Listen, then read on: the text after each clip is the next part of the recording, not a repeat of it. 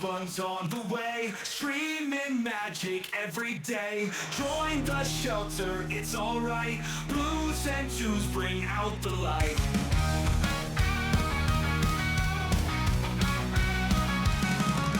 Raising funds for a good cause. Verbal energy, no pause. Smart gaming is how we do.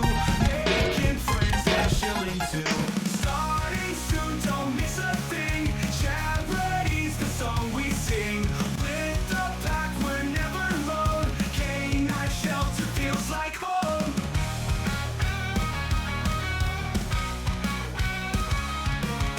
Animals all around us here, bringing joy and spreading cheer. Communities are common ground. Feel the love with every sound. Starting soon, don't miss a thing. Charity's the song we sing. With the pack, we're never alone. K9 shelter feels like home. Blues and twos light up the night. Feel the vibes, the rough so right. Here's a love bang, here's two games. K9 shelters where we reign.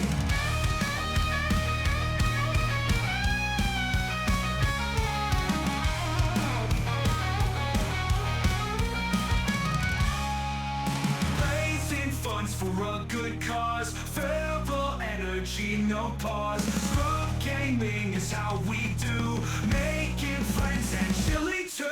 Starting soon, don't miss a thing. Charity's the song we sing. With the pack, we're never alone. K9 shelter feels like home. Animals all around us here, bringing joy and spreading cheer. Communities are common ground. Feel the love with every sound. Animals all around us here, bringing joy and spreading cheer. Communities are common ground. K9 shelter feels like home. Blues and twos light up the night. Feel the vibes, the road so right. Here's a love bang, here's two games. K9 shelters where we reign. Blues and twos light up the night. Feel the vibes, the road so right. Here's a love bang, here's two games. K9 shelters where we reign. Blues and twos light up. Welcome in, everyone, to another episode of Happy Hour in the Doghouse with K9 and our esteemed guest. Look at her, the wonderful Rocker Goth. All right, thank you. everyone. So first things first, thank you all to our lurkers who are here first, and Main Solo coming in straight off rip. So thank you so much for being here for the beginning of this.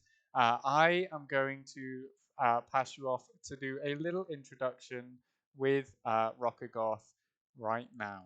So if you'd like to tell us about yourself. Oh, sure. So I've been streaming about, I think it's like 2.5 years now. I first came to Twitch because I just wanted to record my Tekken gameplay. And I thought, that would be a good way to record and like review what was going on. This was Tekken 7. So there was no like replay function back then. And so, while I was like streaming one day, I got raided by Drew. So he's changed his name quite a few times now, so I can't remember what it is now. I think it's like Drew's Rebirth now. But yeah, so he raided me, and I got like 20 followers off the bat, and I was just surprised. I'm like, 20 people want to follow me? Like I didn't believe it, And I was like, oh well, maybe I should like try to give this streaming thing like a shot. So yeah, that's kind of how I kind of started my streaming journey. But I also do podcasting, and I'm starting to get more into content creation on YouTube now. So yeah. So very well versed off the bat. But before we get into some of these questions and that I have lined up, first off, what did you order at the bar? What did I order at the bar? Well, I've got my special glass here, the Doghouse Tavern. I don't know if you can see the logo here. But I won this in one of your streams, and it's such a cool glass. Like, it's available on the K9 website right now. Stop promoting me. That's crazy. But yeah, I have an old fashioned with walnut bitters. I actually brought the walnut bitters with me so that you could Ooh, see what they look like. was it Fee Brothers Yeah, 1864? Ooh. yeah. And Okay. it's really good. It's really good. So yeah, Okay. that's what I got to do. What are you drinking? I got a Mai Tai. All right. I got a couple of Mai Tais actually ready Ooh, for I love my ties. Rocker Goth, and we did a cheeky shot just before stream because we did owe each other a lot of drinking streams, which we'll get to in the future. Maybe even just when we look at doing some more podcasts in the future, we'll probably be off to the side having a cheeky bev together. That So sounds nice. first off, here's to Rocker Goth and her amazing career and journey of Twitch and podcasting, YouTube content creating. So Skal, Prost, Nostrovia, cheers, and of course, salut. Cheers. Salud. That is Ooh, good. yeah, that's going to hit different later. Whew. Um, but on that note, first off, for those of you that don't know Rockagoth, I met Rockagoth about a year and a half to 2 years ago, somewhere within that time frame. Time has just gone. So It I'm just really has. I'm just giving a generalized thing. Um, I came in during I think we established it was Burnout. It was Uh, Midnight Club. Midnight Club. Midnight Club. Midnight Yes. Club. That's my game. Yes. And I think it was Smokeahanas that introduced us, right? I think she told you Yes. about me. Yeah. So, I miss her so much. oh, I don't know if you still talk to her, if you've talked to her recently. no, Uh, so it's funny that you should say that because not too long ago, so the reason I met Smokeahontas was Dr. Dive, and then I did my thing where like I seen you very chatty in her chat, and I was like, I like the positive vibes. I'll head over there, and then obviously this is how we met. Was that I immediately came in and was like completely vibe. All right, like I love the you were like retro. subbing and like giving gifts. I was like, who is Well, this guy? Like, who just came in here? well, it's because you just put out so much positive energy with that stream alone. Like I was coming in here like, dude, I'm hyped. Like, it's like being at like a gig or something, and you're just like, I'm all about it right now. I'll buy the merch. I'll do the whatever. This is awesome. Oh, Like, that was so sweet. That's so and sweet. so it was like, okay, like I love the retro theme. I love the fact that you were playing games that not everyone was playing. Let alone just your energy when you stream was like super positive, super, like all about community and that. And that's what we can always like Picnic. I know her from Rocket Goth community, for example. So um, that's what I mean. People are showing up to show love and support for you because of that. All right, like you've had this Yeah. really great journey, which I can't wait to discuss more.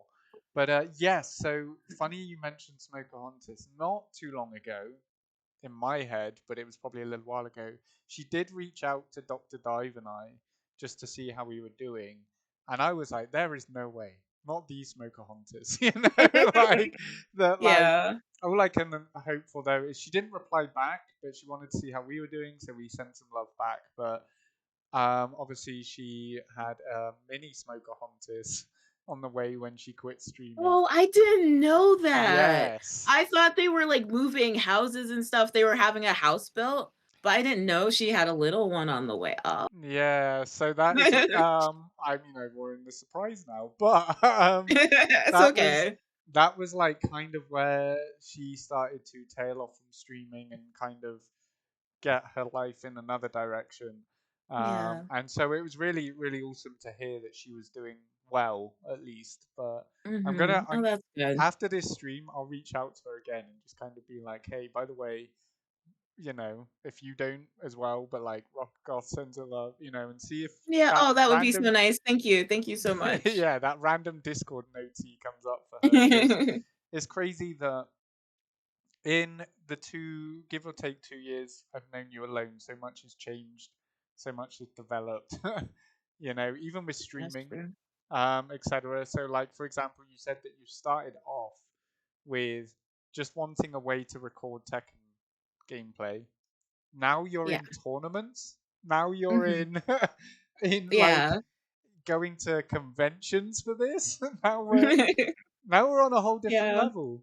hmm So do you want to But discuss that? I would, but also at the same time, my podcasting started way before that. Um, so I don't know where you want me to start. Do I start Okay, at the beginning? The let's beginning? yeah, let's start at the beginning. Let's get chronological order of Rockagoth right now. Okay. So when George Floyd happened, um, there were a few people in my community that wanted to do something. And like things around here were kind of tumultuous. Like, there was a high school over here that wanted to do like a march in solidarity to show their support.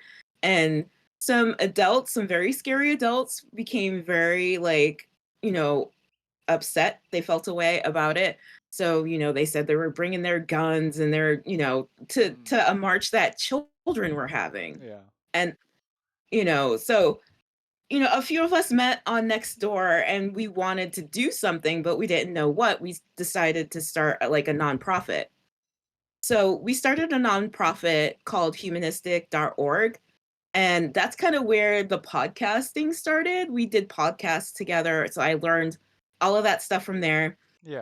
I was the director of technology, but I was doing a little bit of everything as you do in a startup, right? But a couple years later, it kind of ended up fizzling out. People weren't doing the work they needed to Mm, do, and it fell on a few shoulders.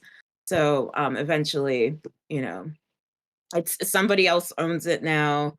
She was a part of the organization. I don't know if she's doing anything with it now, but yeah, that's kind of where that went. But that's okay. kind of what So started my podcasting journey. that's already more information than I already knew. So this is what I mean. This is why it's nice to be on this side, hearing about you, because Mhm. these are the types of things I want to know. Like, I know you mentioned before that it was kind of a startup thing that got you interested, but I definitely Yeah. feel you as well, where it was like falling on the shoulders of a few.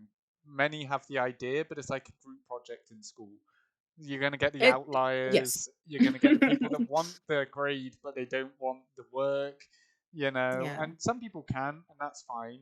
Um, they can commit as much as they wanted to, but at Mhm. the end of the day, like, that's a big thing to undertake, you know, um, It was a raising lot of work. money. And Yeah. yeah, I can only imagine it's even from your side, just trying to bounce around, being tech, being like trying to uphold people's, where people are falling short. So, like you Yeah. said, that's kind of where you gained your knowledge, or some of your knowledge, because Mhm. as we all know, we're always learning, always Yes. learning. 100% Um, yes. but I can say that if you're not already going and checking them out, Gaming in the Basement with Rockagoth and her many various guests, including Obscure Menace, who's in chat right now. That handsome Cute. little devil dog. All right, don't try and shout me out. But you know, um, but like, these people, right, have had interviews. Epic Ranger had hers, and you've got some more coming up that I Yeah. am truly. I don't know how to put it without actually tearing up, because, like, Oh, don't do that I because I like, will. yeah, we'll all tear up together. It's fine. I've got the tissues. I've got Uh, the tissues ready. Everyone thinks I have to be a manly man because of my job, but it's fine. It's fine. Obscure knows all too well, all right? But you know, um, but like, you reached out to me a little while ago and said that you wanted to highlight some of the members that I picked from this community, and it's so fucking hard when everyone Yeah. is just so incredible. That is the You whole point of all these friends. Yeah, I Like, mean, you do have an amazing community. I don't know how you make that kind of choice. to be honest, my biggest choice was like mods first, all right, because they're mods for a reason. But then it was like, I Mm, wanna try and make it based on your assumption of how you run your podcast normally.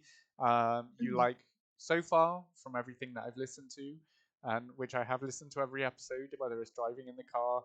Not gonna lie, sometimes I actually snuck out of PT to go eat, and then I would sit in my car listening to your podcast.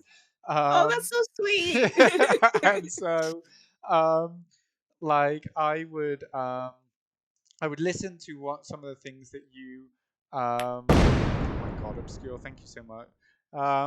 let me put blues and twos on for you real quick. That's super sweet of you, but thank you. Um, but yeah, so I would listen, and you seem to like to get not only a variety of people for the sake of walk of life, but also streaming journeys. You have some big streamers in there. You have some people like myself that like I mean, barely you're right up starting. there with them. I don't know No, what you're talking about. far from it, far from it. But you know, and everyone in between. So I did have to pick a couple of people that were from around the world or from, different walks of life, different types of streamers. So that was a big, ask in a way, but it was one that I was so happy to do because I will always want to show the love to everyone. But Hmm. I know you've got through some of them, and Yeah, I know some of some them. That. people need to get their asses in gear and are giving the Mhm. old get on there, but no. Yeah, I mean, I might have to extend the time. I've been recruited by like a Tekken team, so Yeah. like my time's gonna be a little bit more short. So I might extend it out to like summer like come out. No, So take it'll the give time people you more need. time. Yeah, take the Yeah. time you need though, because that's not just it. That's the thing that has always blown my mind when it comes to you is that like you are worse than me for being in 20 places at once. And I don't Yeah. know how you do it. You're an inspiration because I wish I had that level of just being like, you can be supporting on Twitch whilst at a convention with your Tekken team, whilst, in your Discord, while, like you are just like everywhere at once, planning podcasts, planning events, all this sort of stuff. Like, how is that for you in terms of like where does your mind go when all that happens? Oh, I have anxiety. That's where that comes Hell from. yeah! High five. Like I usually I'm thinking about like 12 things at once, which is my problem. Also, I've got an amazing support system. Like your community, I love your venting channel because, sometimes I don't know where to go and I don't want to bother other people. So I bother you guys That's and you fine. guys are always come through for me, you know. But I feel like I do have a wonderful support system. My husband, he's been like an amazing support for me, and just the people I've met on Twitch and my sister, like, I'm lucky in that respect. To be able to do all these different things and just have that support and people telling me to take breaks when I need them. Like sometimes, I get down on myself because I have unrealistic goals, like probably like most of us, right? Yeah. And sometimes I just need somebody to tell me to stop and you need to take Yeah. a break for you. Yeah. No, I mean that in itself is the best thing that you can ever hear, is that like you have those Mhm. people around you that are willing to support you no matter what your dreams, your goals are, and I know that isn't easy on anyone, because Mhm. I'm up there with you, right? That's what I'm saying. Like high five. Like Yeah. the way I put it is, I'm like Doctor Strange with the 14 million different possibilities at once. I'm seeing everything, and people are seeing like Mhm. two or three things, and I'm like, no, you don't understand. I got this plan, or I'm doing it. And Mhm. so Oh, I get having that. people around you that are like, okay, like breathe, let's look at Mhm. this, or like, yeah, you can look at all these other things, but they're like far fetched or whatever. Focus on Yeah. this. Um, Especially, I want to, mention, if you don't mind, your husband real quick, just because I know we've had some conversations about just like relationship dynamics, but also because he's British. All right. Mhm. So I just want to, Yeah.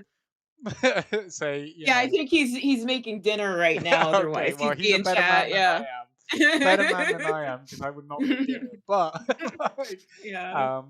just got to give a little, kudos to the homeland there. But you Oh, know, thank you. Yeah. um, again, we don't have to British as obscure, but like, so that's why Rocket Goth can actually understand me half the time. I feel like I can just Oh, talk and talk. your accent is not bad at all. Like the people from the north, Oh, oh my god. Oh my god. Like I can't. there was some people like when I used to work retail, I used to work at Cheers in Boston. So they used to have a gift shop, and there were some northerners that came in there, and my husband happened to be there. He was visiting me while he was courting me, and he was waiting for me to get off of work. So they came in and they were like looking for postcards and stuff. And like they said something to me, and I was like, "Is that English?" And so my husband's like talking to them, and I'm just like, "What?" Like He's I just, don't.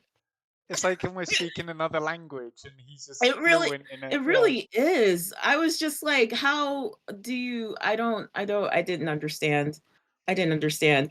But we have gotten into like fights in Target, like talking about like things like duvet covers. I think they're different over there than they are over here. So Yeah. there's a little disconnect There's some with the cultural languages. differences. We'll Yeah, put it down to yeah, cultural. yeah. Yeah.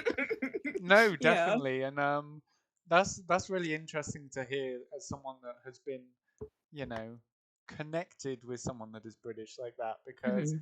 I mean, I get it on a daily basis. You know, where Yeah. people just where you from, or they don't quite understand me, or I say a certain word and they're like, it doesn't make sense. Like, wait a second, I have to translate, and like you Yeah, saying about like honestly, him getting I was into just that gonna kind of. say. Oh, I'm sorry, go ahead. No, no, I was just gonna say like him getting into that mindset of like, oh my god, I don't know how to, like translate Mhm. that to you right now. Duvet covers, or Yeah, yeah. And I feel like your accent is like it's going a bit. You're becoming Americanized oh, because don't you say sound perfectly clear that. to me. I've Yeah. heard some where it completely sounds like I'm just like, are you sure that's English? Like I cannot. I guess it's kind of similar to like Southern dialect here. You know, you kind of got your Midwestern dialect and you got your Southern dialect, and some Southerners have like really thick accents, right? Yeah. So you just Or don't slang understand that what you they're don't saying. quite understand. It's just Yeah, normal. yeah, yeah, but Again, welcome in all these wonderful people, and I see chat, doing their thing, and it's like, um, again, yeah, it's just really interesting to hear because, like, obviously I forget. It's not something that I have to tell myself all the time, but like, then when I bring up like certain people's accents or whatever, like Epic Range is one of them, or, I love the way she says certain words or whatever, and things like that. It's like, oh yeah, I am different, you know. Uh, of course she does. Look at her Epic, but like, Aw. I am so close right now to the camera. Like I feel so I just kind of want to oh no, no, scooch it's back okay. a I mean, if you really want to, but it's okay. On my screen, you're really far back. It's just for some reason, I think it's just my little camera box is, you know. But Yeah. whatever makes you feel more comfortable, but yeah, that's like, I mean, I don't obviously if you don't want to talk about it, you don't have to. But like, if you do, like, how did you guys meet? Because I know you guys have been together for a little while, So Yeah. was that Oh, my husband? pre-social? I didn't know Yeah. if you were talking about Epic Ranger. I was Oh, about to say. Epic. No, I think I met her through you. yeah, you I did think you're meet. Yeah, community. Yeah. I was gonna And say. I love her accent, by the way. Like I try so hard to hide my Boston accent. How come? Just because, yeah, I don't know. Like my mom has it. It's really bad. My grandma used to have it, and I just hate it. You like just grow up around it, and you're just like, I don't want that accent. I mean, I can It's cool see on it. other people, but not me. Like if I have enough drinks, it'll come out, but I hope not.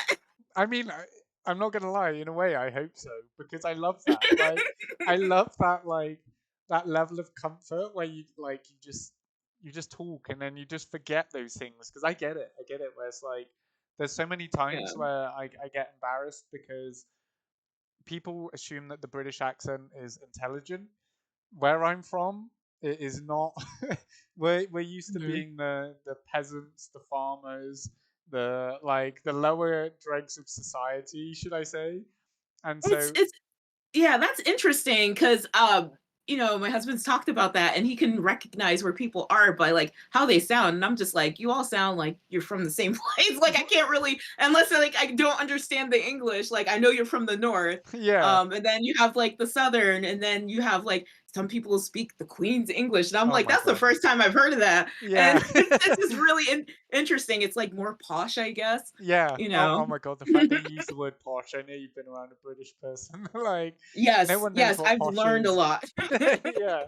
So it's like that is like me, the way that you're saying like you can understand me is because of a learning curve that I've leaned towards the Queen's English, right? Okay. Which is that, um, I'm gonna get told off for it if I don't say it right. Enunciate, not Meow. enunciate.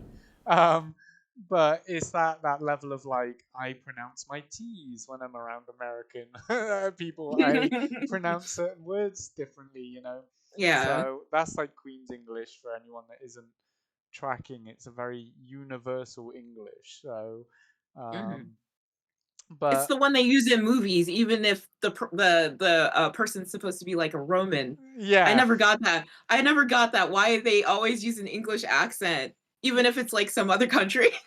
right? And you're just like this doesn't sound off. He's just some legionnaire in No. the Roman army, and he's like, oh, I do say, good emperor, and you're like, what? You wouldn't sound like that, you Doesn't know? make sense. But Yeah. it's funny. I think that's just the way the world works when it comes to TV and broadcasting and stuff. Is that they're like people overall Yeah. should understand that. Let's not go into British history, but like, oh boy. But before we get into that, how did you and your husband meet, if you don't mind me asking, Oh, I don't mind. then? Okay. So it was actually at an ugly sweater Christmas meetup. No, I was not expecting that. That is like Mhm. so left field. I'm sorry, but okay. Okay. Yeah, so there was this like singles group on meetup.com. I don't know if you guys use that, but I was just kind of looking for something different. I was tired of being on apps, like back in my day it was like Plenty of Fish I and use stuff plenty like of that. fish. Hello. I was about to say it, but I didn't want to. Yeah. And I was getting tired. This was kind of like my last attempt before I was going to take a break and just kind of focus on me and just stop dating entirely until whenever. I was kind of getting tired of it. So I ended up going to this ugly sweater singles party. I didn't wear an ugly sweater. I was dressed really cute. Uh, Um I mean, but naturally. anyway, I ended up being like one of three girls there amongst 40 men. That's My pick of the litter. yeah. That's Um, that's a mhm, interesting dynamic. Oh boy, yeah. walking into that party. I was just like, oh, this is interesting. So, like, people were buying me drinks. It was nice. My husband was buying me drinks. He was really nice. He had that dry British humor, and he just kept making me laugh. So, I was he was already on my radar. I saw him like kind of sitting off to the side, and I was with a friend. He was like, "Oh, do you see any guys that you kind of like?" And I pointed to him, and I was like, "Oh, he's kind of cute." And I have a thing for like, bald heads, and he's bald, and I was just like, oh yeah, he does it for me. I mean, that's what you're there for, right? There's nothing to be embarrassed about if it's like, Yeah, I know, but yeah. yeah, no, that's really cute. Mhm. That's really cute as well Yeah, because thank I'm you. just taking notes. So dry British humor. Okay, like, all right. I use that in Yeah. the future, but no, because again, like the only reason I wanted to ask that is obviously I'm in America for my own reasons, and I was just wondering how that worked because, as you're saying, like dating apps, etc. But not like social media apps, So like it was Yeah. a time of like I said, I mean I used plenty of fish. I used what was it like eHarmony back in the day, but that was like the Yeah. serious one. This was when Yeah, like you had to pay for that one. yeah, I'm not paying for that. I You know, want me to right? pay for love? Ain't no way. Like, but, you know, Right, right. but like Mhm. that was like when just like things like Tinder and stuff were just coming out, and even then, like internet dating was a weird gray area for a lot of people. Like, what do you mean you're Yeah. just gonna randomly meet some person you met online, and now look at us, we're meeting new people online every day. Every day, yeah. It was kind of weird at first. I think I'm back from the era of like MapQuest. You used to print out Mm, where you wanted to go. You didn't have your GPS on your phone, or I guess Google Maps or anything. You had to print out where And you were going and just hope you made it. it was also step by step as well. So you're anxious as the passenger going, okay, I'm going to read you the next line. It says, exit 32. Remember, 32, we're getting off. And like, Hmm. we're at 33. Fuck. Go back a step. Go back a step. Like, man, Yeah. that's like so wild as well that to think like, yeah, we really had to print off our directions.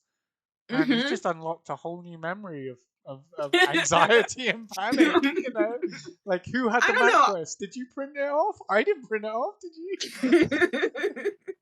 Yeah, I think in my 20s, I was a lot more brave than I am now. Like when I think back to some of the stuff I did, I was just like, I would never do that now. Like printing something off and going off by yourself in some neighborhood you've never been to find like an event or something, Did not you knowing if ever you're gonna make ask it for there. did you ever ask for directions? Like, would you roll down your window and ask for directions? Like, hey, is there a Well, thing around? I didn't have a car, so I Okay. was usually on the train or the bus, and then I'm walking to where I'm trying to get to. So if Okay. I got lost while I'm walking, I'm kind of screwed. Yeah. Cause like it's so weird.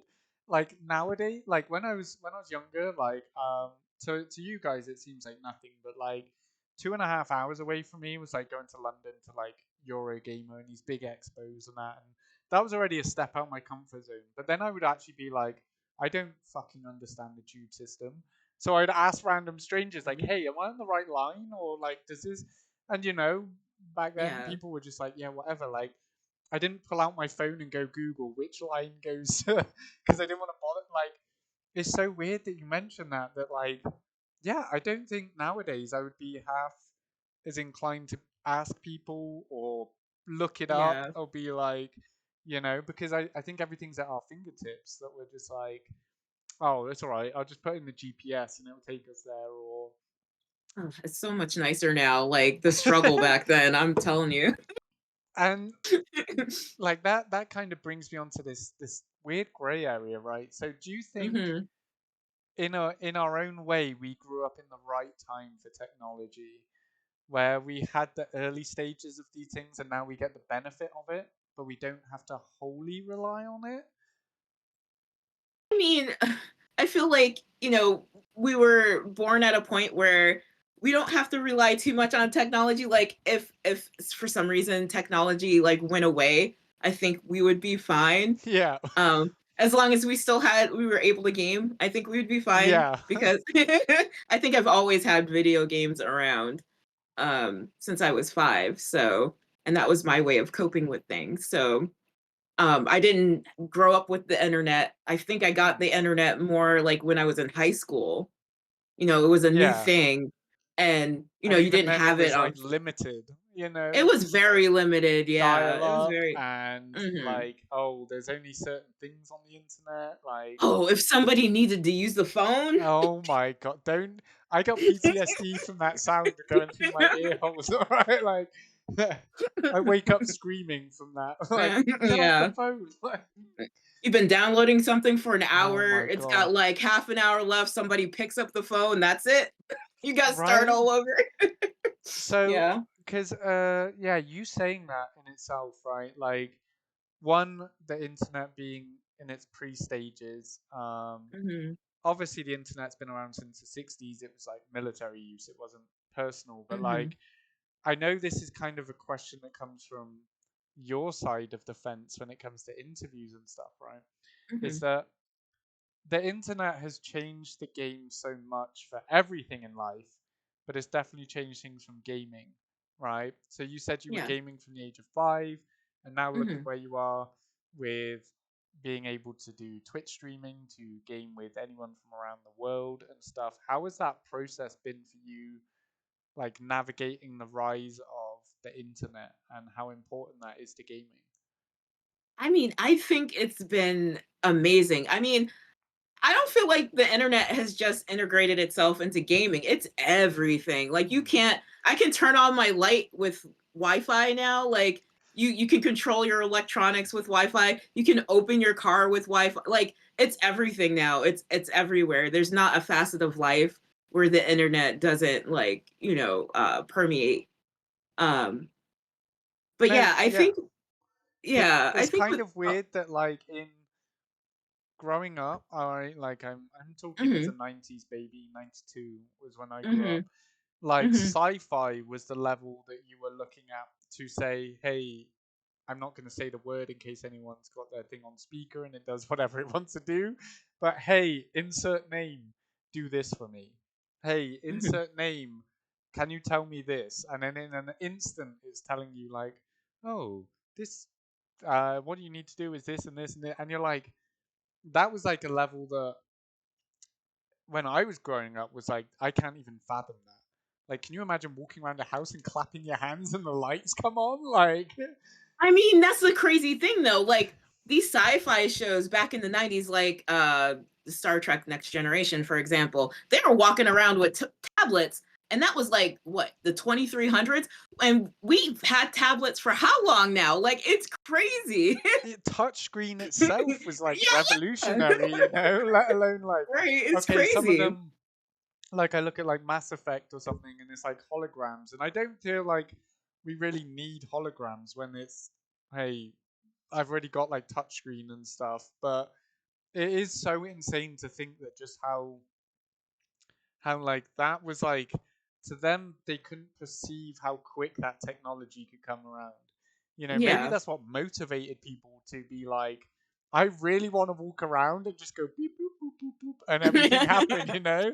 And Yeah. so but like it's actually so weird that I was reading an article about it recently that they're actually going to start taking touchscreens out of cars because it's not so much a touch screen as it is a visual thing because you Hmm. have no like when if you think back to like when most of I drive like a 97 Land Rover, right? Hmm. And everything is like dials and knobs. And I can like be driving on the road and I go, oh, I can turn up the radio, I can turn it Hmm. down, I can. Whereas now with touchscreens, you have to look at it and go menu, Yeah. volume, That's and true. so it like distracts you. And I'm like, we've actually come so far forward that we have to go back because people are Yeah. getting in car crashes because they're so focused on the screen rather than And I think there's Yeah. like I mean, oh, sorry. I was I just don't gonna mean to say, interrupt you. no, please do. I love your opinions. That's why we're here. Like, I can yap, so please do.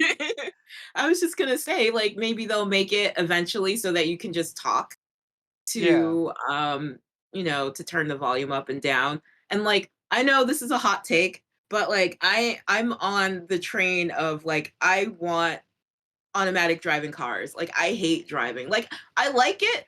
I like driving. I just don't like having to be so alert to Okay. what's going on around me.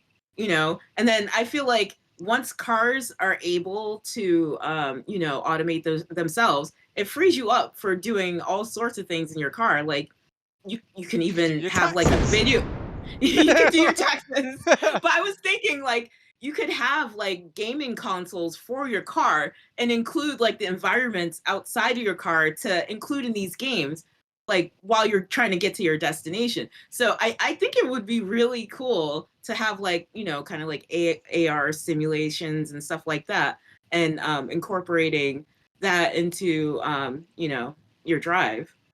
That's such an interesting concept. But sorry to break your trip, but thank you, Noctis, for that donation of $4 towards the El Paso Animal Services. That is where I got First Sergeant Huey Irwin, my ESA, and he is an emotional support animal for all the single soldiers out there in my unit and beyond, because he goes and spreads that love. So thank you so much for that. I do appreciate that. That's why you got the blues and twos.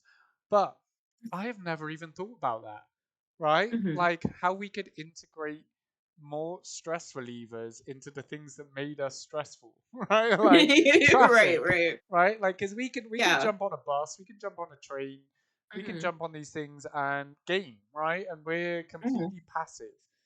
Hmm. Like I actually had this conversation with someone recently who I wanted to try and get to fly out here and meet. And they were like, I don't want to be on a plane. I get flight anxiety and stuff. And I'm like, once you're on that plane, you are in zero control. Just remember that. Like, you are not a pilot. You are not anything. Just whatever happens, happens. You are there to be passive, right? Get on your Switch, play your Switch, whatever. So now with driving, that would be really interesting because you could just be on your commute to work, de-stressing by playing like other people, or like you said, including the environment. Preferably not racing games because your car's going to be trying to dodge and weave, and but that's a really interesting take that I've never even thought about.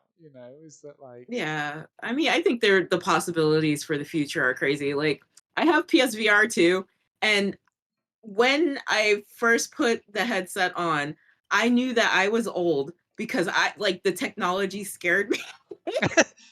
I was scared. I was like, this is the future. Like, what's going on right now? Like, it scans everything to so that it knows what your play area is, and it just freaked me out. And I was like, I wish I could show little me, back when I was like 8 years old, 12 years old, playing games and just showing myself where the future of gaming is gonna go, because it's mind blowing right now, you know? yeah. First off, I just want to really quickly say, Noctis, that is fucking awesome. You were actually there. That is literally like 15, not even that, like 10 minutes down the road from me. So that's crazy. All right, but they were gonna leave a donation at the animal shelter where I got Huey. That's insane. Oh wow. Right, but That's amazing. yeah, thank you so much for that. I appreciate that. But yeah, like truly I appreciate that.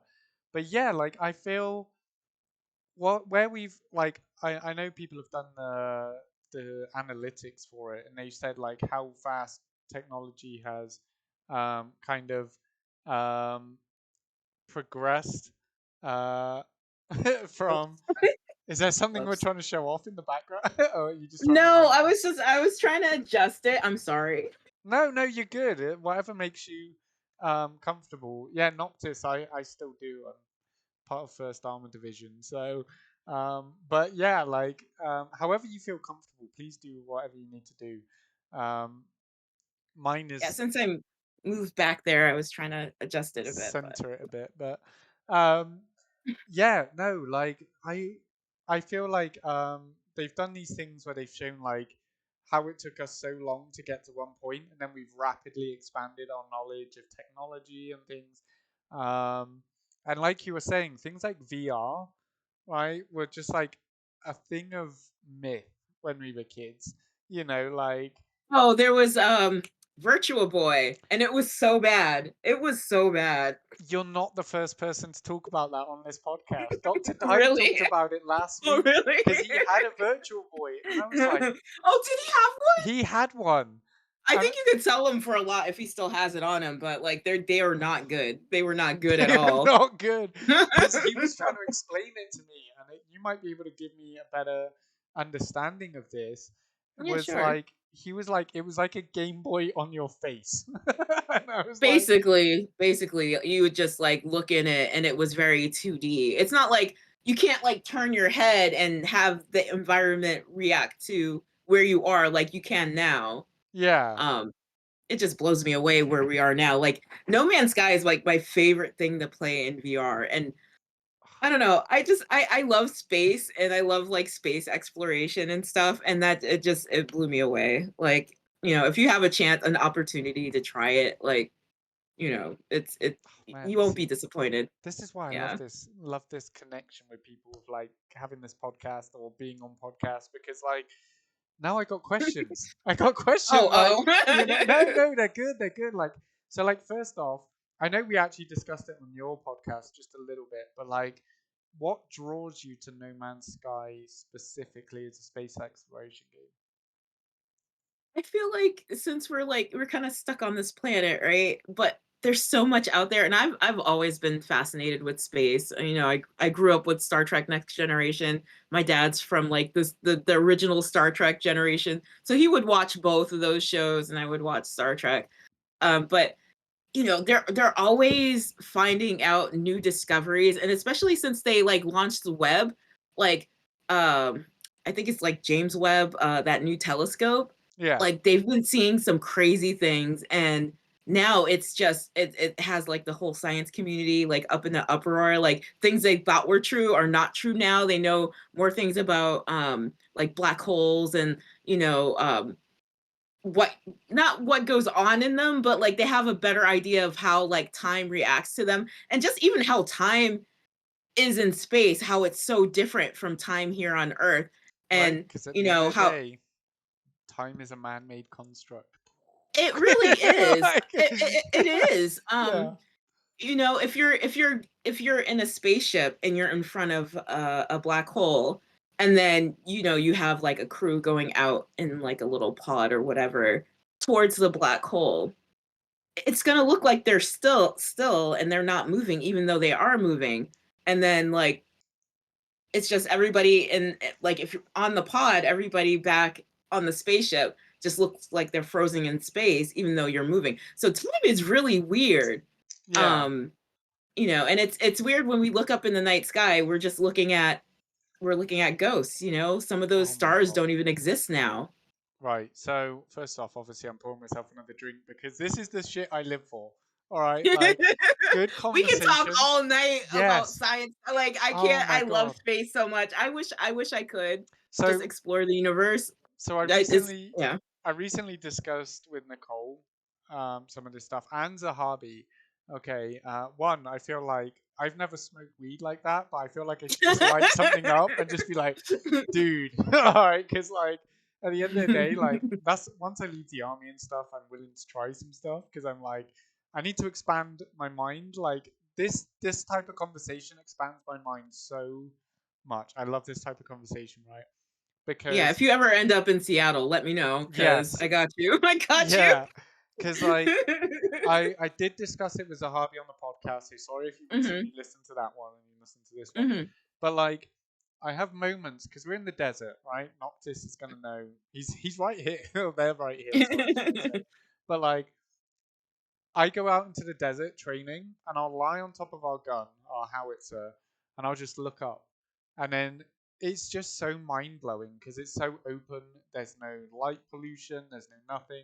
And the sky just appears to you. And there's like 10 billion stars.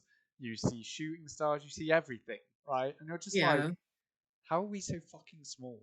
Like, how is that all We this? we are tiny in the grand scheme of things. We are Yeah. so small. And So then small. it humbles you. It really does because you're just like what you're saying is like to us. I'm 15 minutes late for my appointment and I should be, like, but like time isn't real.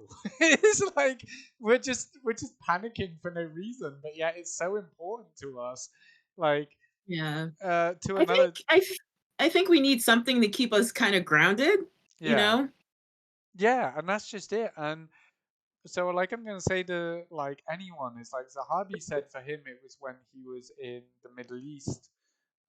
He had these moments out in the desert and that like if you if you can have an opportunity, go out to literally the middle of nowhere and humble yourself. All right, look up at the night sky, look at space, look into these things and go, do you know what? It's not that bad. Like to that distant planet that isn't even there, we're a memory. You know what I mean? Like it is just like it's so crazy to think about, right? Yeah. And And just oh, sorry. Go ahead. no, no, please, please, I love your thoughts. I'm so invested in this conversation. I Like guess we're gonna talk about space for the rest of the night. that, if that's what we got to do, that's what we got to do. I'm in. um yeah, I think it, even thinking about, being the only planet out there as far as we know with life, like it's impossible thinking about like there are billions and billions of Right? galaxies. There's no way. We just haven't found them yet, but there are some crazy theories around why other species haven't reached out to us yet. Um, and the biggest one is that there's a big predator out there, and they're afraid of like if reaching out might cause them to become known to this predator, but we're not advanced enough to really like call ourselves out yet. So Wait. that's one big one. Yeah. Hold up. Hold up. Reapers from Mass Effect going on here. Right, Okay. right, right. Interesting. um, yeah, I mean, there's just so many theories out there, but yeah, I guess we just don't have the technology yet. And that's why I play No Man's Sky, because That's what I want. I want to fly a spaceship. I want to see what's out there. I want to experience like what it's like to live on different planets and see different realities. So there's And like a branching question in myself coming to mind, right? And I apologize if I keep mhm, cutting you off, but like, just man, kidding. this is what I like. I have such bad social anxiety, but yeah, I want to talk to Mhm, people. You know what I mean? And like, I want to hear mhm. opinions, and this is like the perfect platform and way for me to do that. Is that like, Yeah. so like one, right? How you said, like, for me, infinite possibility. How can you be one Mhm. in infinite? Not gonna happen, right? But like, if Right. we haven't got the technology to get out there, maybe they haven't, right? Hmm. In themselves, or they do, but like, why upset the balance? Why, Yeah. like they know we're here, but just leave us alone. Maybe we're super primitive to them, like in some of these I think shows. 100%. Like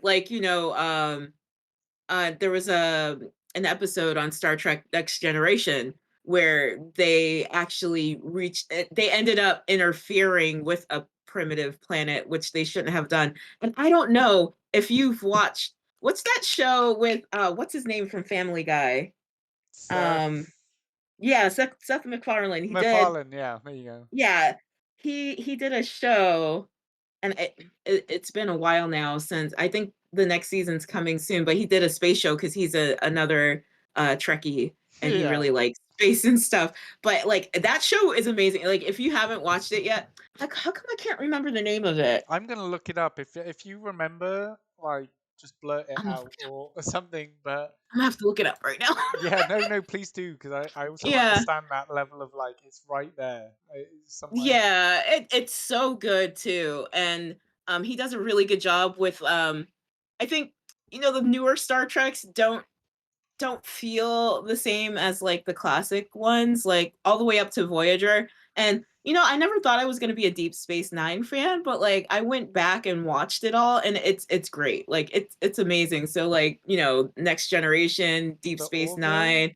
is that Voyager, Orville. Yes, that's Orville? it. Okay, Abby's coming Orville. in chat being like Orville. Oh, Okay, thank you so much. Thank you, Abby, you Abby. sweet little bean. All right, I love you, but remind me, all right, because I will watch that. I will 100% watch that. Oh, you should. Oh, you should. If you're into space stuff, like it's so good. It's so good. So oh, now I've got even more questions. This is what I mean. I love about this is that like, so like for example, you said that you weren't about that when you were maybe younger, etc. When it came out, whatever. When it was like, but like you going back to it, is that because of perception changes? Is that because of knowledge you have that you can see past certain things that as a child or younger that you like couldn't see? I I mean, I've always been into like science and space, but I think as I've grown older and as technology has gotten better, it's giving you more insight into what's actually going on out there. Yeah. Um, and also how much we don't know. There's a lot we don't know. Right. Um, like all the theories about like Big Bang and stuff, like they're being rewritten as we speak with the new James Webb camera. And I know I sound like such a geek, but No, like, no, please do. Like, one, I this is mean, a complete safe space where, like, I want people to geek out or I want people to, like, do yeah. whatever they want to do because, like, that's what Hmm. conversation is. That's what, like, Yeah. we should be expanding our minds all the time. So please, Hmm. please feel like whatever you've got to say it. Like, I love this. Yeah. Okay.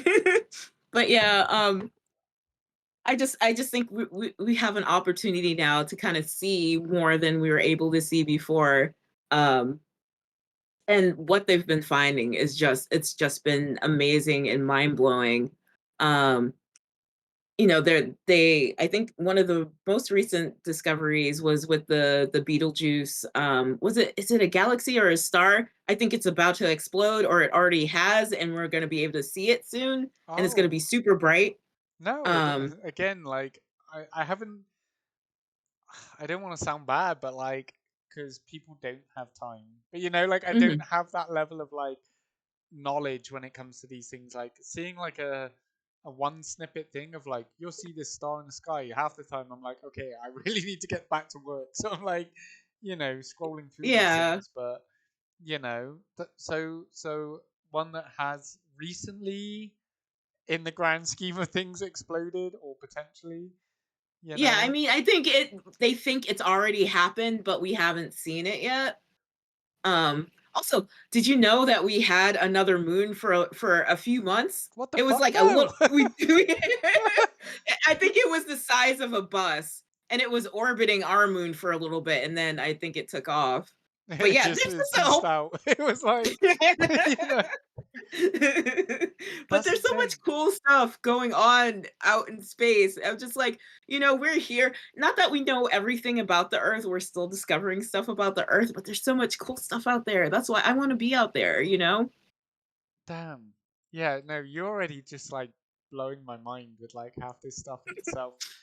First off, as well, I really want to say, if anyone has any questions Oh yeah. for Rocket Goth, even myself, that we can both answer, please do put them in the chat, okay?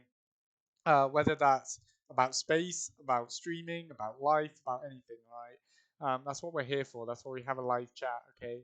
Um, okay, so Abby already immediately, what's your opinion on the astronauts stuck at the space station? I think it's a travesty, and I think it's also a travesty that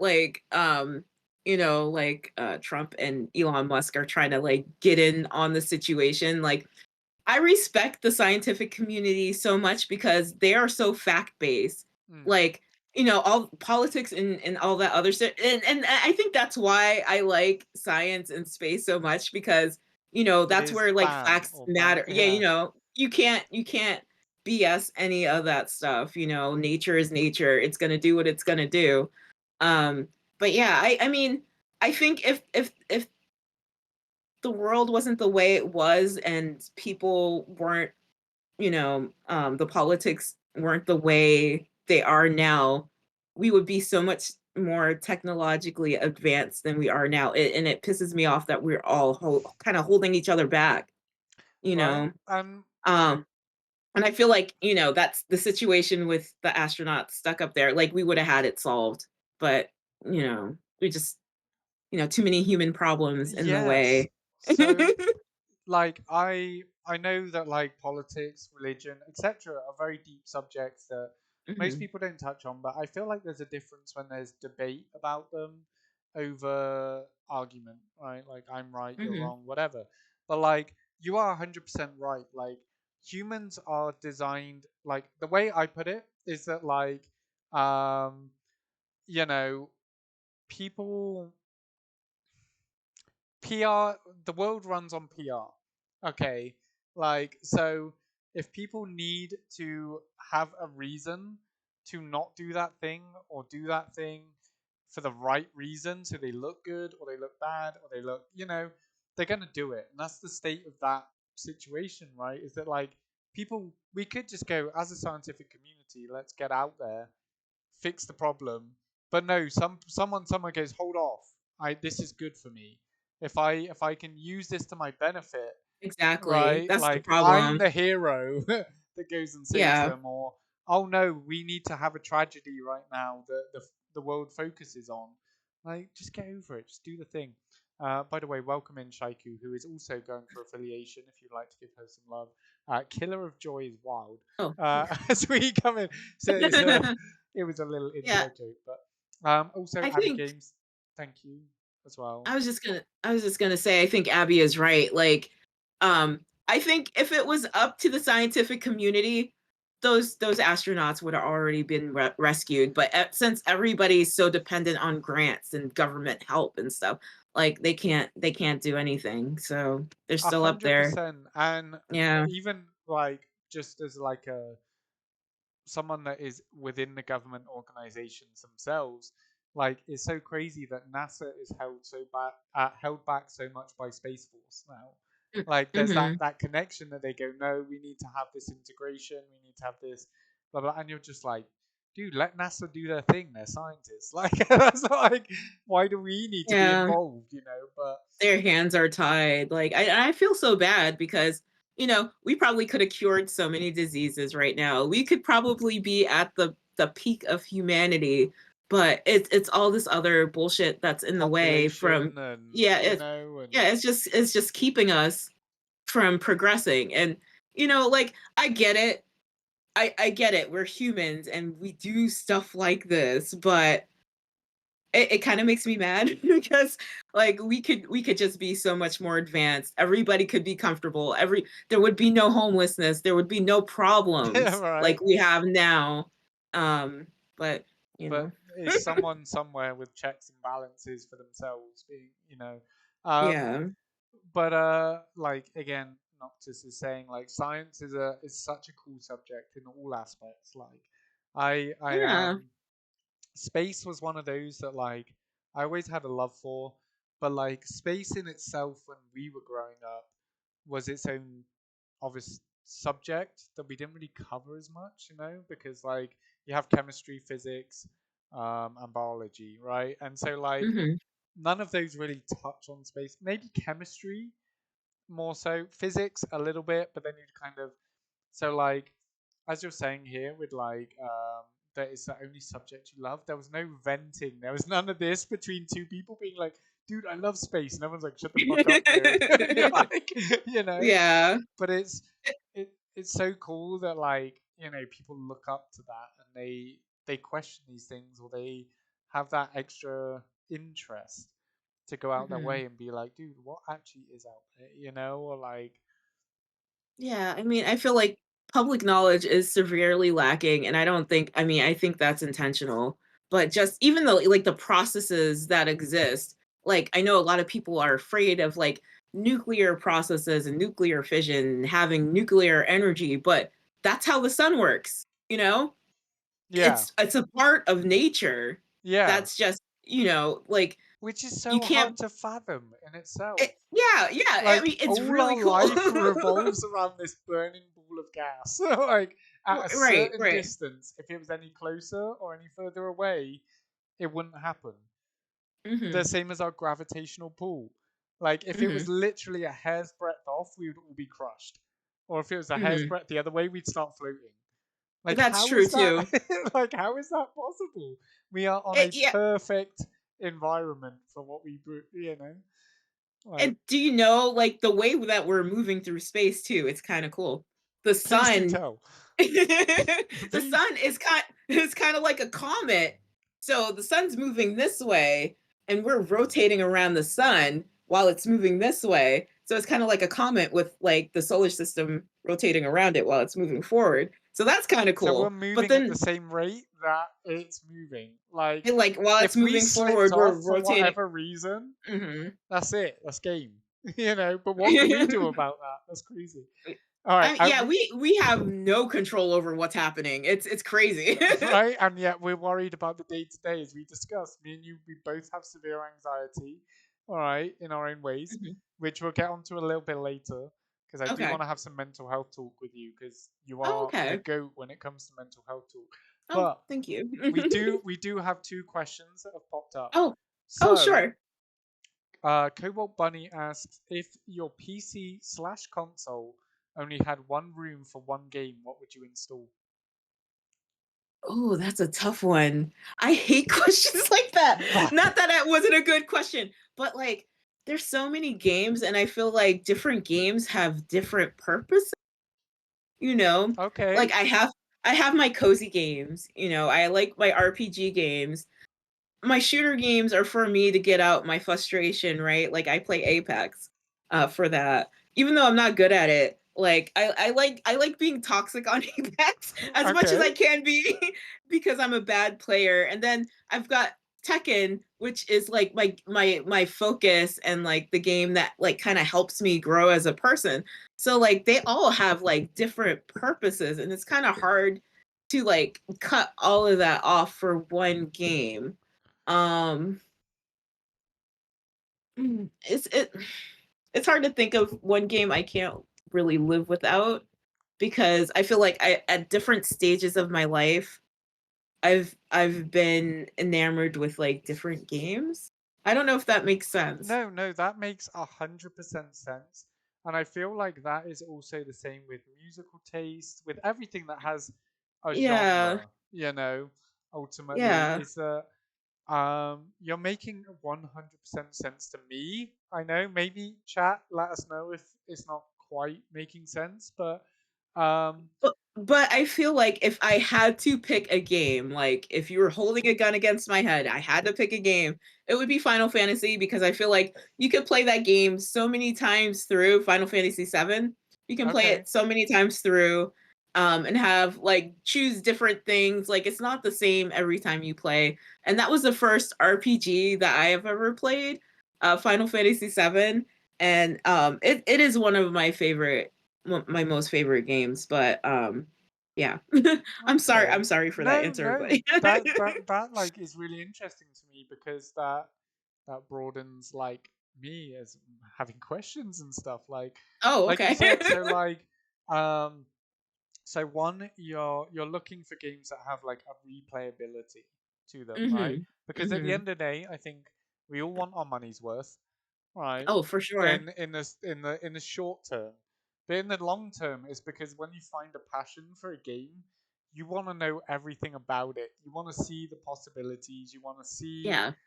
like, oh, if I built my character different, how would this fight go? Or I remember like kind of remember going around a friend's house. I wasn't a Final Fantasy person, but like Mhm. I remember Final Fantasy 7 being really invested in the chocobo racing, right? Mm. Like, Oh, I okay, love I love raising the chocobos. yeah, Um, and then when The Legend of Zelda finally like redid their whole like the whole game series, and they had like it's not Breath of the Wild. What was the first Zelda game? no, Breath of Was the it Breath of Wild the was Wild? yeah, and then it was Tears of the Yeah. Kingdom, right? Yeah, and you could raise horses and like capture them. And I was like, I love that. And it like reminded me of like the whole like chocobo raising and stuff like that. Like I love stuff like I love raising animals For, like that. I used to have those little Tamagotchi oh, things. Tamagotchis in themselves. Oh my god, I had so many. I'm sorry, I R.I.P. I still have them. They're like in storage. Used to have like 5 of them. Like no, like you're 100% right because I had like Sonic Adventure 2 Battle where you could raise the Chow and then you would like give them Mhm. certain animals and they would have different Yeah. abilities and stuff. So like no, I Mhm. completely understand that level of like it's a weird one. It's like micromanagement, raising simulator, farming slash like there was all these things and that was really progressive for itself. But I can Mhm. understand that like Final Fantasy 7 wasn't just hey story mode, go here, do this, go. There was other elements, so that's a really interesting answer. Like especially a throwback like Final Mhm. Fantasy 7, not like Final Fantasy what we on now 15, 16, 16, 16, because right? there is a Final Fantasy character in Tekken now, and oh, it blew up when it first came out. Which I Yeah. actually remember you talking about on Mhm. your last stream because you were like, I wasn't really into it until this character came into Tekken, and now you're Mhm. kind of wanting. So is that the Yeah, PR I want to play working? it. Yeah, the Yeah, PR I is think I working. oh, it worked so good on me. Like they knew what they were doing. Okay, so before I Yeah. get too off topic, the other question. Oh, Um, sorry. no, no, no. Like I love this. This is why I do this, and that's why you do it. Is we're interested in people's Oh, is mindsets. AK Alien in here? Oh, it's Uh, Alley Cat. Oh, I read Alley that Cat, wrong. But Alley Cat. hi, Alley Cat. Yeah. No, thank you all to our lurkers because I'm Oh seeing a yeah, lot of thank you you, and so I'm much for coming in. I'm trying to catch you guys as you come in. But I, as a 32-year-old male that can no longer drink like I used to without having a small bladder, have to go use the bathroom. But we had a question from Epic Ranger, which is, what is your favorite movie? And I'll be back. Oh, Nightmare Before Christmas is my favorite movie. Um, I grew up with that movie, and I'm surprised that it has such a big following as it does now. I think it's been over 20 years, and I went to go see Nightmare Before Christmas in theaters, believe it or not. Um, and it was magical back then. I recently rewatched it, and I don't remember it being that scary when I was a kid. I really love claymation. Um, and know how you guys feel about claymation versus like we have like computer graphics now and CGI and stuff like that. But I feel like claymation is such a lost art form. It's very time consuming. It's not like, I mean, computer graphics and CGI, that's very time consuming too. It's in a different way though. When you're doing claymation, it's like adjust this just a little bit and then take a picture and then adjust this, take a picture. You know, so you might have 2,000, 3,000 frames of photos that make up 5 seconds of film. I forgot how much like photography they use in Nightmare Before Christmas to make a movie, but it's kind of ridiculous and mind blowing.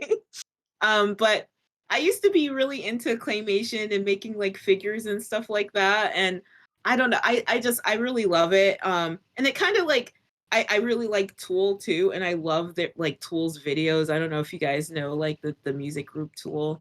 I kind of grew up with them. 90-minute videos. Yeah. Yeah, but like just the clip, it hits different. It's a different kind of feel than CGI. CGI tries hard to make things appear realistic, whereas claymation is like, I feel like it uses your imagination more, you know. Not that CGI doesn't. There's this YouTube series, I forgot, I don't know the name of it, but these CGI artists will go back and look at how Is it people used to Corridor do, Digital? it might be where they kind of look There's back a guy at with special like curly effects. hair and he's like got Yeah, big. yeah, Yeah, I okay. think that's it. Yeah. Yeah. He looks at special effects back from the 80s and the 90s Hmm. to see how they did it. Yeah. And sometimes like without CGI, and they're just like blown away at, you know, like for example, Honey, I Blew Up the Kid. Hmm. They were amazed at like how things look, cuz you know, uh you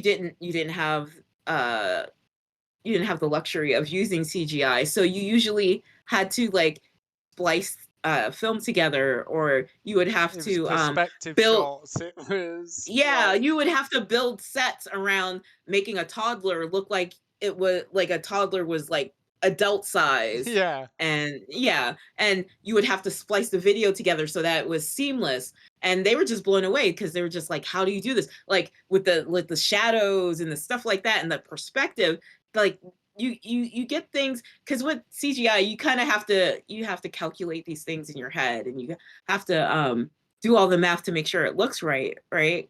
But you're building all these things in A real time. practical, yeah, like Yeah, set. yeah. So things look different and the environment acts different in CGI than it does in, you know, real life. And it's like the cost and things of those, like, you know, CGI could cost you X amount compared to building a practical set. And Yeah. yeah, now you're also in my wheelhouse because I was a media student, and that shit, Oh. like, that's the reason. No, but like the whole like, that's why I was like, are you on about Corridor Digital? Because I love their stuff where it's like it reacts to figuring out how they made those things, right? Where like you didn't have the option to go, I could just compute like type in an algorithm, a computer generation, whatever, and figure it out. Like no, they had to figure out like even like up to things like Lord of the Rings and stuff, making Hmm. Gandalf look bigger than Elijah Wood or whatever, like you know, things like that, like as Frodo. So Yeah, I feel like some of that was camera tricks too, yeah, right? it's just Yeah. such simple things that are like, okay, we can merge CGI practical. Obviously, as you were talking about Nightmare Before Christmas, right? Um, Yeah. I think I've only ever seen that film twice, which is Mhm. on my bad, you know, because there's a lot of It's people that love travesty. that. Yeah, right. Like, there's a Yeah, lot of is it a people that Christmas love, movie? Is it a Halloween movie? right? It's both. It's It's both. both. Just watch it and enjoy it. Don't Yeah, argue about it. You exactly. know. Yeah, Um, yeah. and so like you said, like even claymation, stop animation, stuff like that is such a forgotten art form in itself that there's It now it's is. like a Yeah. niche market, you know, where it's like Yeah. we want to spend the time to make this whole movie in this Yes, more manner. expensive. Yeah, it's So more more expensive for sure. and Yeah. just like they could like I could just render this in like a day, but instead I'm spending 6 months on this scene, like Yeah. like, and that's crazy to think about. It's just even in itself Yeah. where like we're now thinking about lost art forms and stuff like, Mhm. um, but like you said, I mean that's what makes it timeless in itself. Like is Yeah. that it's a great movie, but also if you actually want to take that next level and look in depth about the amount of work that went into it, like it's insane. Yeah. Like you said, like one wrong movement and the frames would look off or Yeah. whatever. Yeah. So then you got to go Mhm. back and you got to adjust it and you got to, you know. I So that's mean, with Jurassic, I was gonna say with Jurassic Park, it was supposed to be a claymation movie, and there was a guy working on special effects who kind of went behind everybody's back and was like, "Oh, CGI is better," and thank God because I couldn't imagine Jurassic Park as a yeah. claymation movie. It would look like It one of would be those so early bad. Godzilla movies, right? Like, Yeah, it would be so bad, and I'm glad he did that. I mean, there is a place for CGI, I believe, but yeah. well, I think yeah, like I mean, one of the things that I think like you and I kind of align with a lot is that like there's always a balance in things, right? So like whether that's like CGI compared to real life, or whether that's like, hey, the world runs on this, or hey, there's also the expanded universe, things like that. Like there's always this weird balance that is like, Hmm. where are we one side, going too far? Like the new Jurassic Park movies, they don't do it for me. And I Yeah. just one, the script writing is fucking terrible. Let's be honest. Like, you know, what do you mean you Yeah. spent millions of dollars on a Abominable Rex or whatever it's called? That would cost billions, like absolute like Hmm. bankrupt a country to build a Yeah. dinosaur nowadays for a weapon. Like I'm in the military, we know how much shit costs, and secure knows if we lose something, they're like that's Yeah. $4,000. I'm like, it's a GPS. Calm down. Hmm. Like I could buy one at Yeah. Target. But it's like Yeah. there's script writing, but then there's also just the CGI. It doesn't feel as magical with it like when we were kids, or like I I remember. mean, No, please I do. feel I'm sorry. I was just No, gonna say with Jurassic Park, I got to see it in theaters and it was an I'm jealous. experience because yeah, it was crazy because the shows were selling out like every weekend. I went with my family and my cousin. My dad had like a cast on his leg at the time. Like I think he like broke his Achilles tendon playing basketball. Oh, Yeah, I know. Um, and like I don't know how to explain it because like there was nothing like that before that point. The dinosaurs look so real, and then the parts where the raptors are just hunting the oh my people. god. Um, and my cousin was so scared she kept kicking my dad in his cast. I'd be pissed. It was so funny. Yeah, he was pretty. But like people were like audibly like oohing and awing, and like at the end people stood up and like clap. Like when's the last time you've been in a movie where people stood up and clapped at the end? Like the It energy was crazy. doesn't happen. One thing, real quick. Thank Hmm. you Hmm. so much for the raid. There, it was Nix 18x. Thank you so much for the raid. Just to let you guys know, this is our weekly podcast where we get wonderful people on, like the Rocker Goth right here, um, and we just discuss anything and everything. So, very quickly, I'm K9. I'm a charity and variety streamer where everything is about you. Okay, I want you guys to meet the best, the most amazing people here, like who we are highlighting tonight, who is Rocker Goth. All right, she is a streamer, she is a podcaster, she is a great friend of mine. All right, who I've been very much anticipating having on. But as you can see, and hopefully you will see, a wealth of knowledge, a wealth of kindness, and just honestly love. she is a wonderful person. So thank you so much for coming over with that raid. Kits and Faye, I'm guessing you're behind part of this. All right. But thank you so much for coming over here.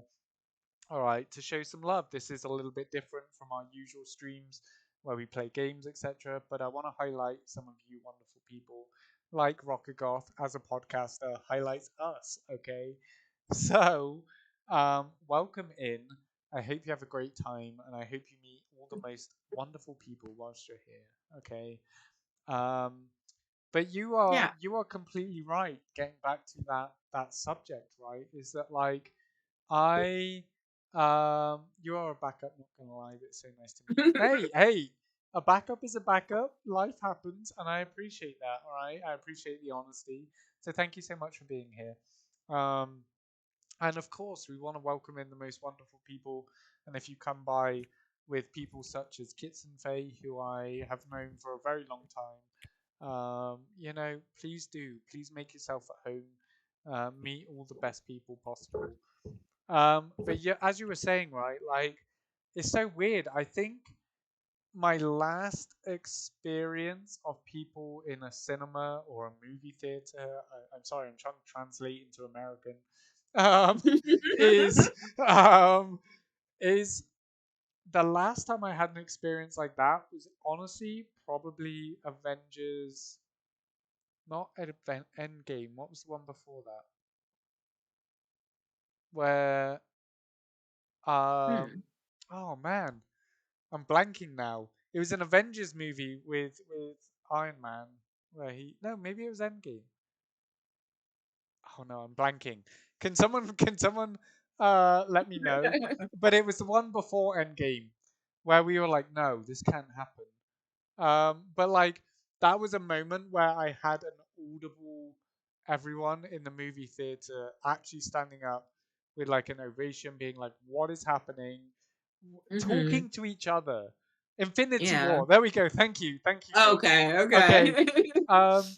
And yes, it is an ODST flag, but yeah, like it is like that was the last time that I had that moment where people felt like they were unified in a movie, being like, Hmm. "Wait, did you see what I saw?" Or like, "Nah, that can't be the end." Or like, you know, those sorts of things. So it's crazy that you say that like that feeling has kind of gone Hmm. away. You know, from Hmm. that experience, Yeah. we're experiencing the movie together. Because I don't want to get too deep with this, but I do want to get too Mhm. deep with this. Do you We can. think We that's can. because of social media, right? Because instead of talking to the person next to you, you jump on Facebook or Instagram, Snapchat, and you're like, dude, I just watched this film. Like, I I think mean, I'll be this. I'll be honest with you. I haven't been to the theater in a while. I think the last thing I saw in movie theaters was like the Bob's Burgers movie. There's a So that was Bob's a while Burgers ago. movie? What Yeah, the hell? there's a Bob. Yeah. Sorry, just real Yeah. So. quick, there's an ODST helmet up there as well. For you, Nicks, as well. But Mm, yeah, a Bob's Burgers movie? hmm. Hold up. This is mind blowing. All right, what? Yeah. When Yeah. did this happen? It was a while ago. I think it was like a year or two ago. Oh my god. It Yeah, must have but I happened when I mean, was on deployment because there was no way I didn't know about Bob's Burger movie. I feel like when we were younger, there was really nothing else to do. You would just go to the theater, right? Like now you have so many other options. Um, but you know, in the movie theater, you're all experiencing the same thing at once. And you know, that could just be me. You know, I haven't been to the theater. Now everything like is on streaming sites like, you know, a week or two later. So like why even go to the Yeah. movies? Why pay those prices? You know, Or movie why theaters. take your Yeah. time to go out of the house, you Yeah, know? exactly. Exactly. Like the prices for movies now are ridiculous. Like why when you don't have to, you can just stay home, make yourself some popcorn, hang out with, you know, people you know and just watch a movie now. And you may get a little janky version of it, but Mhm. um no, that's an interesting perspective in itself because um say for example you want to go watch a movie, what is like your prep for that in itself? I guess, me and my husband, we just have to pick a day, see where we want to go. We really like where we live now, there's like adult theaters. Not that I Okay. don't like children or whatever, but it's nice to be able to go to an adult theater Yeah. and they bring you drinks and stuff. They have food for you. You can recline your chair. So it's nice. Um but yeah, it is more planning than, just seeing it on like, it's out on Hulu or Netflix, and it's still relatively a new movie. Or we might plan to go see something like 2 or 3 weeks down the line, and then by the time we get to 3 weeks later, the movie's already out of theaters, and then you're just sad. Like we wanted to go see The Norseman because we love like Alexander Skarsgård. Okay. I love True Blood. True Blood True is Blood was like, epic. oh, it was so good. That's so And then good. it was so good. And we saw him like him in The Norseman, and we wanted to go Oh, see him in theaters. And by the time like we were ready to go, it was already out of theaters. I was just like, what? It hasn't even been like, it wasn't even like 2 or 3 months. So movies seem to go out of theaters a lot quicker than they used to, yes. you know? Okay, And I I'm don't glad like I'm that not either. the one that noticed that, because I get that, like, for many people it's about streaming services and they're like, well, Disney Mm, just picked this up and they don't want it in theaters too long, but like obviously that affects mhm, box office numbers and stuff. But like, mhm. no, you're like opening up, just like, this is why I love conversing with you because like, it's one of those things where like, for me, I'm single, quote unquote. Like, there's people in mind, Mhm, but it's not, like, so it's like, for me, it's like, I actually enjoy going to the cinema, the movie theater alone, right? That's mhm. me going, I'm going to go get this type of food. As Obscure says, I'm going to sneak in some food, I'm going to sneak in some drinks, I'm going to You sneak in. gotta sneak in the But food, yeah, yeah, you it's have just to. part of the fun.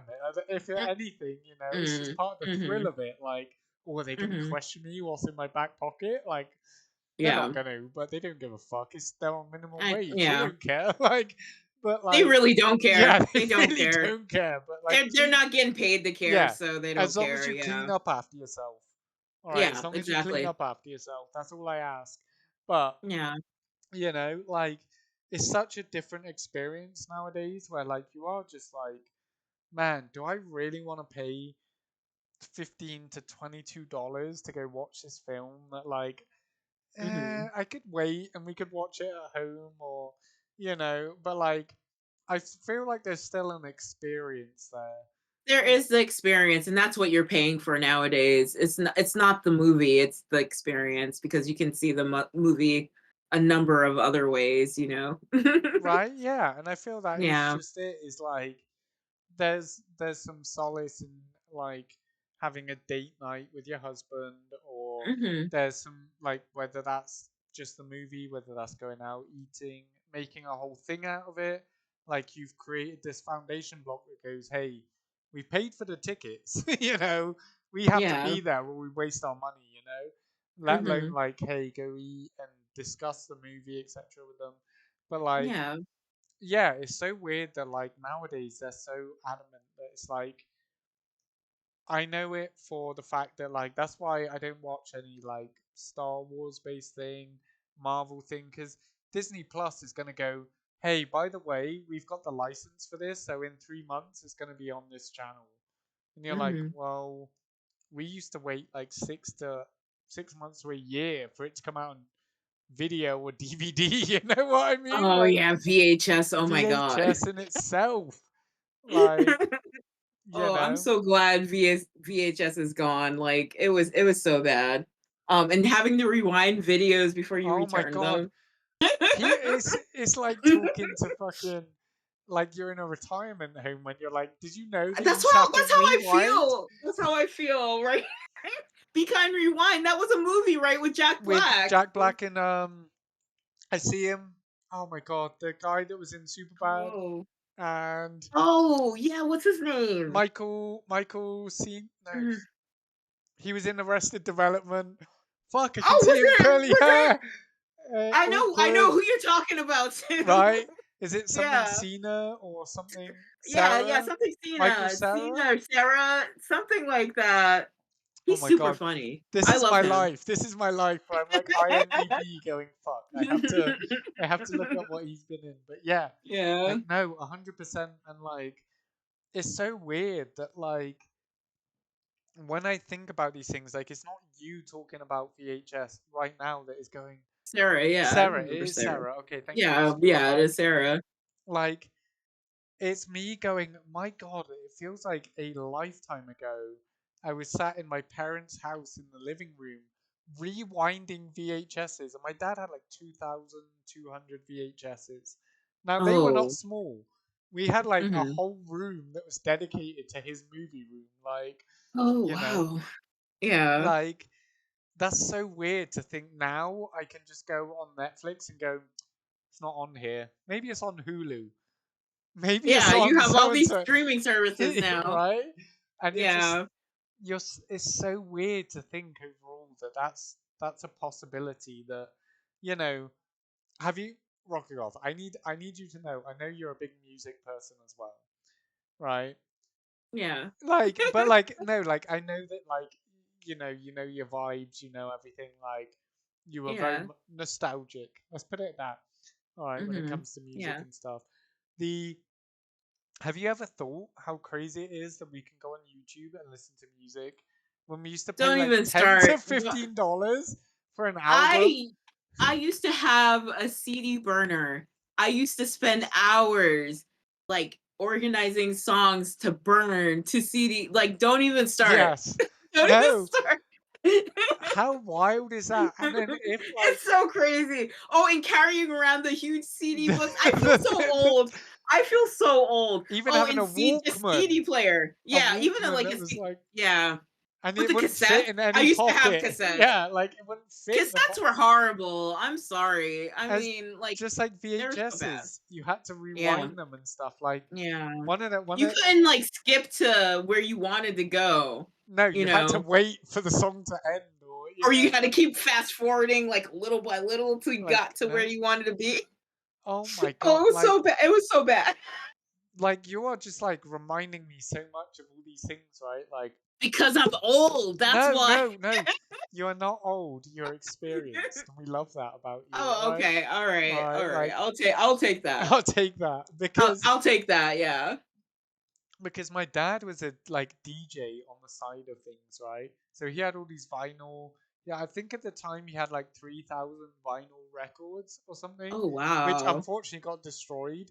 Most of them through water damage, but like Oh, yeah. I remember the first cassette player he gave me was Elton John. He gave me a cassette of Elton John, and like it had like Crocodile Rock and stuff on it, and it was but like you said, it wasn't like Oh, now you could just like skip things. It was like I got to listen to this shitty song, or I got to try and guess where it that just was. that just unlocked the memory for me. Please Um share.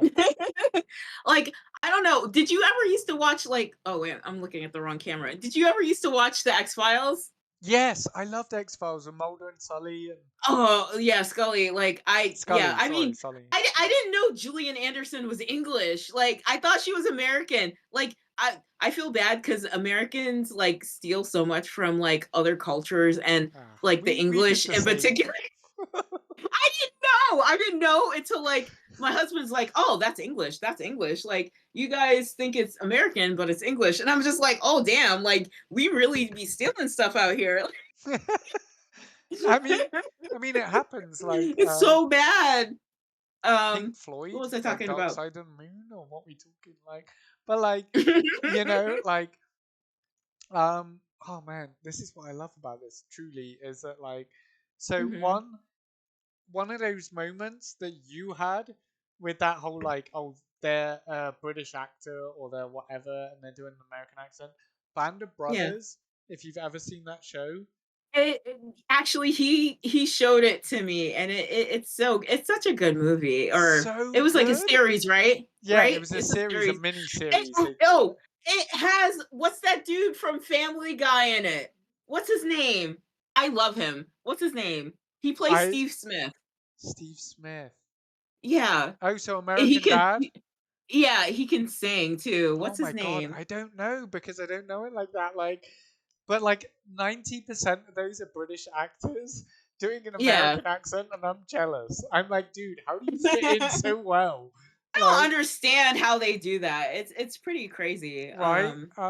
Yeah, I even know with Damian Walking Dead, Lewis. wasn't the main guy, he's English too, and he just sounds so Oh southern, my and I'm just like, God, how do you do Coral, that? And then Coral. they had after Walking Dead, or the show that came on after The Walking Dead, and his English accent is just out there. You're just like, what the fuck? Like, where did that come from? The You one just that it's plays Rick Grimes. yeah, the one that plays Rick Oh my Grimes. Yeah, God, it's right. yeah. Oh my God, Obscure's like getting there as Oh, well. Scott Grimes. Yeah, Scott Scott Grimes. Grimes. Yeah, I love him. Yeah, but do you know what's Yeah. insane? Like, do you know what's What's insane? that? That What's that? guy played a. It was a show called Teachers, and he was in that before did any of the American stuff. And that place is set in my home city. So his The early guy on stuff Walking Dead. from the guy from the Walking Dead, Okay. um, the one that plays Rick Grimes, he Hmm. plays a teacher, and that is like his first acting career was in my home city. Oh, that's so cool. He's in a movie before he got big in Walking Dead. I forgot what the name of the movie is. It's a really good movie. My husband recommended it to me, and we watched it together. I forgot what it was, but yeah, I he had an American accent in that too, and he's so good. Like, I don't understand how people can do like whole movies and like accents that aren't so like native to them. right because like I know It's crazy. you like let's like backtrack. You said like you wanted to lose your accent, right? You Oh, wanted my to Boston accent. Yeah. right. Google Yeah. is my best friend sometimes, but like like for me, it is someone that has always been invested in accents, in the way that people talk, slang. Yeah. A lot of people pick up on it for me, where like, excuse me, like I love trying new accents. I love learning the niches of like how someone talks and stuff. So Yeah. Epic, if you're still here and things are like I love like listening to people and picking up on Mhm. those things, but that is someone's whole job, right? Mhm. And Mhm. to not slip is so hard, right? Because like Yeah. I could do an Australian accent all fucking day, all right, that It's one's so easy. funny because my husband gets mistaken for Australian all the time, and it's a subtle difference. I feel like, to Americans, what the difference between Australian and English is. It's the vowels, the way the vowel enunciation is. Yeah, It's a bit higher pitched. it's kind of like you're asking a question when you're not Yeah, asking a yeah. You question. would say "nit" instead of "not," Yeah. like stuff like that. So Yeah. it's so funny you say that. The other day at Texas Roadhouse, I was just asking for a certain drink, right? I Hmm. wanted a frozen hurricane margarita. Ooh, that sounds good. Oh, I Oh, love it's so good. hurricanes. Oh, they're so Hurricanes are good. so good, right? Mm. And the waitress did not understand that I've been coming to this place for 5 years, and Mhm. they've always made the drink the same way. And she was like, "We don't do that," And I was like, "Let's be real. I've been here 5 years. You've been here 10 seconds. They do it. Just Right. ask." And I wasn't trying to be Yeah. rude. I wasn't. But what's really funny is that one of my NCOs, my sergeants, well, he's a staff Mhm. sergeant, was like, "Dude, my wife works in Texas Roadhouse, and her friend was venting about a rude Australian guy," and I was like, Oh, "Oh, like fuck you, all right? no. Like get my You rude dialect Australian. I think I right." I just gotta call you that from now on, you Yeah, rude the rude Australian. Australian. Like it is what it is. Like it was funny to me because it was like, Oh my okay, I god. can understand. I don't want to say it's a level of ignorance because at the end of the day, like if an American came to me when I was living back in England, I'd be like, "Oh, you're American, but where are you from?" Yeah. Like there's Yeah. there's a difference between Texas and Boston. right? I Like, you know, yeah, and I but feel like like, Canadians too can pass for American yeah, until they say certain things, and you're just like, A, "Oh, you're Canadian." Yeah, or like just moose in the hoose, they're like, not they to got be, you better know, healthcare, yeah, like. yeah, or they talk about politics, where they're like, "Hey, I've got free Mhm, or better healthcare." You're like, "Oh, you're mhm, Canadian," you know, but mhm. like, you know, Yeah, it's yeah. one of those things where like, yeah, like I'm adjusting in myself to be like, okay, I Mhm, can.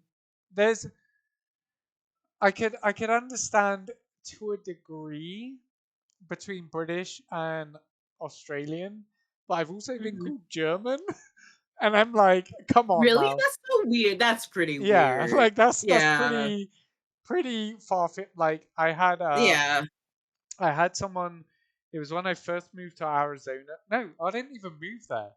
I was visiting my ex-wife in Arizona, and I was in a Cabela's, and I remember this because I remember even the photos in my head of like me being doing dumb shit, being in a Mhm, Cabela's. I was like, dude, I can hold a shotgun in the middle of a store. Like, this is mhm. wild. Like, you See, know, I would pronounce that Kabbalah's, and that's how I've been pronouncing it, and it's probably Cabela's. wrong. Yeah, I thought, and I've never. I think we used to have those back in Boston. I used to see them, but I don't see them over here on the West Coast. But that's so But interesting to me because yeah, like I think I pronounced them wrong. But yeah, no, like as far as I'm tracking chat, correct me if I'm wrong, but I've known it as Cabela's. they Like so, have games too, right? Like where you can shoot yeah, you can animals. like shoot Yeah, animals and you can do bow hunting and you can. yeah. Oh, Well, I yeah. can also It's imagine so that up local. north, Like, it's like mhm, especially in heavily populated cities, it's not mhm, as big because you don't mhm, have hunting like that per se. But like mhm. I remember, yeah, like I went to the counter finally to buy some dumb shit that was from Cabela's, right? That was like I remember buying myself a stuffed toy that looked like my dog from back home that had a little Well, handkerchief on it for my mom and stuff, like yeah. and like being like, "Ooh, I'm in America, woo!" like, and the girl at the counter was like, "Hey, I don't know your accent, but are you from like Germany?" And I was like, no, That just sounds like ignorance to yeah, me. Like they just don't know. it was like a level of intrigue which I want to educate people on, but also like, yeah, there was also this kind of level of like, no, I'm English, and what tip, what tip the scale? And I see you laughing because at the, at the end of the They're day, just they're nothing alike. I'm sorry. But no, I mean, no, I get it. Like, if your scope is like this, then yeah, no, you're and just not gonna know. that's why I don't Yeah, want to be I get rude it. to that Yeah. person because they were not educated on the world Yeah, apart I from what they know. learned. Like was was the fact that she went, "Oh, like England, so you're from Paris," and I was like, "You No, do she not did. say that to an English person. You do not Oh. talk about the French." All right, like, But to be fair, as an American, and like the first time I went to England, I yeah, didn't know everything is so small over there. You just used to like the scale of America, yeah, and then you go over there, and then I forgot where we went. But I went over there to meet my husband's family and stuff. And there was this one place we went to have dinner, and it was like right on the beach. And across the ocean, you could see France from there. And I was yes. just like, I So didn't know it was so Dover, close. does that I sound think right? it doesn't sound Was there familiar. I white can't. cliffs like made of chalk? No, but it Plymouth? was like a really cute, like coastal city. I don't remember where it was. And Okay, we yeah, went to, yeah, we went to this really nice Italian restaurant, and it was cute. because And, that's you British. know, We went to a nice yeah. Italian restaurant. Yeah, Yeah, no, I get it. yeah, I don't know. It was really nice.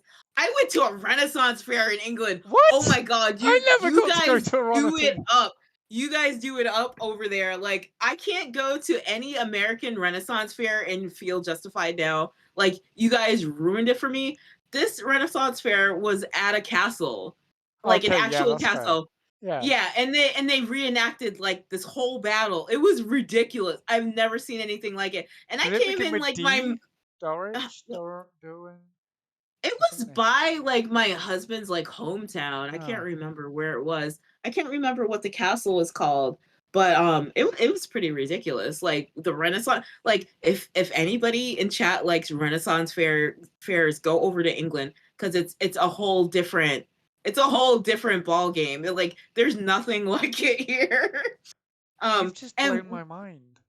yeah, and we ended up going to like we did like the dinner. There was like a dinner the night before, and like the king and queen were there. Um it was all reenacted, but like I guess we were like noble people. And we were at a banquet, and we had like they gave us like all these different entrees, and we were able to like sit with the king and queen, and the rest of the court, while we had entertainment with like jesters and like dances and stuff like that. It was so cool.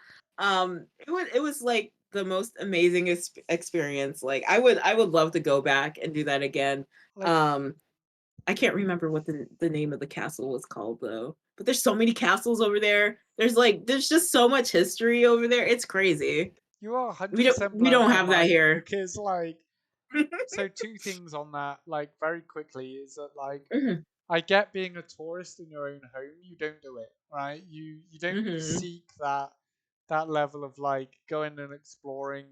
I know I've been to a couple of castles, I've been to things like that. There was like there's a 13th century wall in my own city that people didn't know about. People have crazy. graffitied over and just like Mhm, I love history. I love history.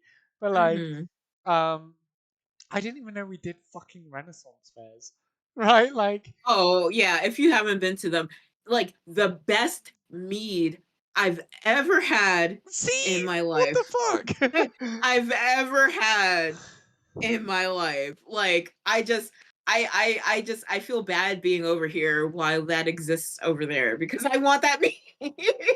Well, It's so that's the good. crazy thing to me It's is so good. because my first Mm. Renaissance fair was in Arizona of all Oh, places. that's sad. I'm I mean, it's sorry. sad. I got very sunburned, but I loved it, and so much My so that like yeah, if like I my hadn't joined the army, my school date for learning to joust to be in Renaissance fairs was the day that I left for basic training. Mhm, So I had to tell them like, hey, I can't do this job anymore. I have mhm. to join the army. Like I didn't even know Renaissance fairs existed for us because it was just so small Yeah. minded. I mean, they're amazing. They're amazing. You should go back to England just to go to Renaissance Fair because they do it hard. Like back in Boston, we have a Renaissance Fair that happens every year. It's called King Richard's Fair, and it's okay. Let me Like I guess, the went third there, huh? King Richard What's the that? Third. That I started don't with know King. who King. Okay, It's just called King Richard's Fair. okay. Yeah, and Give me 2 seconds. it's okay. It's okay, whatever. And we have like Renaissance fairs over here in Washington. Not many, but they are pretty popular. But nothing like I've experienced over in England. It's like it's so immersive. You just feel like I'll send you pictures too. I will Please, put please. pictures. Yeah, I'll put pictures in your Discord. If you're not part of the Discord, make sure you Oh, join, and I yeah. will share these pictures. Um, I forgot what you call them, but the people who like they train like owls and falcons and stuff like that. Falconeers or Yeah, Falcon. something like that. Yeah, Like they're like aviators or something like yeah. that. Like I met a few of those people there. There were people who were like actually joust, like they were going out on horses with the poles I want to and talk to they're you so going bad. at I each need to other. pee, but I'll be back. Okay, so if anyone has Okay. a question on that, please do. I told you I'm old when it comes to drinking, but like, um, no, I have I a know we need million and one another shot. questions. All right, so I'll be back in 2 seconds. So if Okay. anyone has a question, please ask. But Yeah. please keep ranting. I love this. Okay. Did you guys have any questions? How are you doing? Did you guys have a nice weekend? What's going on? Mm, mm, mm, mm. Obscure, you said you love mead. Like me too. The best mead I've ever had. If you ever see this mead out there, make sure you get it and try it and let me know how it tastes. It's called Odin Skull, and it's kind of hard to find. It's a white bottle. You can't see through it, and it has like apple notes, cinnamon notes. It's delicious. It's the best mead. Like I kind of consider myself a mead connoisseur, a little bit. So if you like mead, try Olden Skull and let me know what you think of it.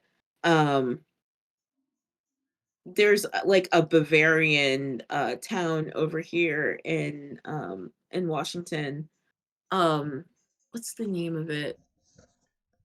There's Leavenworth, which is kind of like touristy Bavarian, but there's a like a smaller town. I forgot the name of it. We haven't been there in a little while, but they've got a lot of like they gingerbread houses and like mead and stuff like that. You're learning to make your own. I That's want to insane. learn to make my own. It sounds like I've watched videos on it, and it sounds like it's a process, to It make is your own mead. it is 100% a process because I Yeah. know my dad was learning to ferment certain things. So we made like banana rum. For example, we made sloe gin, which is a certain berry Oh, that I we do. love slow You gin. do? Yeah. Oh my god, sloe gin Yeah. hits so different in the winter. Man, that shit warms you up. Let's put it at that. But like, mead in itself is a process. So like, I love mead as well, and that's one thing that Rockagoff and I have. I was honestly gonna look for mead before she came on, but like, I'm not gonna lie. Like, we decided this like, what was it like last Monday, I think. Yeah. So it was like very hard to find mead in El I Paso I of I all I mean, I places. have I have a bottle of mead downstairs Oh if my you god. I would love to because I Yeah. actually I recently, whilst deployed, was in Poland and I bought like 2 bottles of mead that were from like a meadery itself, and we don't get that around here. And they told us that as soon as we got back home, there would be canine units that could sniff out vapes, Oh, wow. alcohol, they could sniff out drugs, they could sniff out everything. So I had to down those bottles of mead Oh, before I got wow. home in secret. And I was Oh. so mad because I wanted to keep it as a keepsake. That was like, this is all the way from Poland, but that's Oh, super that cool. sucks. Yeah, That is that super stinks. cool. Um, watched first Lord of the Rings movie yesterday. Leavenworth? Yeah, it's not Leavenworth, but Leavenworth, if you're ever in Washington, like during the holiday season, you have to visit Leavenworth. It's amazing. I'm trying to remember what it's called. It's very small. It's tiny. But it's really good. And they sell like all sorts of mead. That's so But yeah, interesting because the word Leavenworth sounds like the military prison to me. So, oh uh, really? Oh yeah, there's a no. place called either Leavenworth or Leavenworth. So I'm not sure which one it is, Mhm. but that's a military Yeah. prison that they go to. So, yeah, picnic, Love them yeah, now. is what I like. But no, so like, man, that opens up more questions to me. So like, I mean, yeah, they're you sound like you have a whole bunch of questions. no, and I'm sorry because if at No, any it's point okay. you need to go or you need to do anything, because I'll talk for hours with you, Rock. Like, you know that, like, I super appreciate your company. I super appreciate everything that you have to say.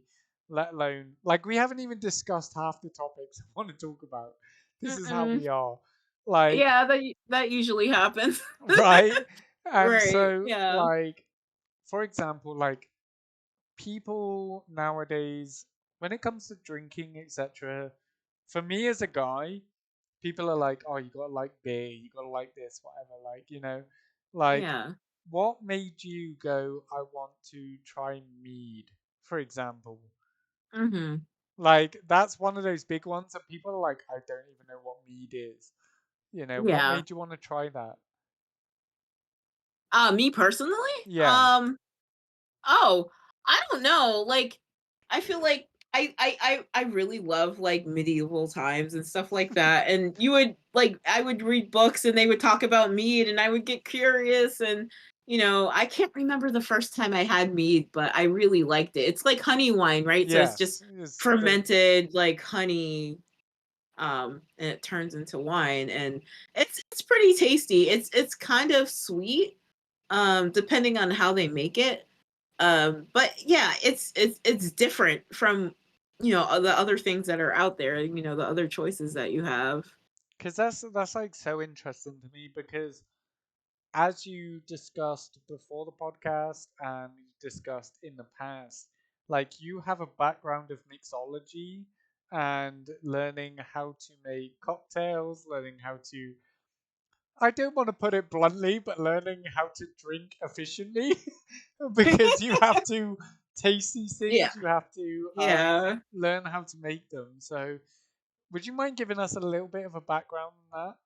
Oh, stop it, Yeah, obscure sure. gaming. So I don't know.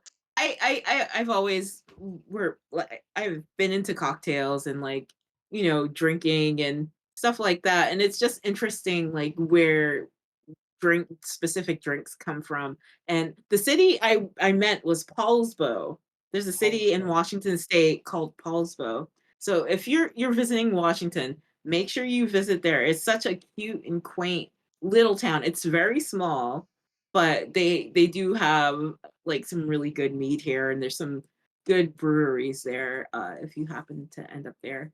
Um, but yeah, I went to school to become a bartender, like, while I was working at Cheers, but I never ended up becoming one. But I got to learn about, how you make drinks and, you know, the thing that, my teacher used to say is, "We're not in the business of selling drinks. We're in the business of selling ice, but you sell an experience as well." Because, Okay. you see how much ice they put in your drink when you're ordering from a bar. It's mostly ice.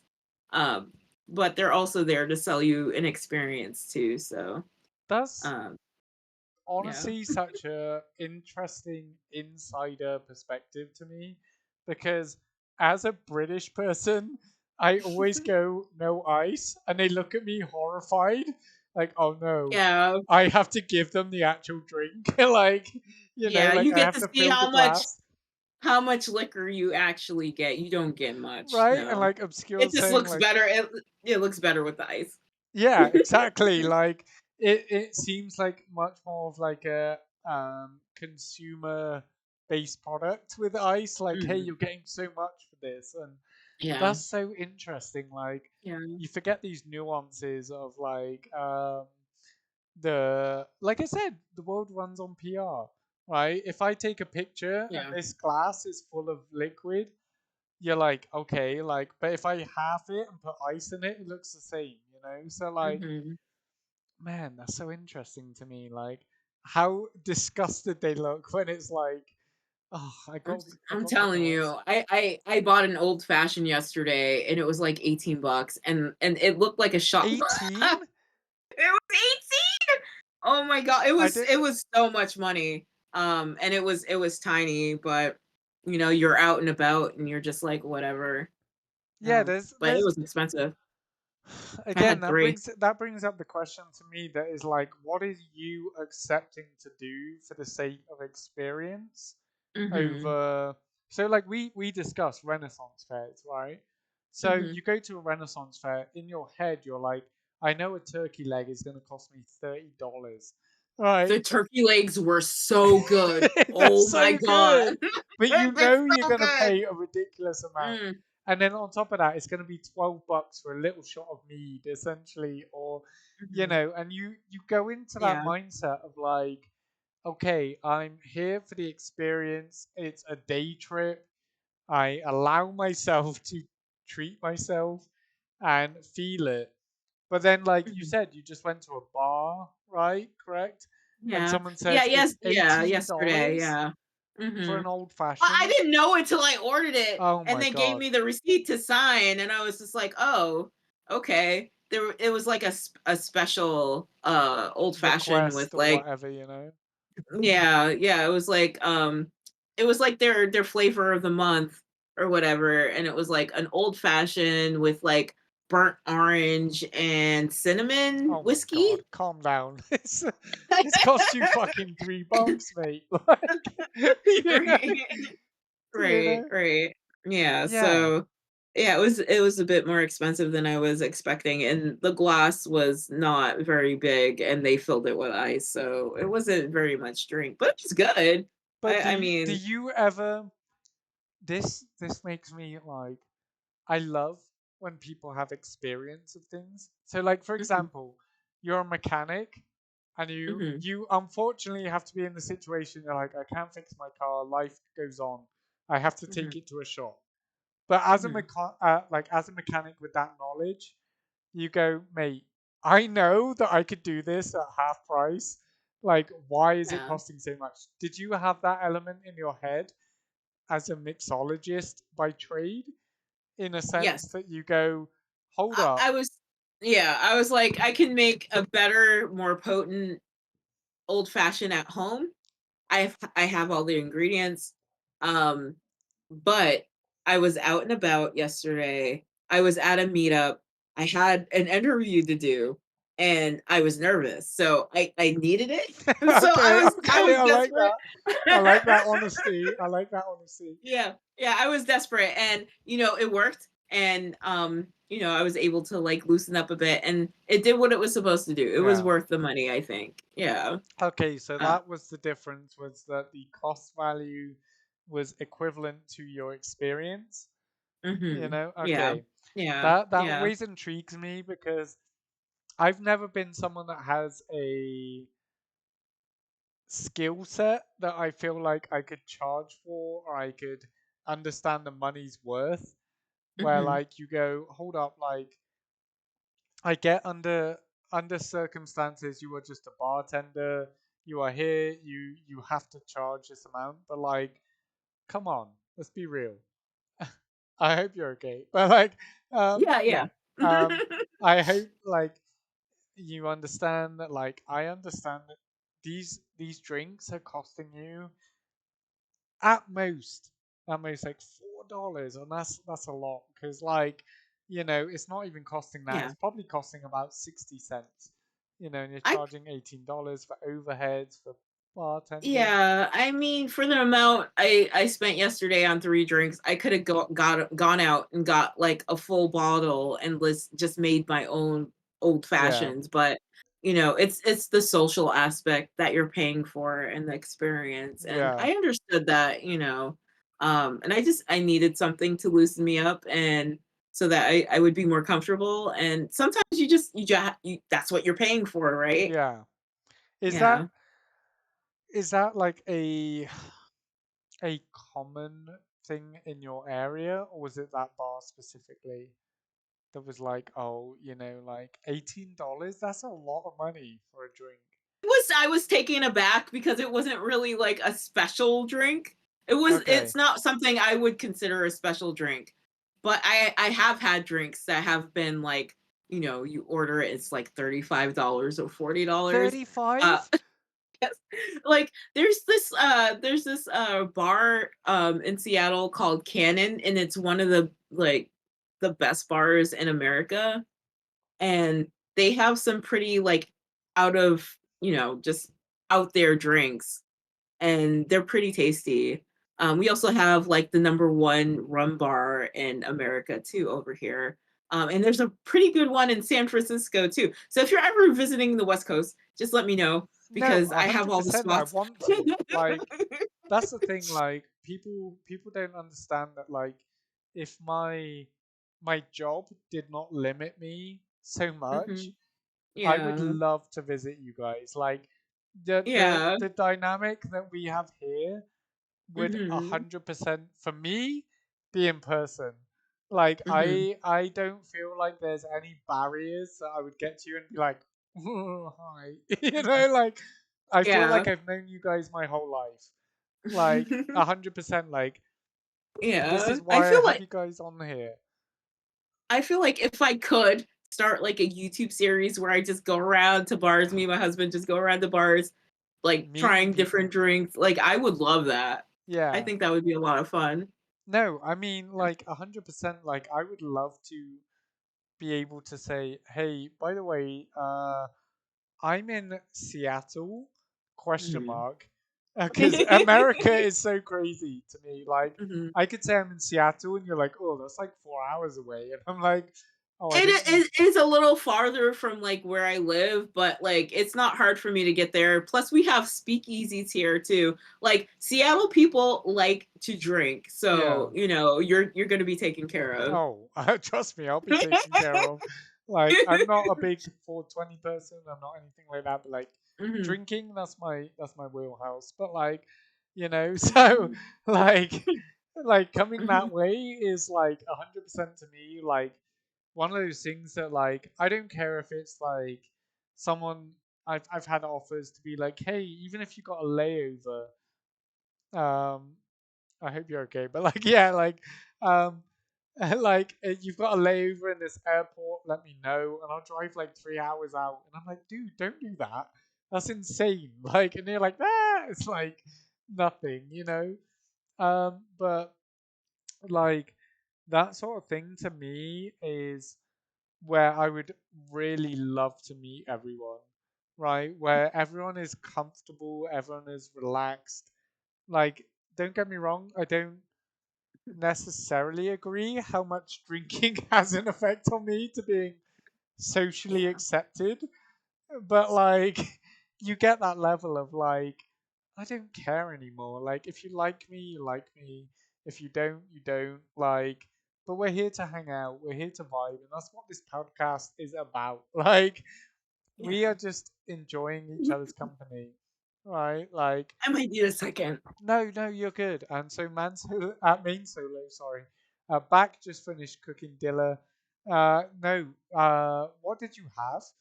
Um, but welcome back. We are just here vibing and like talking about how like man, I wish I could travel America and see what you see. However, I don't know if I could pay $40 for a drink. Yeah, I they get expensive. I feel like a part of me would cause a scene, being like, dude, are you Yeah. fucking serious? Like, back home, when like a pint became like £6, so it's like $8, a give or take. Like, I had to Yeah. do the math in my head. Everyone lost their minds. Like, we couldn't Yeah. imagine paying that much, but like, $40 for a drink. I get it. There's an experience, but there's also Mhm. like, come on, dude, I'm not made of money. Yeah, so there's this speakeasy in Seattle. It's called Needle and Thread. I'm Okay. sorry, like No, no, you something do what went you need down the to do. wrong pipe. It's okay. Sorry. Um, so you you make an appointment and then you go in and there's like a phone on the wall and then you call like you pick up the phone and somebody's on the other side and you just tell them like who your party is and like what time you're there for and then you get to go into a safe like it opens up and then you like go upstairs and there's no like menus or anything, you just tell them like what kind of liquor you like and stuff like Okay. that. Okay, I Yeah. don't want you And talking too much because I understand you're struggling. But like, I'll take over from here. It's okay, it's okay. But like, you take the yeah. moment. But like, Yeah, thank you. so I know in England, in the city that I lived in, there was 7 speakeasies that were very similar, where it was like the red phone booth, and you call a number, and you're like, hey, um, but they wouldn't let you in unless you were wearing like a full tux, or you were wearing a three-piece suit, or you looked presentable. I know there's one here in El Paso, which is I think it's called the 915 off the top of my head, which is our area code, where like you do that, you call a phone, and it's like you have to present yourself a certain way. That is Mhm, dope. That is like 100% like such an experience, but mhm. still paying $40 for a drink is like okay, I get I'm here for an experience, but dude, chill out. You know, Yeah, yeah. I would like say most of them are like $20, okay, but like like at most. But there are some special ones that go up there if you wanted to go there. the only one that I can personally say that I've been to kind of is not necessarily a speakeasy, but like Mhm. so it was called the Undertow in Phoenix, Oh, and okay. it was after the Renaissance Fair. I remember a friend of ours was like, "Have you ever heard this place?" No, because you wouldn't have, like type thing.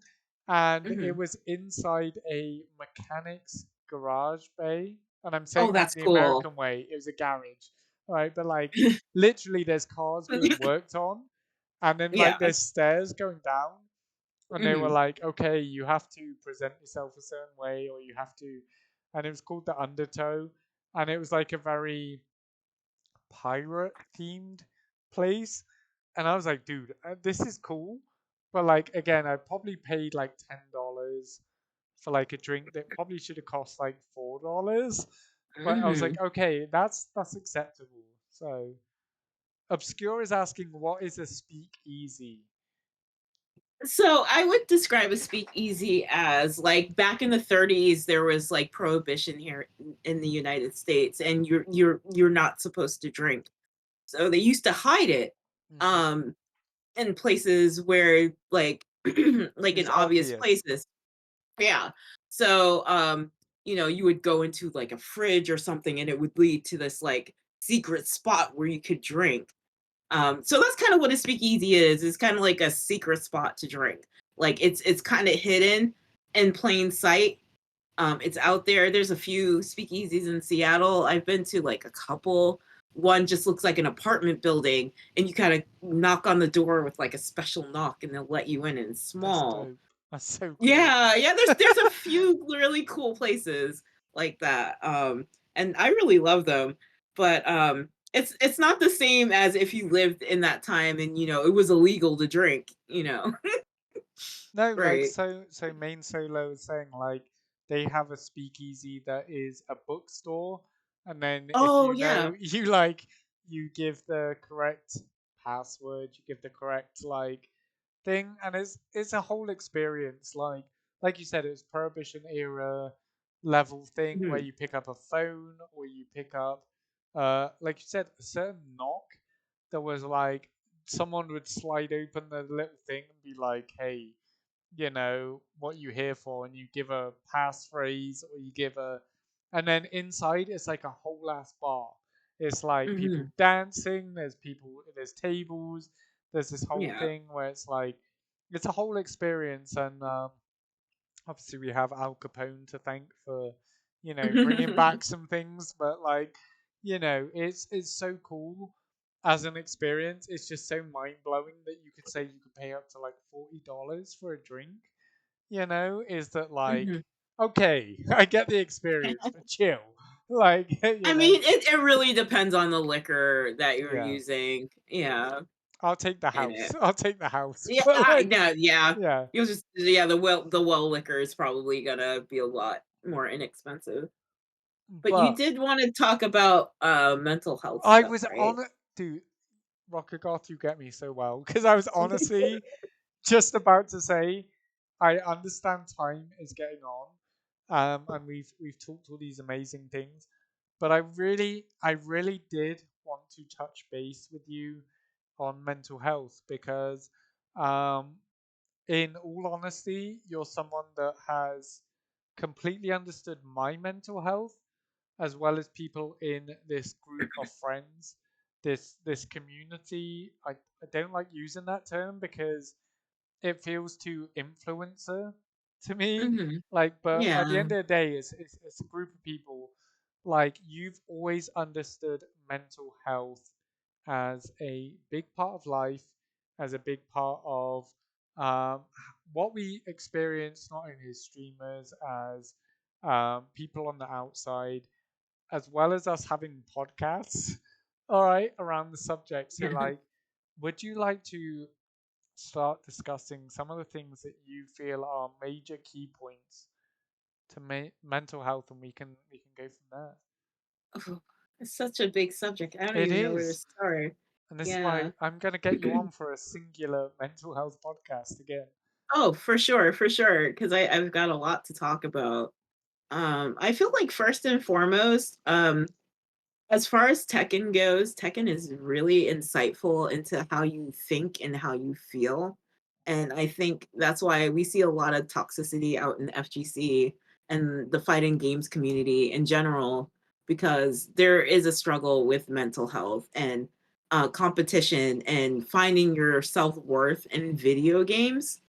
And I think it's something that needs to be addressed. I'm somebody who thinks that therapy should be available and accessible to everybody, because I think it's necessary. It's very hard to navigate life without um somebody there to subjectively look at what you're going through and give you that kind of guidance, because you don't get that in school, and I think you should.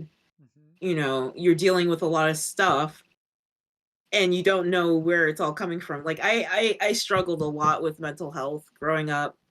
Um, I didn't really have an outlet for my emotions. My mom was like, she was pretty narcissistic. She isolated my family from the outside world. And then I had a bully in school in second grade. So I isolated myself from my like people in school. So like I just wasn't around people. And I blamed myself for a lot of that. Like I thought it was my fault, but like being able to go to therapy as an older person, I can see like there was a lot more going on than I thought. And you know, even becoming a streamer, I got to listen to a lot of stories where mental health kind of comes into play a lot. And I like a lot of people out there have it hard, and I think it's very helpful to like support each other, but also have tools to help you navigate whatever you're going through. um yeah. No, no. I can obviously see that, like it's one of those conversations that people have to have at the end of the Mhm. day, because it's so hard to accept that there is things that have happened to you that like have repercussions in the long run, Yeah. because at the end of the day you want to tell yourself, I'm fine, I can deal with this, I can deal with Yeah. other and like Obscure is saying, like, therapy is not a bad thing. It's Please, not. like, we Obscure can attest to the sorry, I'm confusing my words, but like can agree with this, is that, like, say for example as military, we are told that therapy is like one of the worst things we can go through, because like while you fucked up in the head, get on, do your job, you have, Oh, I would think that you guys need therapy more, like. right, a hundred Yeah, I mean, percent, you go like, through so much and you see so much, and then like, how do you wrap your head around of like the orders that you're supposed to be given? And I can see why they don't want you to go through therapy, because then the it's point of accountability comes up, and right. then that's a big point. You're a Accountability machine. for a. Yeah, yeah, exactly. No, Um, you are a yeah. hundred percent right in that, and that, like for example, talking about, we call it EBH, embedded behavioral health. Like if Hmm. you say I've got an EBH appointment, you look like you're a piece of shit. Like Hmm. you are Yeah. the most, like, incompetent, you just want to get out of work, you just want to, but like people go through stuff, and like I'm not detracting, like 100%, I'm not detracting from the civilian population, as we call it, Hmm. because if I could provide therapy for everyone, I would, because Hmm. we don't know until we're older what triggers we have, until Hmm. someone says, hey, have you thought that, like, this certain thing is going to make you feel a certain way, Yeah. right? which is welcoming, but like 100%, like that is what's going to make you think and feel those certain actions, right? Is Mhm. that like someone pointing them out and going, hey, I'm not going to say your government name, Rocket God, have you um, thought that like maybe you're feeling this certain way because of this event in your life or Mhm. this feeling you had growing up? Um, streaming. Streaming is a big one for us where we go, you don't like public perception of you. Mhm. We Mhm. don't like criticism. We don't like, uh, I don't know, being in front of a camera, for example. Mhm. But yet you're Yeah. streaming. How does that make you feel? you know? And you're like, Yeah. maybe Yeah. I'm I mean, looking for validation. Maybe I'm looking for a, yeah, that's true. where it's like, I want people to see me for me. Maybe I Mhm. want people to see me for my character, not just, like an immediate Yeah. impression.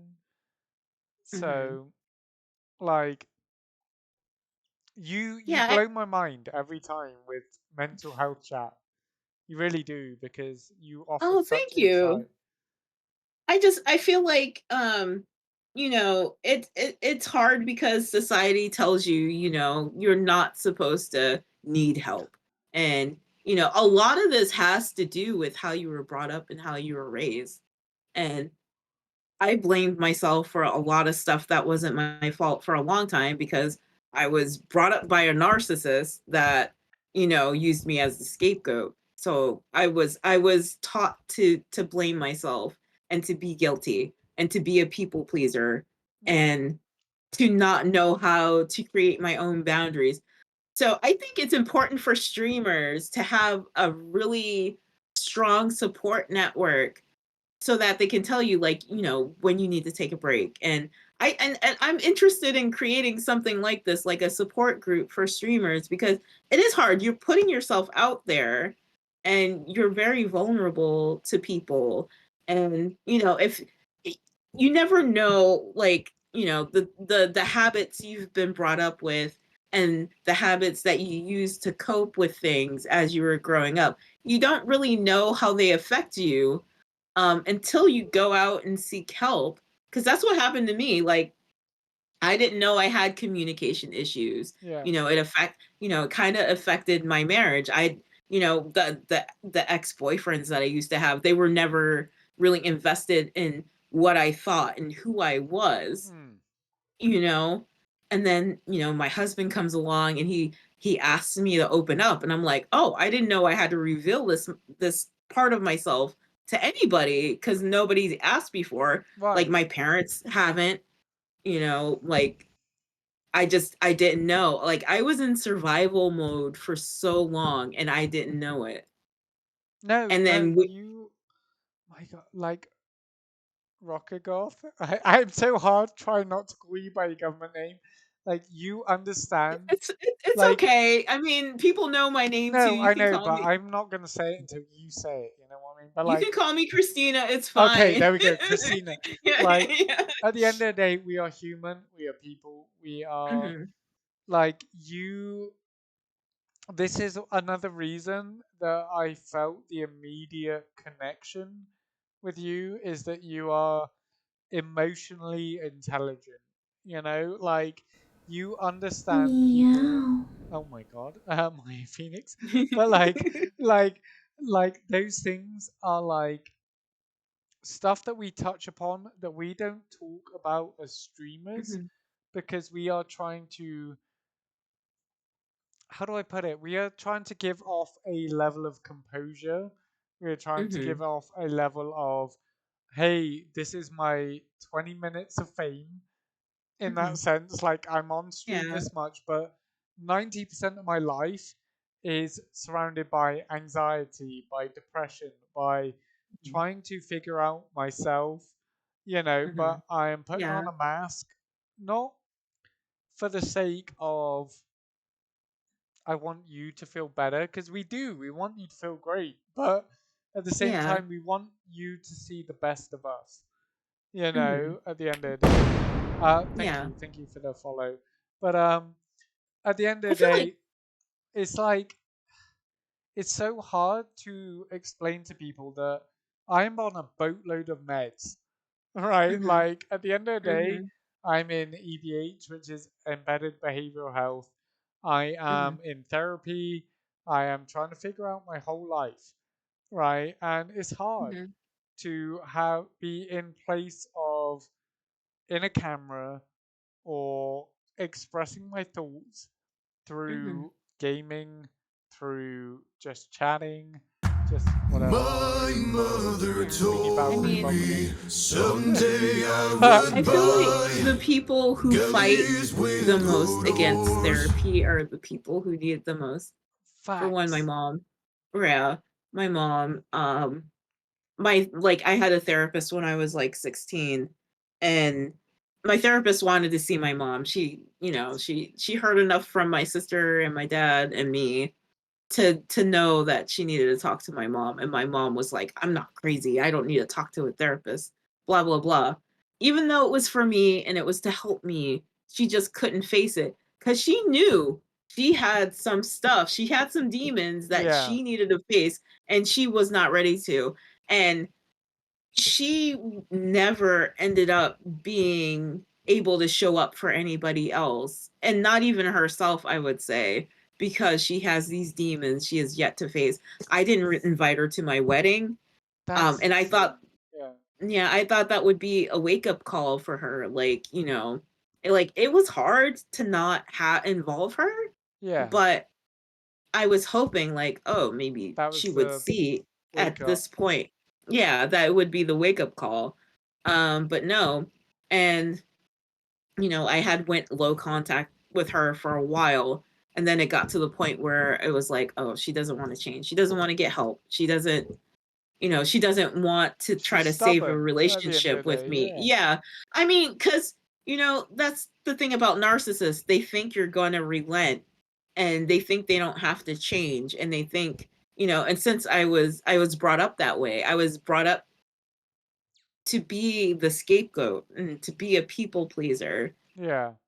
to not have boundaries To be because she never polite let at me. the end of the day, Yeah. like yeah, Yeah, she never let me have boundaries that, like she would just be able to keep using me over and over in that way. And, it came to a point where I was like, okay, I've given you enough time to think about this, and action speaks louder than words. yeah. She was very religious. I went to Catholic school up until college. So That's so I was interesting. always like a Roman Catholic, and authority was always a big thing. So, you don't question people. It was seen as rude My and God, stuff I like could talk that. to you about hours for that. You know. I know. And that's why doing podcasts are so therapeutic for me, because it kind of allows me to ask questions. It's like an open forum to let me be curious, cuz I even now I struggle with that. I can't ask people, "Oh, what are you up to? Like what's going on in your life?" Like, you know, and I don't know if it seems rude on my part. It's just, you don't ask questions to seem rude, but at the same time, when you're in an abusive relationship with anybody, a family member or your significant other, they don't want you to ask questions. And that's what I was taught. Yeah. And I'm just learning this in my 40s. Like, No, you.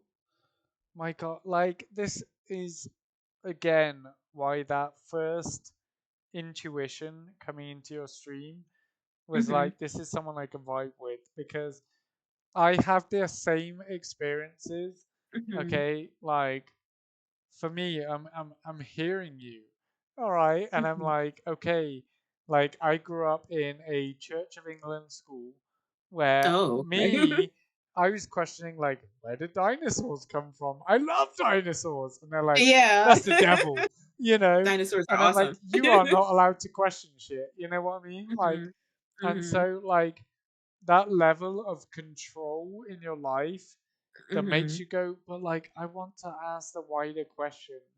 And you're hmm being pigeonholed, you're being tunneled. And then Yeah. on top of that, like, your level of dealing with a, as you say, I don't know your mother, but like as a narcissist, right? Is Yeah. me, right? Like Mhm. that, like Yeah. as soon as you step out of bounds of that me, you're the problem, right? Exactly. Like, Exactly. and that Yeah. you're just like, I need you to understand. I get your point of view, but why can't I have my point of view? You know, like there's a I wider mean, spectrum. I get it because I from the things that she's done to me, I have a pretty good idea what her trauma is and what Mm. she's gone through to make her that way. But like she's choosing not to face it, whereas I have to. Yeah. Her trauma has created my My trauma. trauma. Yeah. Yeah, and like it's a cycle. Like I could have continued, the trauma cycle, or you stop and try to fix yourself. And the fact that I'm doing the hard work and she chooses not to, but she continues to blame me, it's really hard, and like I'm still angry about it, you know. And I think that's what therapy is good for. It's good for like getting these feelings out and figuring out what's really going on, because I blamed myself for a long time, and my aunt is the same way. They're both from the same family, so she put a lot on me that wasn't my fault, and I blamed myself for a long time. And there was one time I was just like working out, and it came to the surface. It's like, oh, that really wasn't your fault. And it just made me like feel so overwhelmed because I blamed myself so long and I carried this weight for so long. And I was a Please, child. please Like talk to stream about this. I need to be again. So this is my okay. this is my Oh, no small bladder. worries. But like no, I'm totally invested, and this is Mhm. annoying to me because I want to Oh, pee, but yeah. I'll be back in 2 seconds. Oh, yeah, I'll be here.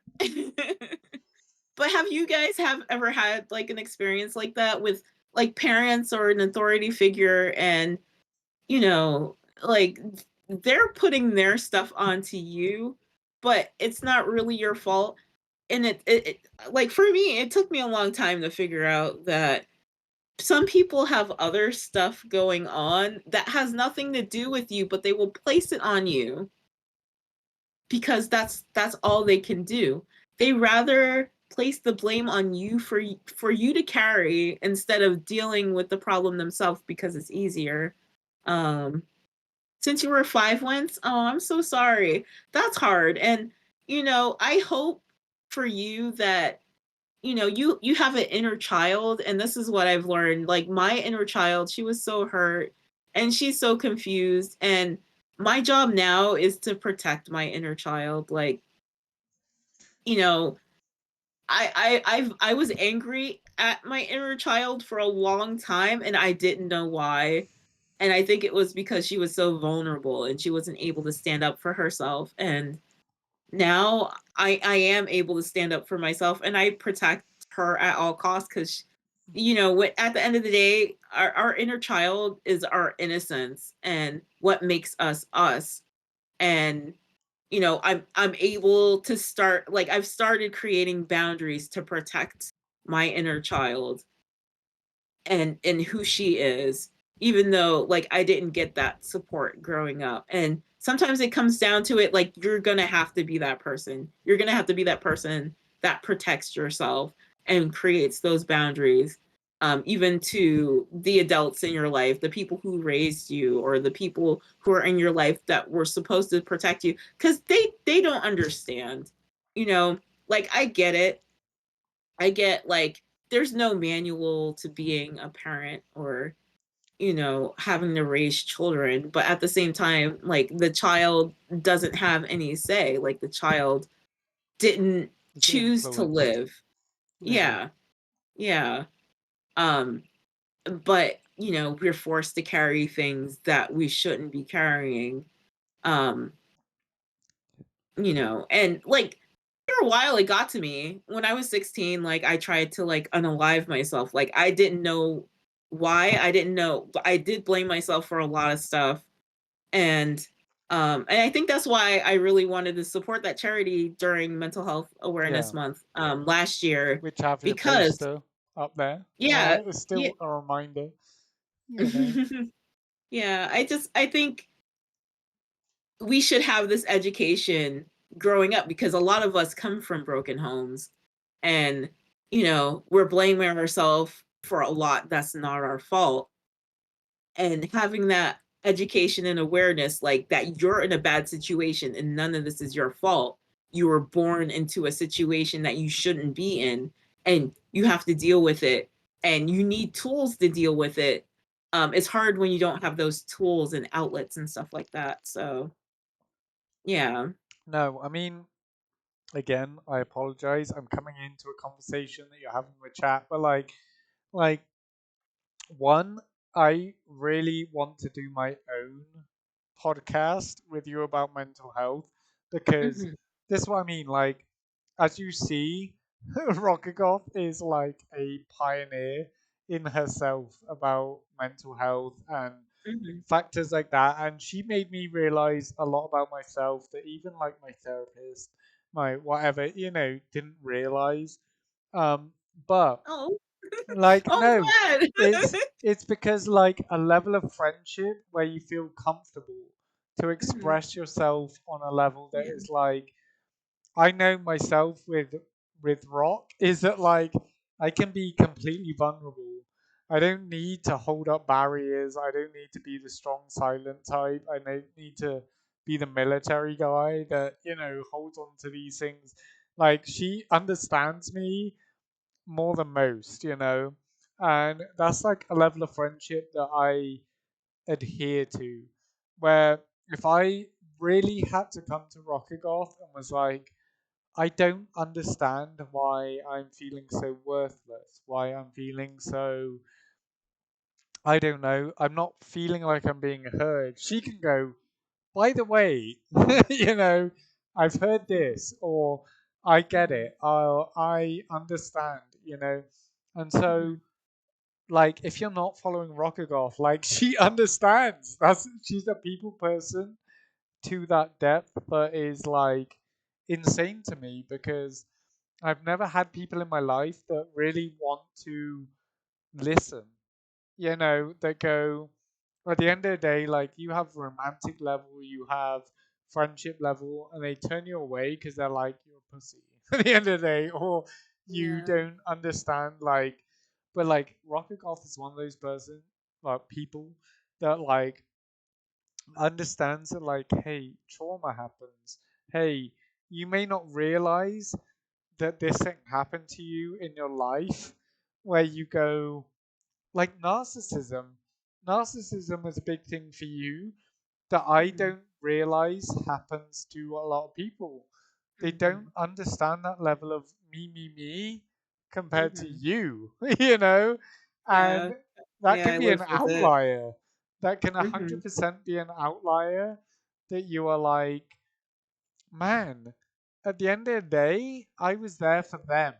I was not there for me, you know? Yeah. I mean, I feel like that's a big part of why I'm involved in the FGC community. Because before I got into fighting games and Tekken, I was really apprehensive because you hear about the toxicity and stuff in that community. And actually being there, for me, I can see how much pain people are in, Mm, and they're using, fighting games as an outlet, but it's not really solving any problems. It's not really getting to the core of like, why people are feeling inferior and why they feel like they have to feel better than other people by playing these games. Um, and like Tekken, I feel like Tekken is terribly introspective to me because it's helped me grow as a person too. Um, because you can lose a lot. yeah. Yeah, There's and frustration, there's other yeah, emotions involved that hmm, aren't just yeah, joy or sense yeah. of community. You have to really be honest with yourself. You got to be like, how am I feeling physically and emotionally and mentally? And Short term if you're versus not long term. yeah, if you're not up to the level when you're playing, if you're having a bad day, if you're tired, you got to adjust your expectations. It's going to be like, I'm tired. I know I can't respond as quickly as I normally could if I was well rested. Yeah. So I'm not going to get to the next level where I should be. I'm not going to have a great night fighting, but I still want to practice. Like if you decide that you want to go ahead, but and acknowledge that you're not feeling great, you know, you have to just realize like, you're not going to do as well as you could. Mm. And some people don't go there. They just don't want to have that conversation with themselves. And so it's a downward spiral. They keep trying and they're not, they don't adjust their expectations. They think they should be playing the same all the time, but you've really got to check in with yourself and see how you're doing and be realistic. And it's hard sometimes because you can do better sometimes, Yeah. but yeah. And um you are like you are I don't know how to put this, but whenever I have a conversation with Christine Rockergoth, like she puts me in a mind frame that is like, dude, that's so real to from my gaming life to my real life, where like say yeah, there's a you're in crossover. say yeah, exactly. Like you're having a bad match on Tekken, all you Mhm. want to do is lash out, be like, Mhm. fuck Mhm. you, fuck Mhm. everything you stand for, you know? Mhm. And you Yeah. can relate that to real life. Like, I've Mhm. personally experienced this IRL this week, where like I'm just like in a mindset where I'm like, you want to fight, you want the adrenaline is pumping, you want to Mhm. go some, let's fucking go some, Mhm. like, and I'll say Yeah. what I mean, but at the same time, I don't say what I mean because I'm doing Mhm. it out of a reaction, I'm doing it out of malice, I'm doing it out of I think also if you have anxiety, like I have anxiety, you got to recognize that voice of anxiety. And it took me a yes, while to recognize that with my therapist. But your voice of anxiety isn't you. yeah, It's whispering all these nasty things in your ear, like yes, why aren't you doing better? Oh, you suck. Oh, this person's way better than you. Like you shouldn't even be playing them and stuff like that. And you got to recognize where that comes from. You got to shut it out. Like when I compete IRL, like I'm at a tournament and I have people sitting next to me, my opponents are sitting next to me, like that voice comes out and it's so loud. Um and it's taking time for me to learn how to not listen to it. My last IRL tournament was like last month, and it was the first time where I did have some matches where I didn't hear my anxiety. It was quiet. mm, And the matches where my anxiety wasn't present versus the ones where they were, it was like night and day. yeah. Like I was able to dominate the matches where my anxiety wasn't telling me how bad I It was. And was you you know, in control, not the subliminal that was yeah. like taking over. No. Oh my Yeah. god, I so Yeah. want another mental health podcast with you because Oh like yeah, for sure. For sure. no, I would love to do that. Yeah, we'll I mean figure I could out some speak all time and day. place to do that because Yeah, for sure. like you understand that level of like there's you in control and there's your body in control, right? Like there's times where like your brain is telling you like fight back, do what you need to do, don't like listen to whatever is Mhm. happening. And I can attest to this. I Yeah. want everyone to know, despite the canine that you know, I'm not perfect. I am very much, at times I can be an asshole.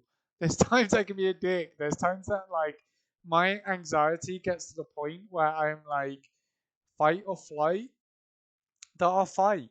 And I'll say things that I don't truly mean, but I'm Mhm. doing for the sake of the purpose of argument, Yeah.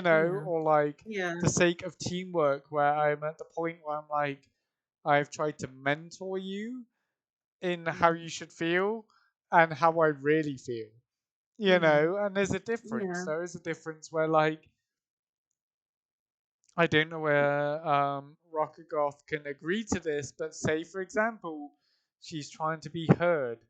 She's trying to get to a point where she's like, "Hey, I know this character in and out." Say Nina, right? Am I correct in saying Mhm. that Nina is your boo thing in Tekken? Or She's pretty hard. Yeah, she's she's pretty pretty hard, difficult. right? Yeah, yeah, So yeah. She's you know her difficult. to a degree that you're like, Mhm.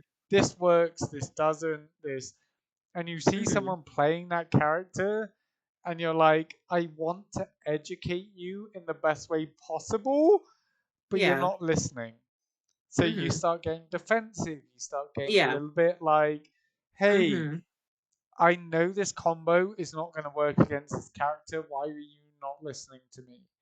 You Mhm. know, because you're Yeah. educated, Mhm. unfortunately. And so it becomes a point of contention in yourself where you're like, I know I'm right and I Mhm. know that you're wrong, but I want to express your feelings. All right. I want you Mhm. to learn, but I also want you to understand me as an outside perspective on that Mhm. factor that is like, hey, I'm not trying to be a dick, but at the end of the day, you're doing things wrong, you know? Yeah, I mean, I think Tekken is really about self-discovery and learning how you learn and what's the best way for you to grow. And I think in this journey of me going to therapy and finding out a lot about myself and how I grow and how I learn and stuff like that, it's been really important. Um, and having the right mind frame going into it. Like, if you lose a match, it's not because you're a bad person. And I think that's where there's like the disconnect in that community. A lot of people find their self-worth from how successful they are in this Mm. game. And I've had, people tell me, this one guy on Twitter was like, "Oh, women shouldn't be allowed Oh, to play fighting games and stuff." He was very nasty. He was very angry, and it felt like it had nothing to do with me, and I knew that. Like, he was hurting. Like, yeah, sometimes you can see the pain in other people and what they're struggling with and what they're dealing with, and you're able to separate yourself and be like, it has nothing to do with me and who yeah, I am. This has everything to do with their experience and what they've been through and what can I do to help to make them realize that. I think the FGC needs a lot of healing. Um and I'm happy that I'm in this kind of arena and I'm able to kind of show my perspective, and I do want to create safe spaces so that, like, getting into, if you want to get into a fighting game, if you're in a marginalized community, that you'll be able to and feel like you have a safe space to do that in. But also I want to help the people who are viewing this game kind of toxically, or any kind of fighting game kind of toxically, and have that reflect on how their outlook on life is and what has happened in their past to cause this trauma, to make them feel like they need to feel make that better than connection. That other people by winning at a video game. no, Because no, that's really oh what my it comes god, down to, like I'm for gonna me use anyway. government name, Christina. Like this is where we connect. Like because at the end of the day, like gaming is that for us. Like Mhm. obscure, who is still in chat, like he has that level of physical fighting, right? For us, this Mhm. is a mental fighting game, right? Streaming Tekken, whether it's Halo, whether it's whatever we Mhm. play, is Yeah. a battle of wits, right? Where like Mhm. at the end of the day, we have to understand our opponent. We have to understand. Say you go into it and you whoop their ass as Rocket Goth, right? And they get butthurt because it's just like, Yeah. dude, but there's underlying issues. They're beat by a woman. They're beat by someone who is in their arena. They're, like there's a Yeah. whole lot to it that we Mhm. as gamers like neglect on the daily because this is our escape. We jump Mhm. into a match, we want to beat the shit out of someone, and we want to go on about our lives. But for someone, that's personal. Like It really is. And like, sometimes you get DM'd by somebody and they say something nasty to you. And I'm just like, okay, GG's. And I move on yeah, because you don't engage with that. They're going through something. I know it's not against me personally.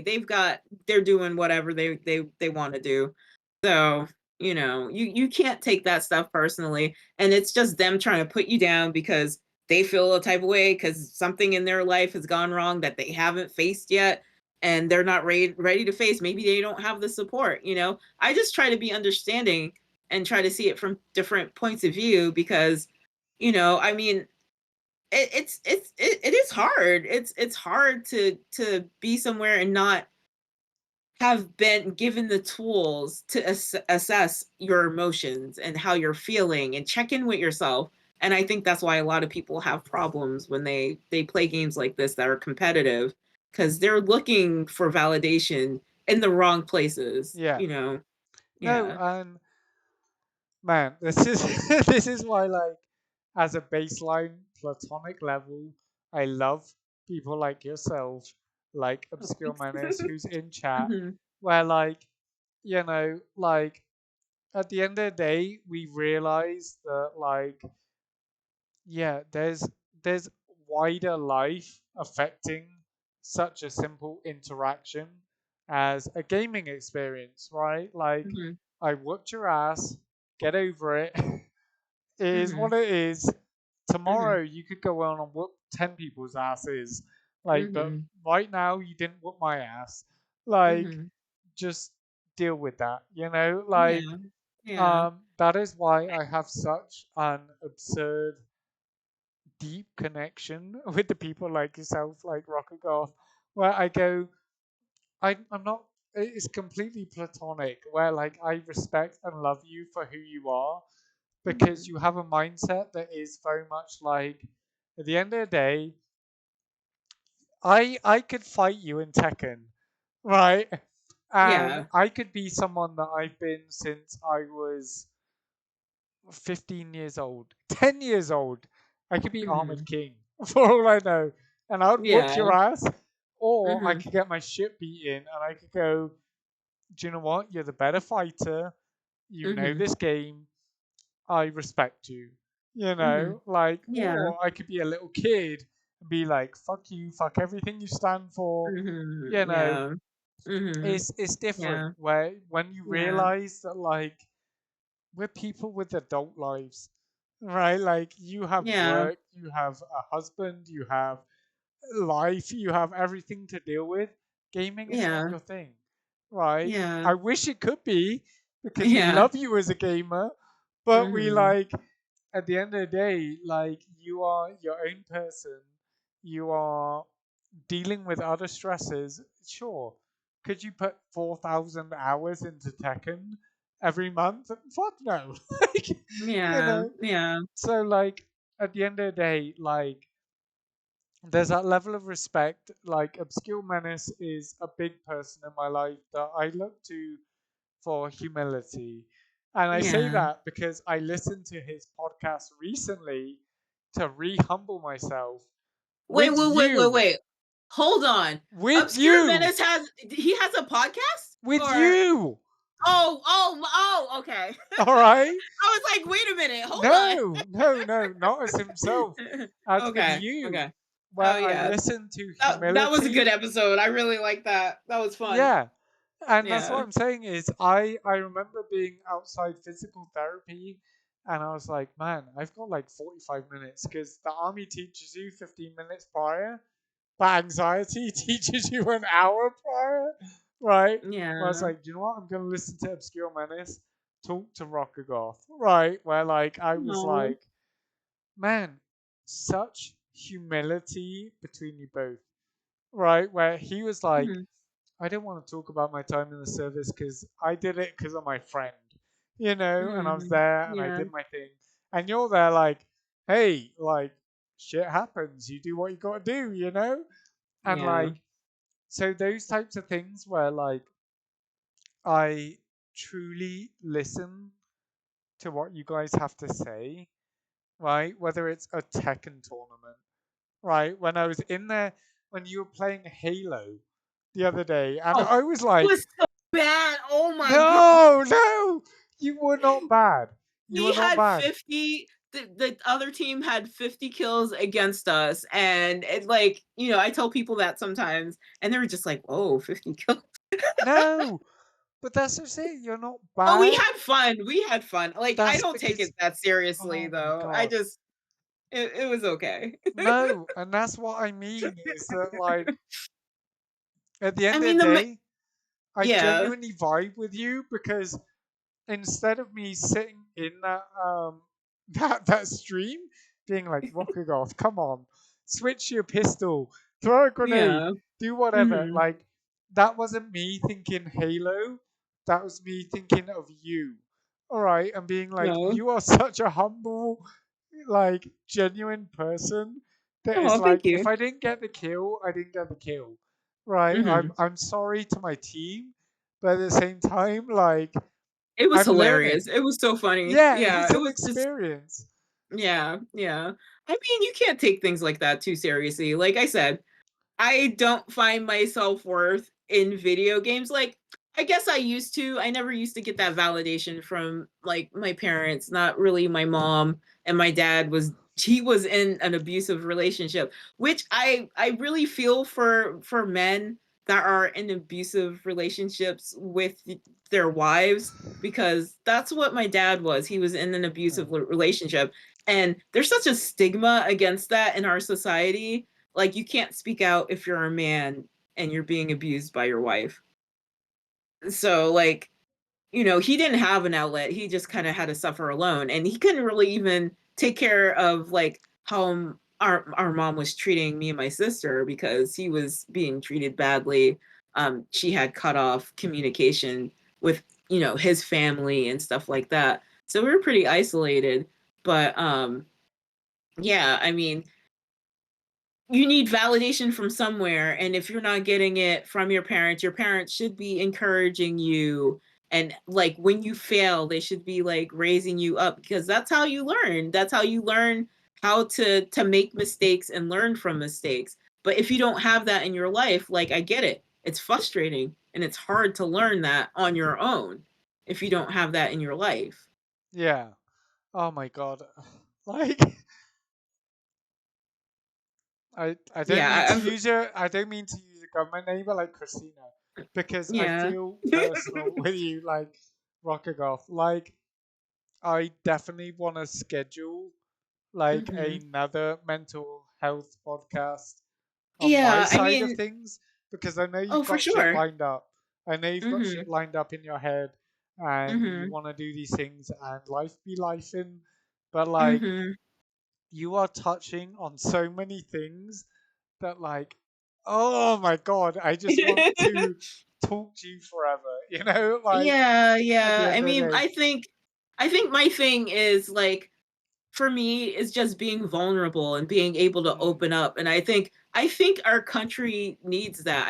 Think America needs to be able to open up and be more vulnerable and honest about how we're feeling, where we came from, and what we need, instead of putting up this front where yeah, we seem like we're strong and we need to be separated, and you know, we need to do everything on our own, because as like, human nature is, we're social creatures. We should yeah. be able to lean on each other, and instead of it seeming like we're leeching off of each other. Like, it shouldn't be that way.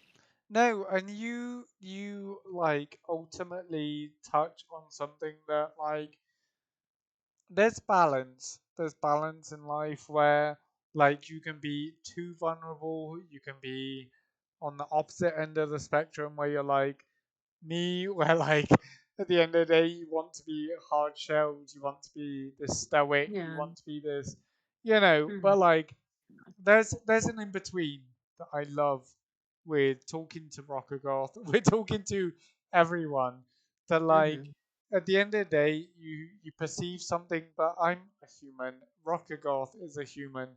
Epic, heavy, everyone, obscure in chat is a human, right? Yeah, Like, we need to have these conversations we that make do. us feel like I understand where you're coming from, and I Mhm. respect where you're coming from. Here's my Mhm. opinion, or here's my counter argument, here's Mhm. whatever. And we need to learn from each Yeah. other. And Wentz, who Mhm. just pops up in chat, is another person that, like, I know has reached out to me personally about mental health. And, like, we're here for each other at the end of the Mhm. day. Like, that's why, you know, Rocker Goth does have a Discord. Rocker Goth, if you'd like to Yeah. share, Yeah, I'll grab please it. do, Give me please one do. second. Because, like, Yeah, thank you. that's at the end of the day, like, I don't want you guys feeling that this is about me. Because why I have this fucking giant Uno reverse card is because this is about you. Like, I want you guys to feel validated. I want you guys to feel like you have a support network that is as strong as Rockagoth said, right? At the end of the day, I would love to have a wife that understood me and understood what I'm going through and streaming and everything. I would love to have friends that understood everything, and I know you guys do.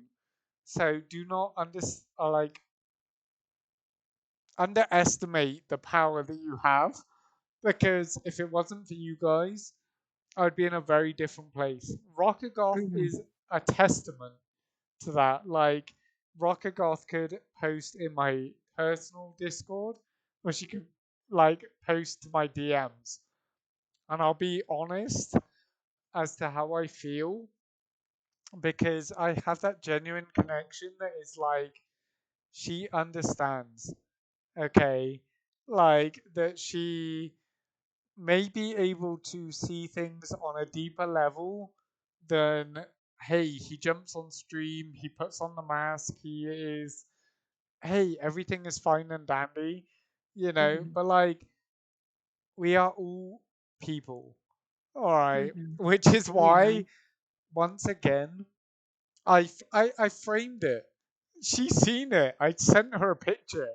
Like, I have her podcast as well as the mental health awareness podcast that, like, it means a lot to me.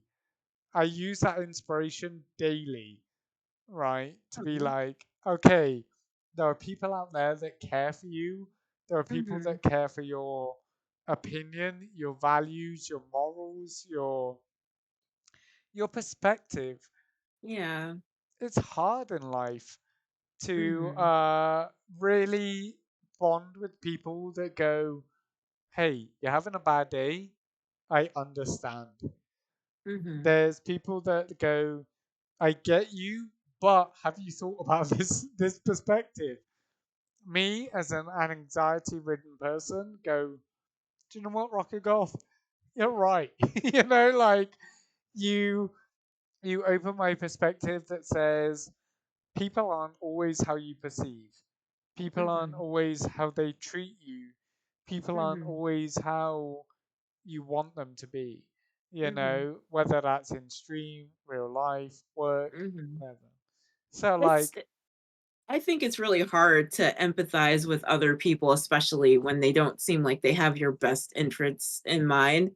And when it gets to that point for me, it's like I take a step back because they try to insult you personally because you hit on something that where their pain is. And you're just like, okay, so what's hurting you? Why are you hurting? And why do you feel the need to lash out? Like, what's really going on here? Because this doesn't have anything to do with me. Now that I grew up in an environment where I was a scapegoat, and the things that I got blamed for, and the weight that I've carried for decades, you know, isn't my fault. I don't blame myself for all that stuff anymore. It's like, okay, so I'm not going to carry anybody else's weight. Let's find out what's going on with you. There's something else going on here. yeah, And yeah, sometimes you just got to be honest with yourself. Sometimes some people don't want to see the truth because it is too painful to see, and they don't have that support to help them, when they actually have to face the truth, you know. And that's hard, and I get it, and I feel like that was the problem with my mom. Like, she's been through some stuff. I think I have an idea of what she's gone through, It's very personal and it's very painful. And I think she thinks people would think of her differently if it came out Yeah. and if she needed help and support to get through it because you want to seem stronger than you are. You know, it's kind of like an No. animal that's wounded in a corner that feels like it's backed into a corner. It'll attack you and be very vicious, even though it needs help, you know? And I kind of feel Oh like my that's where our god. society is at, you know? I again, I don't mean to use your government name, but like It's Christina, okay. like It's you okay. do not Yeah. understand how much I relate to that right now. I mean, I think we all can. No, I think no, we all know that person, you know, that I've had friends where I had to cut them off because they're, the first thing they say to me, I have, you know, people don't want to be my friend anymore. Like they always disappear, they always ghost me, and I don't know why. And those are the people who aren't able to look inward because it's too painful to look inward and see yeah. where the problems are inside of them, you know. No, you have touched on something that like this week has been Hmm. such a problem for me where like Oh, really? you have been so personable where like you know, at the end of the day, we have traumas, we have We triggers, we do. have things that, Mhm. like, I don't want to be that person, but, Mhm. like, I'll snap. I'll say things I don't want to say. Mhm. You know, and Yeah. so, like, to me, that is such a huge thing where, Mhm. like, fuck, I need to rebook you. I need to rebook Yeah. you for another Yeah. stream where, like, we talk Yeah. about mental health because I Yeah, know for sure. we've had our conversations, we've had our podcasts, we've had our things, which, by the way, you know, www.access rock off, you know, all that stuff, gaming in the Mhm. basement. But Mhm.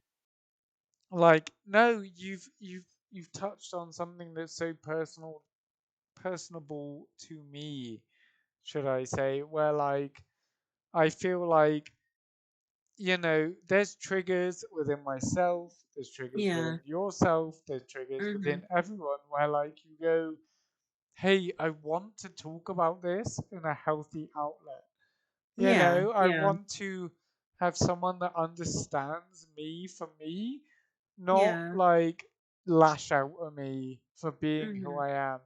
You know, Yeah. and whether that's your parents, whether that's a Mhm. friend, whether that's a relationship. I mean, I feel like society does that a lot too. Like, I mean, I think like men do have it hard for letting like having an outlet for emotions, right? You're not supposed to show emotion. You're not supposed to be like emotion and seem as womanly, but I feel like, showing your emotion and being able to communicate how you're feeling is so important to Hmm. like successes with like Successfully. friends. Yeah. No, no, Yeah, no, you're good. friendships. I get it. I get it. Because right now I'm Yeah. like, man, I'm slurring my words. Yeah, like friendships and relationships and stuff like that. Like society is setting us up for failure. Hmm. And we need to just kind of take a step back and make sure we're supporting each other and giving each other that outlet that we need because you hear other things out there like, oh, you're supposed to be a man, you're supposed to be like this, you're Oh supposed my to be like god. that. I And hate then that even shit. with yeah, and even with women, like my You're therapist says this all, hysterical. yeah, like yeah, we're hysterical, but we are brought up a certain way. Hmm. Like, if there's like a brother sister situation, like the sister is held to different standards than like the boy is. Like you're expected to put other people before yourself. You're Such expected to like bullshit. make sure you take care of things. Yeah. Like usually the boy can act up because boys are unruly and stuff, but you have to be Oh my proper all the god. time. You got to consider people. You can't ask questions. You can't ask why. Like it's so ass backwards, and we just got to rewrite things so that things are healthy for people. Right? Like we're human people, and we don't work like that. Oh my god. Like this is Yeah. why like platonically me and you are like wavelength. right? Like Mhm. we we understand each other because I don't want someone to feel like there's masculine, feminine roles to life. There Yeah. is to a degree where like there will always be a part of me that believes in chivalry. There is Mhm. always a part of me that believes that like I would do everything to protect my person. There's Mhm. everything that like But I feel like that's true with women too. Like I hold yeah, doors for people, yeah, like I'm very polite when I need to be. I just think, I feel like everything is on a scale, you know. yes. You just Oh land my where you god. land. There shouldn't be like hard set rules like, Yeah. "Oh, you're a woman, you should be this way, feminine and wearing dresses and like, yeah, clean up after your man and make dinner, make sure Yeah, dinner's on no, the table." fuck Like, no. I don't Yeah, like be your own person, yeah. but, But be respect other people. Yeah. in a like combined relationship where you understand Mhm. those roles, where you Yeah. understand like man, like the simplest of things. Like if you understand that I've come home from work and I'm stressed, you understand those boundaries. But I also Mhm. understand that you've been dealing with your own shit, and I don't want to press on those boundaries. Like it's not Yeah, like I you mean have to come home and you have to understand immediately that I'm stressed. You I know? mean, I think it's different. You get to know your person. I Yeah, got to know my husband.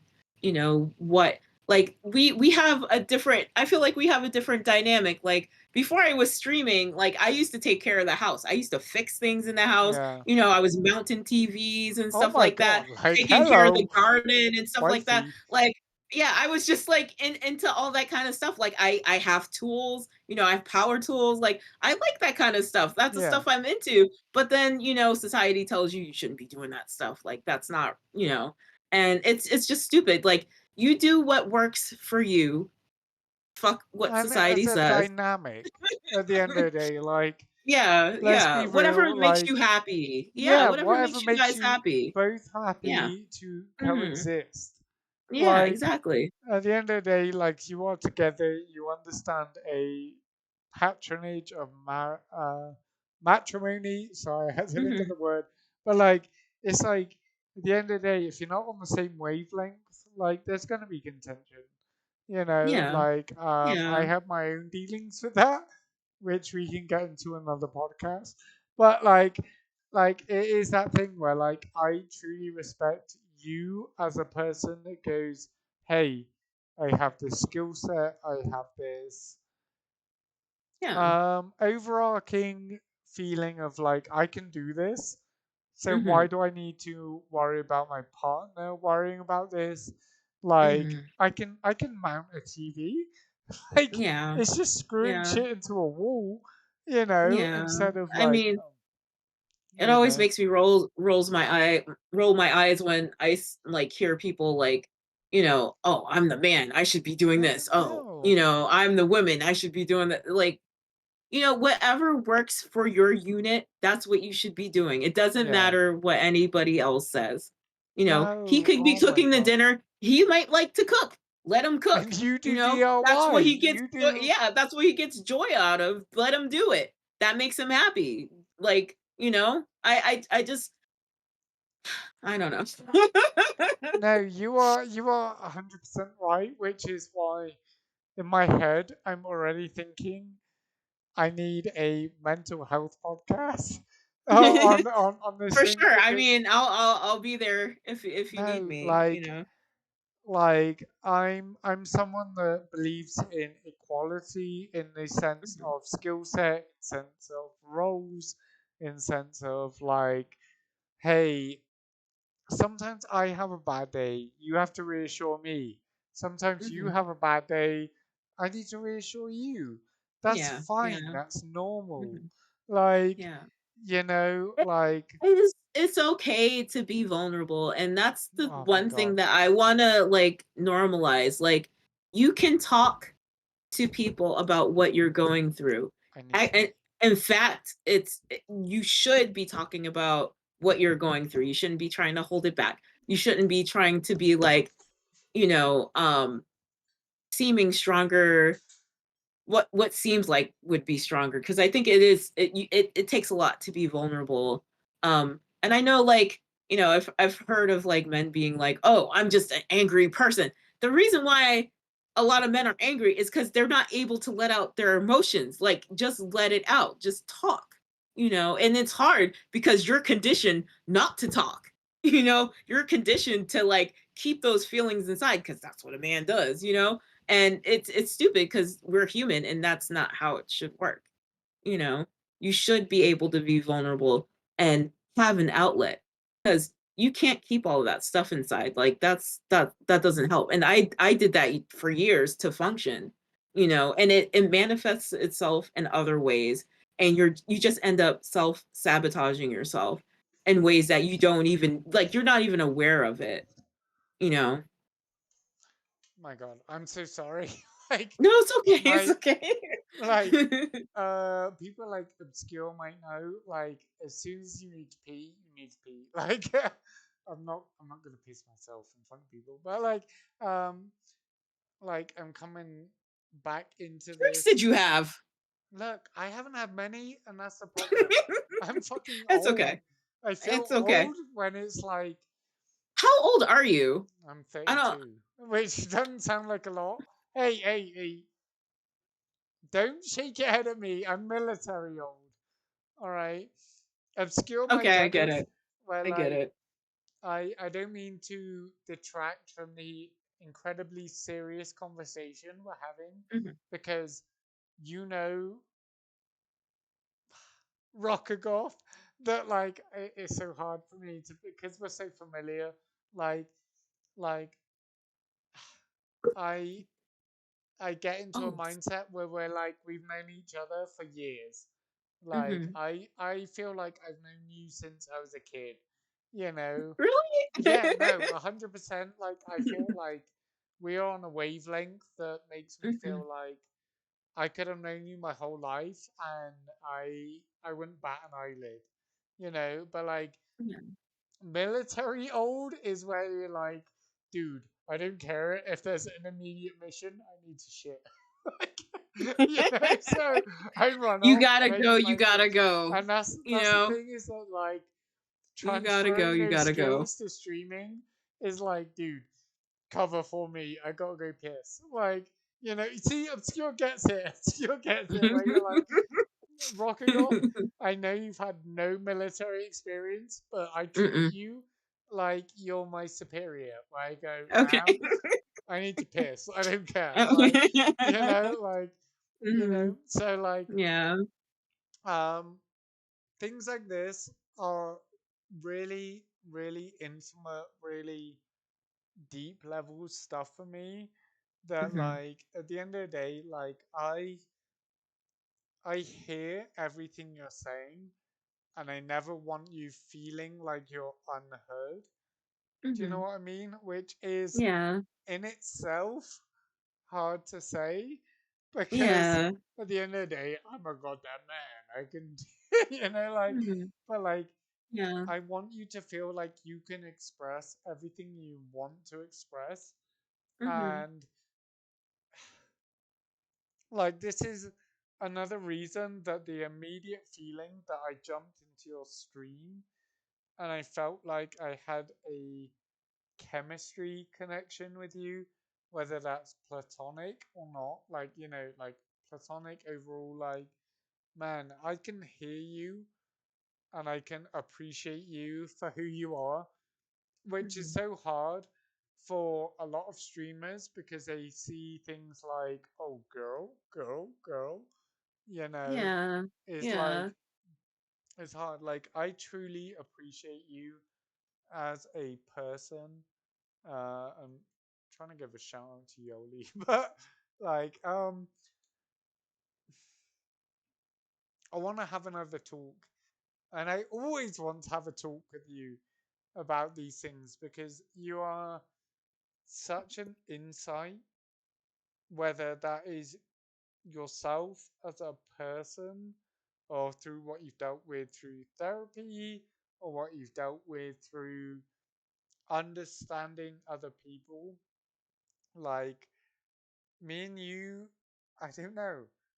Sorry, English grammar. You and I understand It's okay. Like each I other. either way that works. Yeah, Yeah. no, but Yeah.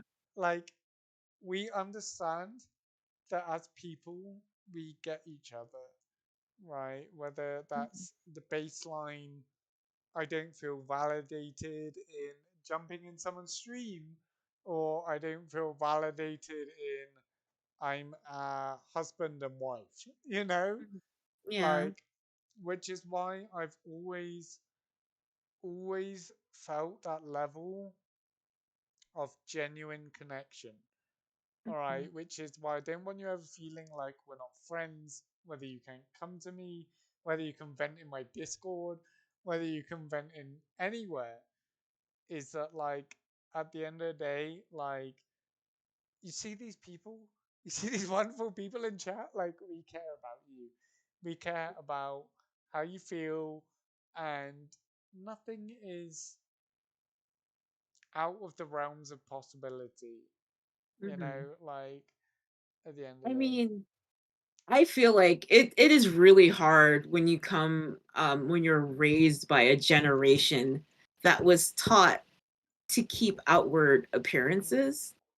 We got to kind of re-educate ourselves to be able to be vulnerable because we were all taught to kind of suffer alone. Just stiff upper lip, get Yeah, on. yeah. Yeah. Yeah, yeah.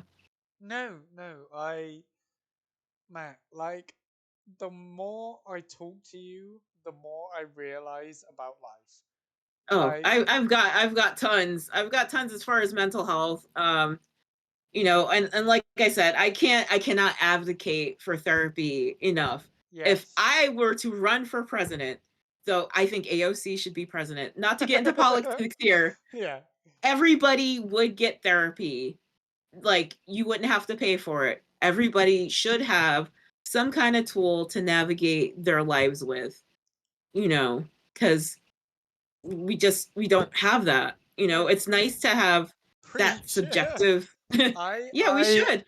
That I subjective don't point of know view. whether people like obscure any other member of our services understand. We're taught that if we go to behavioral health, whether we talk about therapy, we're spoke down like pieces of shit, right? Like Yeah, and because I it's I like get you that. should get on, do your job, deal with your own demons, etc., etc. Like I'm in behavioral health. I have therapy at least once, maybe twice a Mhm. week, right? Mhm. Is Teach, Yeah. thank you for being in member of Team Army. Like, please do go seek that help. You need to understand the world. Okay, Teach what understand yourself. happened. Yes, Teach like what Yeah, yeah, teach what happened to make your experience like bad like that you don't want to go again. I'm curious. please, yeah, no, because as someone who is 5 years in to the services, I know that if I had got a appointment with behavioral health, with therapy, with medication, right, to get on with my job, like I was treated like the biggest piece of shit there ever was. Mhm. Was like you are not sufficient in your job, you are not sufficient in your person to be in where you are today. Like, but at the end of the day, we need that. We need Yeah. people that make us realize that thing that like goes, okay, that makes me understand why I feel that way. Or Yeah. Obscure saying I went well for me, but no issues. Like, that's just it. Like, at the end of the day, sometimes you need an outside perspective that makes you feel like you're validated as a Yes, human for exactly. having emotion, for Mhm. realizing that, like, as Rocky Ross says, she dealt with parenthood that was narcissistic. As a kid, you don't understand that. You As an don't. You don't. adult, you can comprehend that, you know, like where you go, that makes so much sense because they thought this way and I thought this way. How did we disconnect? Right? Yeah. Like, Yeah.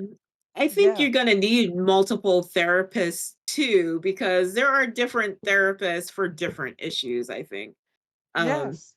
yeah, for me, like my therapist for me is perfect now, but I have some identity issues that stem from, the talk that my mom gave me when I was a child, that my therapist, she can't empathize because she hasn't had that experience of like what it is to like grow up black as a black woman in this society that I kind of need help with. But like everything else, she's been perfect for. And I think you just need to find the right person. And it's not always going to be the first or second or third therapist you go to. It might take a while to find that right person that can connect with you, but that person's out there. Don't give up Oh my because we're God. all You different. There's so many of us and we're all different. We all have different needs. We just need to connect with the right person. an obscure saying like it he like felt a connection with a certain person, right? Like Mhm. I know I lucked out immediately with a therapist that I felt connected with. Like Mhm. she I don't know what it is, whether it's a white cis female, whether it's a whatever. Like she Mhm. understood what I'm going through with my divorce, whether she understood Mhm. with my understanding of the military, my emotional intellect. Like there was so much that like she understood offer it that I was like, dude, I don't want you to ever leave my life. You understand me, you know? Um, Yeah, teach. That sounds like a horrendous therapist that shouldn't be a therapist because if you can't empathize with the person that you're talking to, they don't need to be a therapist. And not everybody hmm. can empathize with other people as to what's going on. Um, I think it takes a special person to be able to be in that field and be able to like, you know, put their biases aside and see where you're coming from. And I kind of thought about becoming a therapist, but I Yeah. don't like school. I don't want to go back to school. I don't blame But you. like, yeah, just kind of to help people that I know and people who are in the streaming community and stuff like that, because it is hard to find somebody who can put themselves in your position and be like, okay, let me just clear, even my political views, my like how I think. Let me put that aside and try to see through your eyes how you're feeling and how I would navigate this situation with the tools that you have available to you and all that stuff. Like it takes a lot, and not I'm gonna say not every therapist. Like I've heard some horror stories from therapists. Like there was this one therapist, like on Reddit, somebody told a story about this therapist who was having like a seafood broil during their session. Like if that's not a red flag, I don't know what is. Who's cracking open like crab while you're trying to talk about something that's Yeah. traumatic that might have happened to you? Like, It feels so everybody, nonchalant. It feels so. yeah. Yeah. It's ridiculous. So that I'm very sorry that was your experience, but I hope it doesn't turn you off the therapy. You just have to find No, the right person. definitely. And his teacher is a member of Team Army. Let's go. But Oh, like, let's go. like it's so hard to accept that like at the end of lying factors is you have your own experience before the military. You have your Mhm. experience in the military where you're told be a fucking man, do what you Mhm. gotta do. Mission is mission.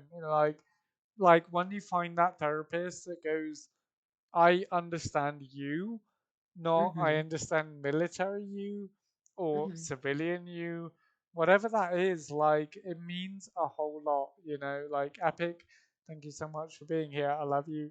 But like, um, Mhm. it's those things where you go, hold on, like this Mhm. person is trying to understand outline triggers for me, outlining um the simplicity of life. Like, man, like I could I know we oh my could keep god. talking. I I'm know probably gonna have to go soon we are because gonna I'm have to go starving. soon. Yeah, because I'm Yeah, we're looking at like the an time. hour over, like a half an hour No, over and that's almost. just it. But I Yeah. really enjoyed talking to you and talking about, mental health. Like I could go on and on about mental health. Like I have so many So experiences and so much that I've been through and that I want I want to let people know that they're not alone, whatever they've been through. Yes. And I've heard a lot of stories since I've started streaming, and I used to think I had it bad, but I've heard some pretty wild things, and I'm in awe how people are still here and they're working their way through it. So, I would love if you want to do something around mental health, just No, let me know. please. So, how about this? To you as a person, you as not just a streamer, not just as a podcaster. How about me and you? We talk real shit. I don't give a Okay. fuck if people unfollow. I don't give a fuck if people don't care about it. Mhm. Like me and you, Mhm. we set up something that is 100% real talk. Okay. Yeah. Mental health. Yeah. We talk Mhm. about physical health. We talk about anything.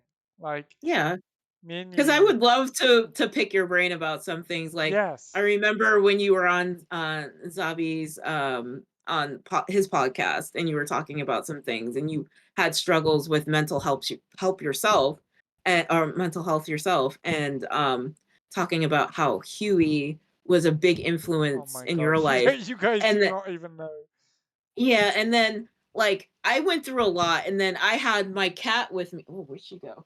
She was just over here, but Yeah. yeah, I had I had my cat with me, and she got me through a lot. I've been with my cat before I even met my husband, Yeah. and she's gotten me through a lot of hard times. So, love to talk more about, like, how, like, Animal animals assisted really, therapy.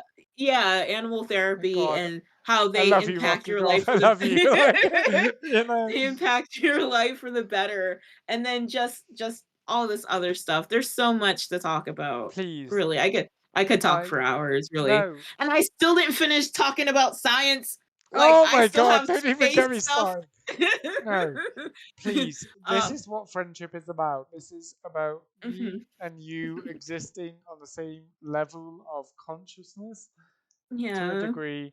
I know that I would 100% talk to you for hours and hours and hours. All right. yeah, Like, this is yeah, not just you as a mod. There's a reason I made your mod. Okay. For those of you that don't know, Rocket Goth is my mod because at the end of the day, me and her are like same wavelength on a brain wavelength level. We understand each other. We try to accommodate each other. We try to feel out each other's lives, and we understand that, like, hey, you may not be here, but like, there is no love lost, right? mhm. Like, I can go into Rockagoth's stream, and she treats me like I've never left. You know what I mean? Like, Yeah, I mean, I you feel know, the same way in your community. Every time, it might be a while before get I have the chance to be in the exactly. stream, and I'm able to come in and feel like I've never left. Or, I've been in streams where people are like, "Where have you been?" and stuff like that, and it makes me like anxious to like go in after a while. But yeah, never in No, this community, and and that's something special. You don't get that everywhere. exactly, and that's what I love about you guys as people is that it's not like, oh, I don't see this person as a mod because they haven't been here. It's because that streamer respects them on a friendship level that is like they're a mod for a reason. Mhm. Like Epic, Heavy Hustle, even Leah Yeah. recently has been like had to do their own thing, but you guys come in and you respect them for who they are. You feel like they've never left this community because they haven't at the end of the Mhm. day. And Yeah. Rocket Goth is one of those people where if you have a problem with, I got a problem with you. All right, like you know, like Yeah. even down to some of my VIPs, Abby Games, like if someone fucks with you, they're fucking with me. Like at the end Mhm. of the day, and that's just it. Is that like we are here for each other on a mental health level, a physical health level. Like we do this thing because we care for each other. Heavy hustle could be like, who's in chat? Like, I'm a mod and I've been here from since day one, but I don't do mod duties. But I love you, you fucker. All right, like Yeah. she's too nice. Exactly, and that's just it. Like at the end of the day, this is about being here for each other, being here for the people that matter, and that like me and Rockagoth, like we've seen each other what I want to say like 7, 8 times this year. We've truly connected where we were like, I'm in your stream, you're in my stream, but I will never stop loving you as a person. I don't know. I don't know how you have so much energy to support so many people. I don't Like, even fucking know. oh, Like, I don't know how you do it because I can't. Like, and that's something that has been challenging me. I feel bad that I can't come through for the people I want to come through for. But at the end of the day, sometimes you have to put yourself first. You have to check in with yourself, and if you don't have the energy, you just don't have the energy. You just can't do it. Um, but like, you're everywhere all the time supporting people. Like the last stream I had, I think we rated out to somebody. You were in there, and then I went to somebody else's stream in your community. You were there, and then I think later on in the night, I went to somebody else's stream. You were there. I was just like, he's in everybody's stream. Like, how do you do it? Like, I feel like at the beginning I was like that, but after a while, like I couldn't keep it up. I was yes, cracking under the pressure, and it was too much. But it's I really commend you because it's hard to do. as much as I want to deflect your compliment with that, like it is a I don't lot. either. I want you guys to know on a human level, like it takes so much for me as a Hmm. person to Yeah. have a fucking shitty day at work and then sit here on Twitch and try and create positivity. But Rockagoth, Christine, Hmm. as a Yeah. person, I know you do the same. Like you sit I here, I I do, but at the same time, like especially recently with like being able to create my own boundaries and checking in with myself and seeing how I'm doing and with competing and stuff like that on an emotional level, on a physical level and a mental level, like sometimes I can't. yeah. I can't. And But at least you're honest about it. That's the yeah, difference. but it's so hard, and you know um my anxiety does like latch on to my shortcomings. So if there's something I don't like that I want to do but I can't do, then there's my anxiety. I recently found out my anxiety is like the voice of my mom, and um like this voice of me trying not to be my mom. So Yeah. it's kind of like this contradictive thing that exists in my mind, and it's terrible. And I really feel for anybody who's living with anxiety and severe anxiety. I also have complex post traumatic stress disorder too from my Hello. childhood. And PTSD. Hello. yeah, and it's hard living with all that stuff and having to be aware with where you're at that point in time and what you're able to do, and being able to have those honest conversations with yourself, and especially as somebody who is a recovering people pleaser, Oh to my like god. Hello. like just to be able to be like, you have to put yourself first. Yeah. Like, how do you put yourself first when you were brought up to not put yourself first, you know Rocket Golf. This is where I'm 100% going to think about having a separate podcast where we just like discuss mental health because you have touched upon something that has happened to me this week alone, right? Okay. I Yeah. I truly want someone to feel like they are wanted, that they are loved, that they are cared for, that I would do anything for. But like in my head, like man, they have distanced me. They have, tried to put their own boundaries, and it's like it's this whole thing, right? Like where you Yeah. are a people pleaser, I am too. right? Yeah. Like, I want the best for people. I want the best for everyone in chat, whether they're lurking, whether they are here present, like it's Teach, whether it's Obscure Menace, whether it's anyone. Like, at the end of the day, like, you know, things like PTSD, things like you know, abandonment issues, everything has been such a big Hmm. part of our lives that we don't want Yeah. to acknowledge because it Hmm. sounds like at the end of the day, like, did your parents walk out the door or did they just not, you know, fulfill the right needs for you as a child?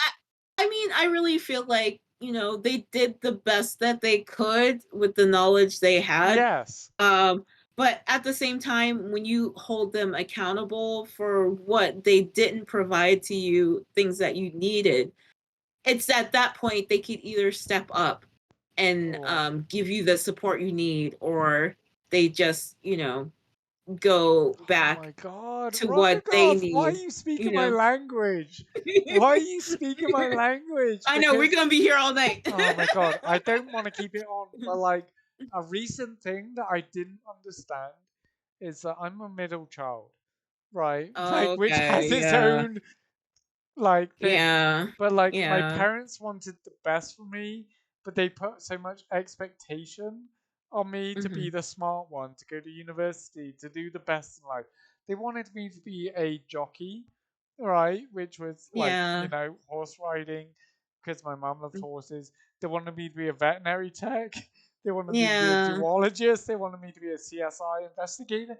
Like, Oh my dude, god. right? Like, at That's the end of the crazy. day, like, I love my parents. I don't want them Hmm. to ever feel like it is anything less than I love my parents. But at the end of the day, as a kid, you feel like you're failing them. Dude, I I'm a mean, fucking 13 Bravo in the army. I sling rounds and put warheads on foreheads. Like, you yeah. know? I mean, that's the thing, and I think that's an important point that people have to have hammered in their heads. What's the purpose of having children? What is your purpose? Like, Mm, why do you want to have children? Like, are you okay with your child being their own person? Are you okay with your child not owing you anything, yeah, because just because you gave them life doesn't mean they owe you theirs? yeah, You know, I think there's a lot of things that parents don't realize that their parents put on them, and they're trying to put on us, and it's not fair, and yeah. it shouldn't be like that, and I feel sorry that they had to go through that. But I feel like, the millennials and Gen Z were kind of like saying, no, this isn't right. You can't do that. Like, I didn't ask for life, I'm just here now. I'm And existing at the end of the day. yeah, Like, yeah, exactly, yeah. oh my God. This is why I 100% am going to get in Discord with you after this and be like, Okay. we need to schedule something where For like sure. I do know Yeah, that we for Mental Health Awareness Month, I had to get that right. We had yeah, these kind of conversations, but we brushed on things, which is why I yeah. want you guys to go back on Rockagoth stuff, listen to people's stories, listen to what she has brought out in people, because she brings this out in me. All right, where like I 200% want to talk to you. If you signed up to be a therapist, give me your number. Like, but like at the same Yeah, time, I have my own therapist, and I'm not ashamed to talk about the fact that as a military member dealing with stuff outside the combat arms, we all have lives. We all have lives. yeah. So if you want to show some love to Rockagoff, please do. I 100%, not even 100%, 200% support what she talks about, who she is as a person. She knows exactly how I feel, even at the deepest levels. But like, she understands that like we're human, all right. Like, whether we've been Yeah. in Obscure Menace, you've done more than I've done, but Rockagoth understands you. Like, whether it's the minor stuff that brings you to the point where you go, hold on, why do I feel this way? Rockagoth has some understanding that goes, have you thought about this? Have you done this? Oh my We got a God. raid. Oh my God. And from such a beautiful soul, Comfilia. I'm sorry if I butcher that name, but we've had a few drinks. I'm emotional. I'm going to give you a Oh, shout out. But for I got those it. of you that don't know me, I'm K9. I am a charity and variety streamer where everything is about you. Okay, I want everything to make you feel the best you've ever felt. All right, and meet people that understand you. Hence why I'm here with the Rockagoth, the podcaster, the streamer, the gamer extraordinaire. Okay, um, we are doing a podcast about getting to know Rockagoth, where we are in a pub setting where we can have a few drinks. We can just get to know each other. So come feel it. Thank you so much for bringing your community over to me, our friends, our community. You know I love you. You know that I want the best for you guys.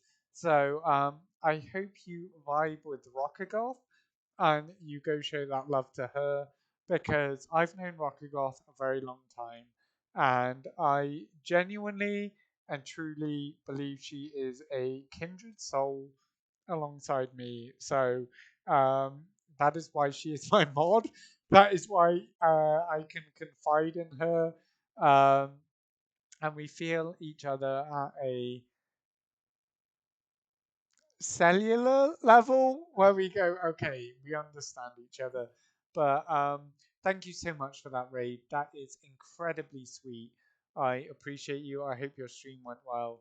And I want to very quickly open up the floor to anything you guys have a question for Rocket Goth because my God, we can yap. All right. Can I talk to Teach 1 quick minute? Yes, please do. Okay.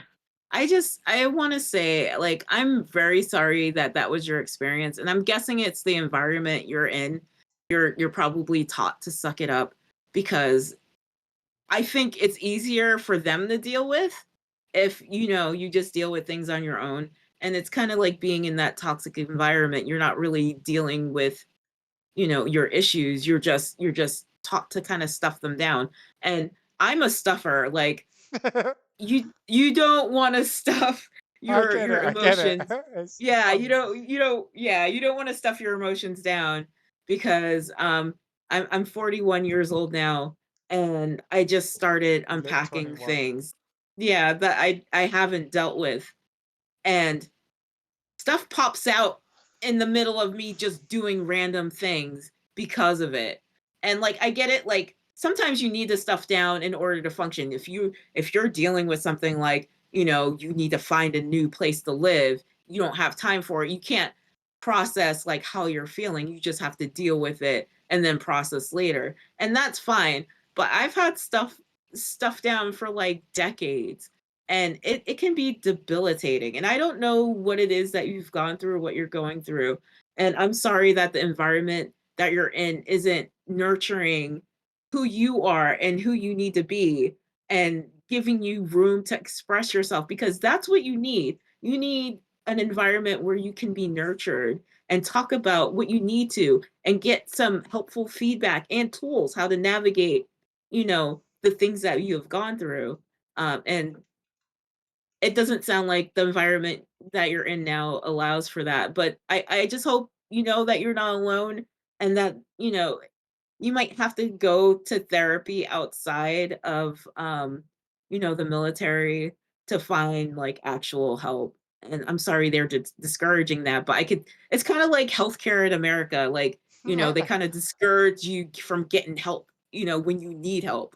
So even though you're paying for it. So I'm really sorry. And I wish I could help. That's kind of why I do want to be a therapist, but I wouldn't make any money because I'd just be helping people. Yeah. I just. There's But there's a yeah, I hope you disconnect where get. you have to realize it's a career Yeah.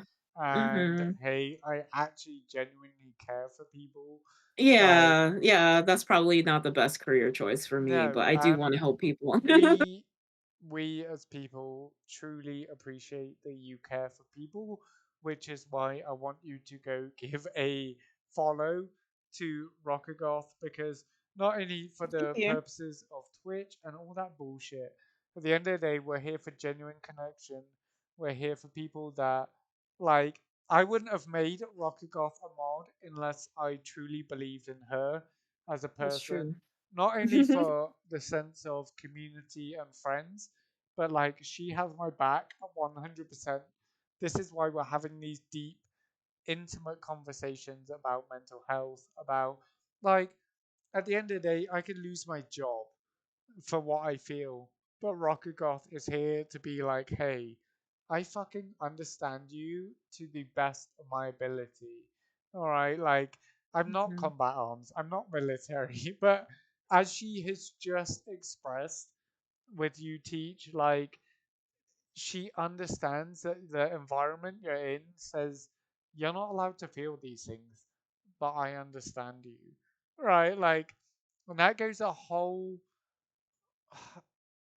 I don't want to say it, but like, there's people in my life that goes leaps and bounds from the understanding of as a civilian to military to, like, we have to be the most stoic people we've ever been, where it's like, I would shoot a motherfucker in the face but not feel anything, but I'd also be like, dude, I just shot a motherfucker in the face, like, and it's so fucking hard to deal with that level of, like, this is my life right now and this is what I've experienced through my life, where I go, if Rockagoth told me to jump on that grenade, 100% I would jump on that grenade for her. Right? I would not. I I would would not, not ask you to do that. you would not ask Oh it for me, but I would do my it, God. right? And Teach Yeah. understands that, right? Like, that is our sense of duty, that is our sense of life Yeah, and I mean, preservation. it But sounds like in the military, it's very like extreme. I'm just reading what Teach has said, and it has to be hard to be around like hazing and hate, and it just seems like it's really like yeah, kind of like chest chest banging, stiff like upper lip. oh, Oh, I'm oh, a macho like man. Yeah, yeah, and it shouldn't be that way. Like you should be able to be vulnerable when you need to be vulnerable and get the help you need when you need the help. You should have people who can listen to you instead of like it just sounds like they're just gaslighting you guys, and mm. that's It's not right. brainwashing. Like It is brainwashing. yeah, yeah. No. I mean, Oh man, how yeah. I want to talk to you so much about Yeah, I civilian probably should life. get going though. I'm so Yeah. hungry. No, no, please.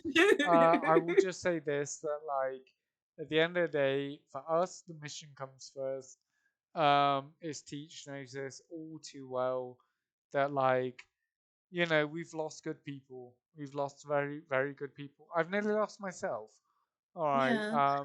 I I've mean, I've been there myself and I understand it. Being at that point where, you know, when you get to that point, there's you can't really see reason. Nobody yeah. can talk to reason to you You because can't fathom like how there's life beyond this. There's yeah, yeah, yeah, yeah, no, no, I which totally get that. Um we will and I definitely mean, have a talk. yeah, I think We'll we have a need talk more with Sue as conversation well. around that too. Yeah, Yeah, for sure, for sure. no, 100%. And I want everyone to know that, like, I do not want you to quote unquote trauma dump on Rockagoth for the same reason. But, like, she is someone that understands these many reasons why we do what we do, even as the baseline level, right? So we have people like Wentz in here who is struggling in civilian life, right? Like, we understand you. We want to listen to you. We want to make you feel like you are valid. You are not a Mhm. burden. Okay, Yeah. like, at the end of the Yeah. day, whether you talk to us or you don't, at the end of the day, like, you matter. Okay. Um, Yeah. so sorry to end on such a deep note, I but at the same know. time, I know that that is Christine, aka Rocket Girl Tomorrow's, is that like life is fucking hard. It's Alright. hard. It is. We are Yeah. fucking here for you. Whether we're struggling, whether we're dealing with stuff. If Rocket Golf, you want to drop your Discord, okay, I would Oh yeah. really appreciate that because Sure. I know that you have such a loving, supportive community of people that want to do better for each other. Hmm. Okay, like please do, please go into Rocket Yeah. Golf chat. I'm not saying Like on I would love to get like some kind of support group thing going. I don't know when, even if it's like once a month to just kind of vent, you know, so that we all have a place to just talk about stuff cuz sometimes you just need to be heard, you know? right. You need to Uh be human. You need yeah, to you need to be be human. vulnerable at the end Yeah, of I the mean, day. I cried. I've cried on stream before like, Yeah, you I've know. cried on Yeah, like stream. Like, yeah, I mean, you yeah, know, at like the end of the it's day, nice to have a place to do that.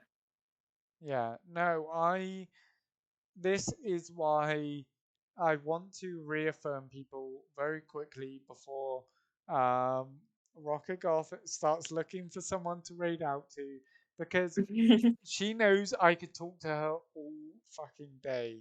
But Like I could talk too. But she's had me on a podcast 2 times, which is Gaming in the Basement with Rocket Golf. Like, please go over there, show some love, oh, thank you. listen to everyone because she is such an inspiration to me that like I'm only Oh, thank here you. as a podcaster like because of her, because of Sahabi, because of Let's Be Frank, because of Joker Dad, right? Like we're here to talk about real shit because at the end of the day it's her. All right. Rocker Goth taught me the way. She made me feel validated to speak my opinion, my self worth. All right, like my story in life, and as someone that loves Rocker Goth to death and would 100% jump on that grenade for her, like, oh my god, Say don't that. right, Don't but it's say true, that. it's true, it's true. Like at the end of the day, like I would I would want you to feel valid as a person, as a streamer, as a podcaster. Like we appreciate everything that you do. Okay, and I know it's emotional time, but like it's go show her some love. Okay, because we may not get to have as many streams as we want with Rocket Golf, but appreciate life. Appreciate that people are busy, people have things going on, that, it may not be the simplest of thing where we we want to be around someone, but Rocket Golf is someone that always makes you feel better, always Oh, understands how I thank feel, you. and always checks up on me. It's so fucking simple. Alright, like every now and then when you get that pang of like, hey, I don't know who is out there for you or I don't understand what you're going through, be the rocker goth in your life. Be the person that goes, hey man, what's going on? And like have a real conversation Yeah. because rocker goth has been such a grounding energy for me that keeps me motivated, keeps me moving forward, keeps me, feeling the best of my abilities. Where it's like, hey man, you're human. You don't have to be this. All right. So please go show that love to her. Thank you I so much. really, really do appreciate her company. I really do appreciate her love and support on a daily basis where she's busy and she goes, man, I am so sorry. And I go, you got a mod sword for a reason. All right, like, do you at the end of the day. Okay. So, I know we have all these wonderful lurkers. I know we have all these amazing people in chat. but I also do not want to keep you, Rockagoth, who is in the future. No, wait, you're in the past for me. Hey, hold up. We could talk for hours. But like, I don't want to keep you too long because you have a life. You have people that you need to go show that love to. Um, is there anyone you would like to raid out to? Or would you like to stream yourself? Would it be okay to raid out to Lala Layla? I just saw that she was streaming. Now, Rockagoth, you do not have to ask to me to raid out to my bestie, okay? Because for those of you that don't know, Leah is someone that um, throughout literally the smallest of things in my life to the biggest things in my life has been there for me. She has been one of those epitome of I met her through the internet, and yeah, I would also like Rocket Goth jump on a grenade for, right? I hope you don't do that for No, I anybody. hope you I'm don't just do saying. that. I'm just saying. I'm just saying. You just imagery. I don't like it. You may not like it, but no, it is out of, as people like the Obscure Menace, Applied Kingdom, everyone that is in this level of sheepdog mentality knows that at the end of the day, you matter more than anyone. All right, like we would do that thing. So if that is your wish, I 100% stand by that. I would have 100% stood by the fact that you wanted to raid out to a member of your community. Um, let me they're, move this to a new they're all window. they're all streaming Tekken. They're all streaming Tekken, which is They're all fine. streaming Tekken. Um, But no, okay. Lala Layla is good. Like No, that's good. and she only streams on the weekends and Wednesdays, which also means a big part to me because, you know, she doesn't deserve. Uh, mm, no, let me rephrase that. She deserves all the love that she Mhm. can get. Okay. She does not Yeah. get the love that she deserves. Um, and the fact that you want to acknowledge someone in my sphere of things is a huge thing to me because at the end of the day, I'm here for the people. I'm here for people like Rocket Golf who truly understands me as a human being, even though she's. Hold on. I'm not going to say where you're from. 3,500, give or take, miles away from me.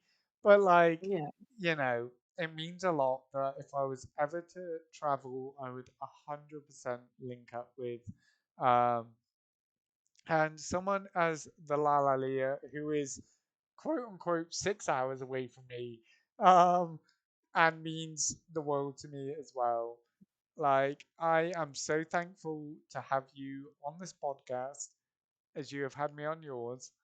I 200% want to do a mental health podcast solely with you because I'm there. yeah, I I'm know there. you understand. I know you get things. We learn from each other. Um, but yes, I would love that. As well as the fact that, damn, it's Super Bowl Sunday and the real fucking MVP is Rokugoth, everyone. So, I think it's the people who have shown up in this chat, to be honest. I mean, yes, you know Yeah, I I mean, love everyone that has come up in this chat, but I'm going to I'm give you a just shout out. I'm just thankful to see so many awesome people here. And thank you for coming through and listening to my story. And yeah, I would love a mental health chat. If anybody is interested in having like a mental health group, let me know. We can get that because I mean, I think everybody should have a platform to be heard and Hmm. feel validated and stuff like that. So No, you are 200% right. All right, like Queenie Valkyrie, we still need to hash out some details with you about military. Uh, Rockagoth, we have discussed some other things in the future where I am I don't I don't want to sound like I'm fangirling, but like 100% on board with everything that you have in your beautiful mind. All right, where Okay. like Yeah. I I am so happy to be a part of your community. I'm so happy to be a part of your friendship group, and that we can discuss things further because I know that as someone like is all over the place. You ground me as a person. You make me feel very welcomed. You make me feel very validated. You make me feel like I do not have to be myself, you know.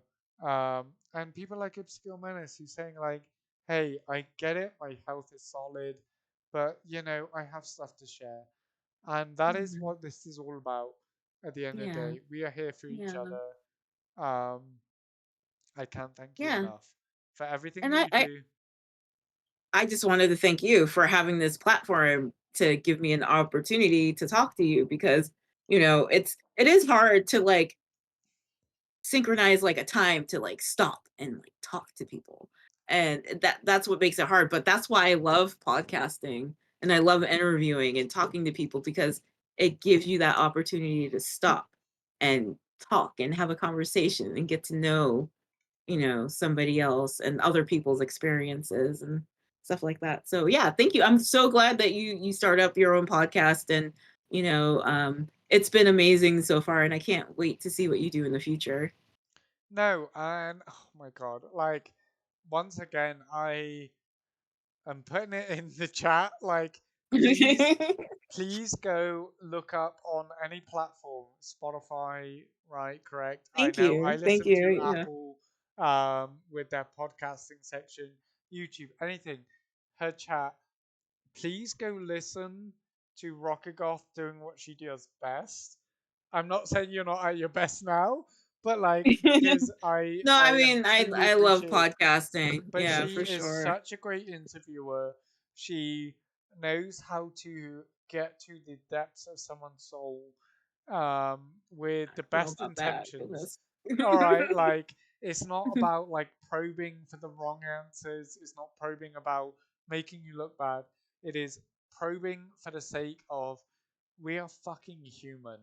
All right, like, and so please go check out Rocket Goth's Gaming in the Basement with, I know I've been on there twice. Oh my god, but Obscure Menace has been on there. Epic Ranger, all these wonderful people that I Yeah. have personally followed and stuck with, Amazing people. right, Yeah.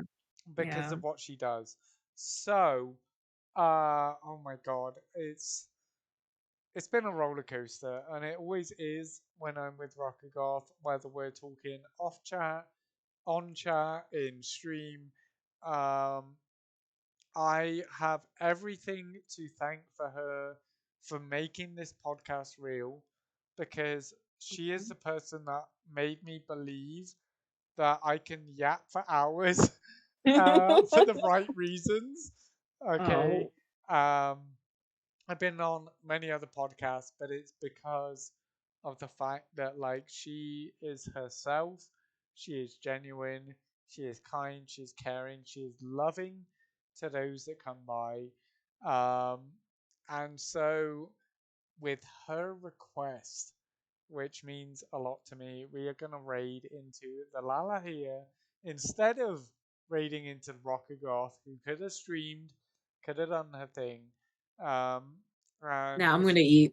yeah, no, please be real. Please do you.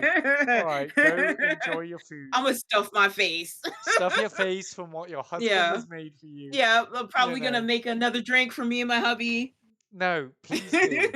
Please do. And thank you so much, Obscure, for putting that raid command as we go into the Lalalia, who, at the end of the day, is someone who has meant just just as much as me as Rocker Goth with the level of support, the level of friendship, the level of understanding.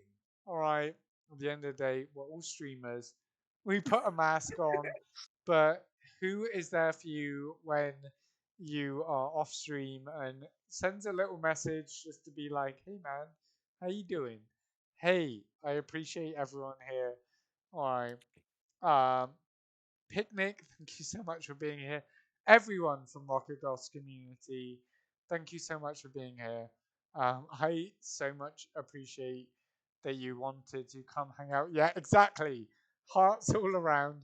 Um, Yeah. but we're going to go right into La La Lia, which means that you guys do what you do best. If you love the vibes there, if you support the streamer, do what you can to show that love. Okay? Um, because at the end of the day, you never know who you're going to raid into, and you're going to make their day. You are going to That's make them true. feel validated. You're going to make them feel like that stream was worth it. All right. They may have the best community, but it's the simplest of things. All right. Obscure, you better be on the fucking podcast. Hold on, let me find my camera. All right. But, like, you know, at the end of the day, like, I I want you guys to show the love that you have shown Rockagoth, that you have shown me. So, Rockagoth, if there's any special mentions you would like to make for your streaming career, for people in your life, anything that makes you feel the best you could possibly feel, please do. Okay. So real quick, I just want to shout out Seattle Online Broadcasting Association. They've given me a great platform to learn more about production, and I've been working with the production team there, getting to know people, getting to learn how to interview better. I've been interviewing indie devs and stuff for them, and I've been working with Seattle Indies to get to know all these wonderful indie devs. So that's been a journey in itself. So if you're in the Seattle area, even if you're not, they welcome people. If you're ever visiting for like PAX West or anything, please come by. We usually have like a meetup set up so you can come through, network with us, meet other people to collaborate with. Also, uh, if you're into Tekken, please join Seattle Tekken. We have community nights on Mondays. We post events that are in the area. Sometimes there's online events too. Also, the last one I wanted to mention is the team I've just been recruited for. It's Mecha Storm Titan. It's a Pacific Northwest based team, and we play Tekken. We're going to start doing tournaments around the area and all over. There's some of us who are going to be at Texas. I think it's the Texas Showdown, or it's either Combo Breaker. One of the two. Can We're I going to ask be where that there. is, real quick? What's that? Where in Texas are you gonna be? I think it's Houston. I Okay, think. okay. Yeah, I don't think I'm going to be able to make it this time. I do want to go in the future and meet up with my team and compete with them, but Let me I think I'm know. going to have. Let me know Yeah, in I. Oh Texas. yeah, for sure. Yeah. I will for sure. For Yeah. sure, I will. Yeah, if I do end up down there, it sounds like it's going to be a really good tournament. So if I can't make it down there, I will, and I will let you know. But Yeah. I think I might have to sit this one out. Which I Yeah. understand. I understand. But It's a long journey. yeah. No, thank you Yeah. so fucking much. Like, I get it, swearing is part of my life, but like, I It's okay. is a heightened level of me being like, I truly appreciate Rockagoth. Like, I truly appreciate you as a person, Christine. Oh, Alright, thank you. government names included. You can call me by my government name because you know it as well. But like at the end of the day, I have been waiting in the wings for this podcast alone because of what you've done for me as a person with our own podcast, having me on, having Obscure, having Epic, having people close to me means the world to me. And I know you've had your own series, but um, man, I truly truly can't wait to talk to you again on such a personal level where you do not feel you have to be asking the questions, where you can be yourself, where you can Mhm, just enjoy all these wonderful friends that we've got. But mhm. thank you so much for your honorable mentions. Please go do follow whatever you can to support her. As you Oh, thank see, you. like she has the best interest at heart. All right. You know, it for whether it's for me as a streamer, whether it's you as a streamer, whether it's a community of Tekken players. I feel the same about Halo and Dead by Daylight, right? Like Mm-hmm. we want to build DVD. DVD, all right? But like, you know, it's about Yeah. showing the love of people that want to be around each other. And Mm-hmm. Rocket Goth, I can tell you with 100% certainty, I fucking wish we lived in the same city because we would go out for drinks, we would do whatever we want to do. Whether you want it or not, I'm asking you, all right? Come in, come bowling. But I would like, drag you to all the events around here yes, for sure, for sure. exactly. There's so many great people around here. Like Picnic, you Oh know. my god, Um yes. yeah, yeah. Yeah. But thank you. Oh my god, so much. It feels like we were just doing shots to pre-game for the stream. But I've We should officially. have one more to close Do you out want one though. more?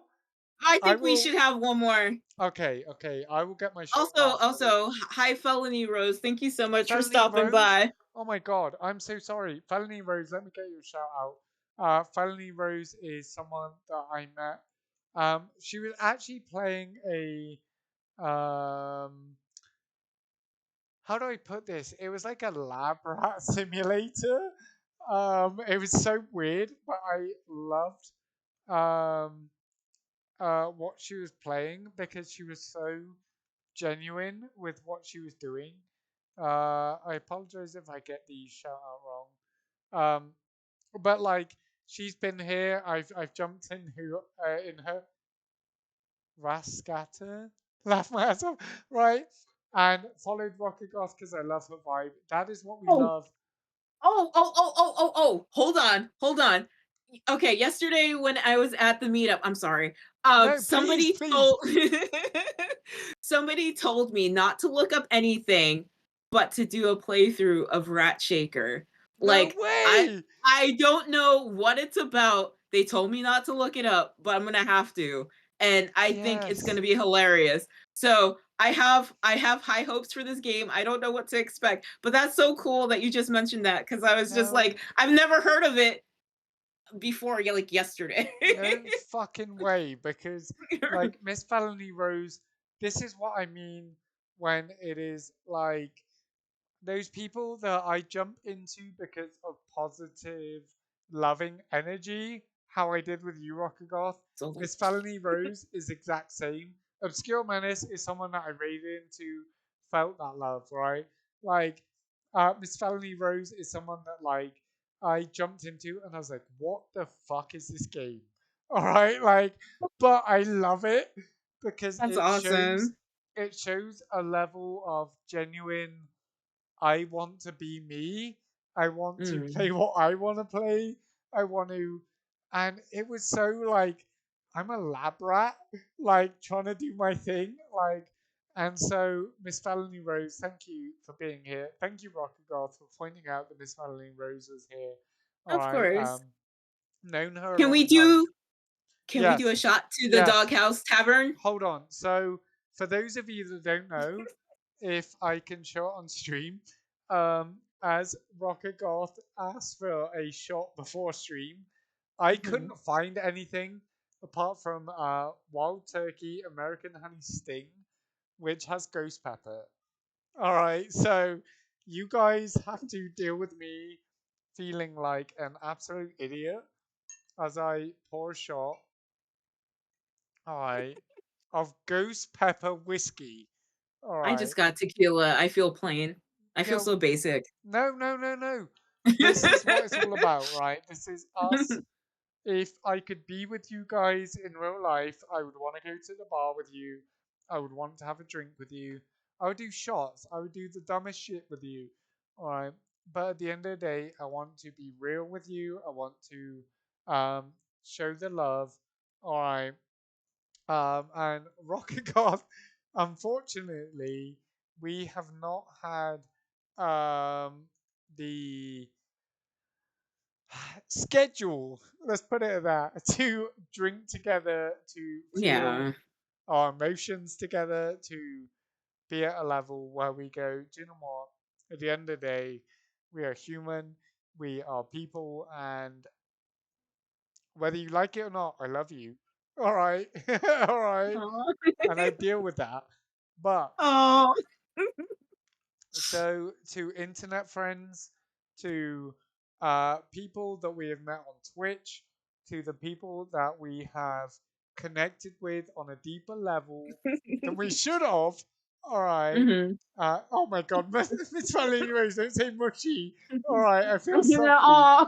All right, but at the end of the day, it is what it is because, at, like Rocker Goth is someone that I have wanted to make sure that she feels validated, to feel like she can talk about anything she wants to. She is my mod. She is my friend. She is someone that knows no boundaries. All right. So this is a shot to her. If you in No, chat, the Doghouse Tavern. Come yo, on. no, not to the Doghouse Tavern. The Yes, to the Doghouse Doghouse Tavern will Tavern. stand. Oh, All are we gonna right. argue right But now? thank you Like, so much for that follow. But I want you guys to know that if you guys have felt this way, if you have a drink near you, a smoke, or whatever, all hmm right, this is a celebration to you guys, to Rockagoth, to everything that you stand for. Salud, prost, nastrovia, cheers. I don't remember anything else. All right, and I'm gonna Oof. regret that.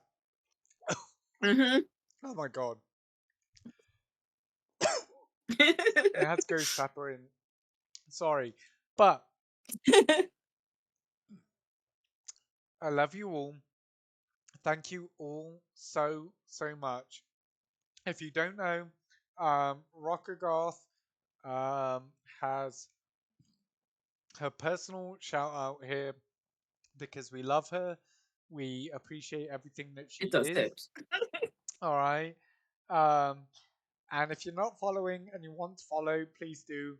Um, because of her, not only have I made a friend that I can feel validated, that I can, if I was to travel, I feel like I could reach out to and make sure that I feel like, okay, she's going to meet me at a bar and she's gonna drink me under the table.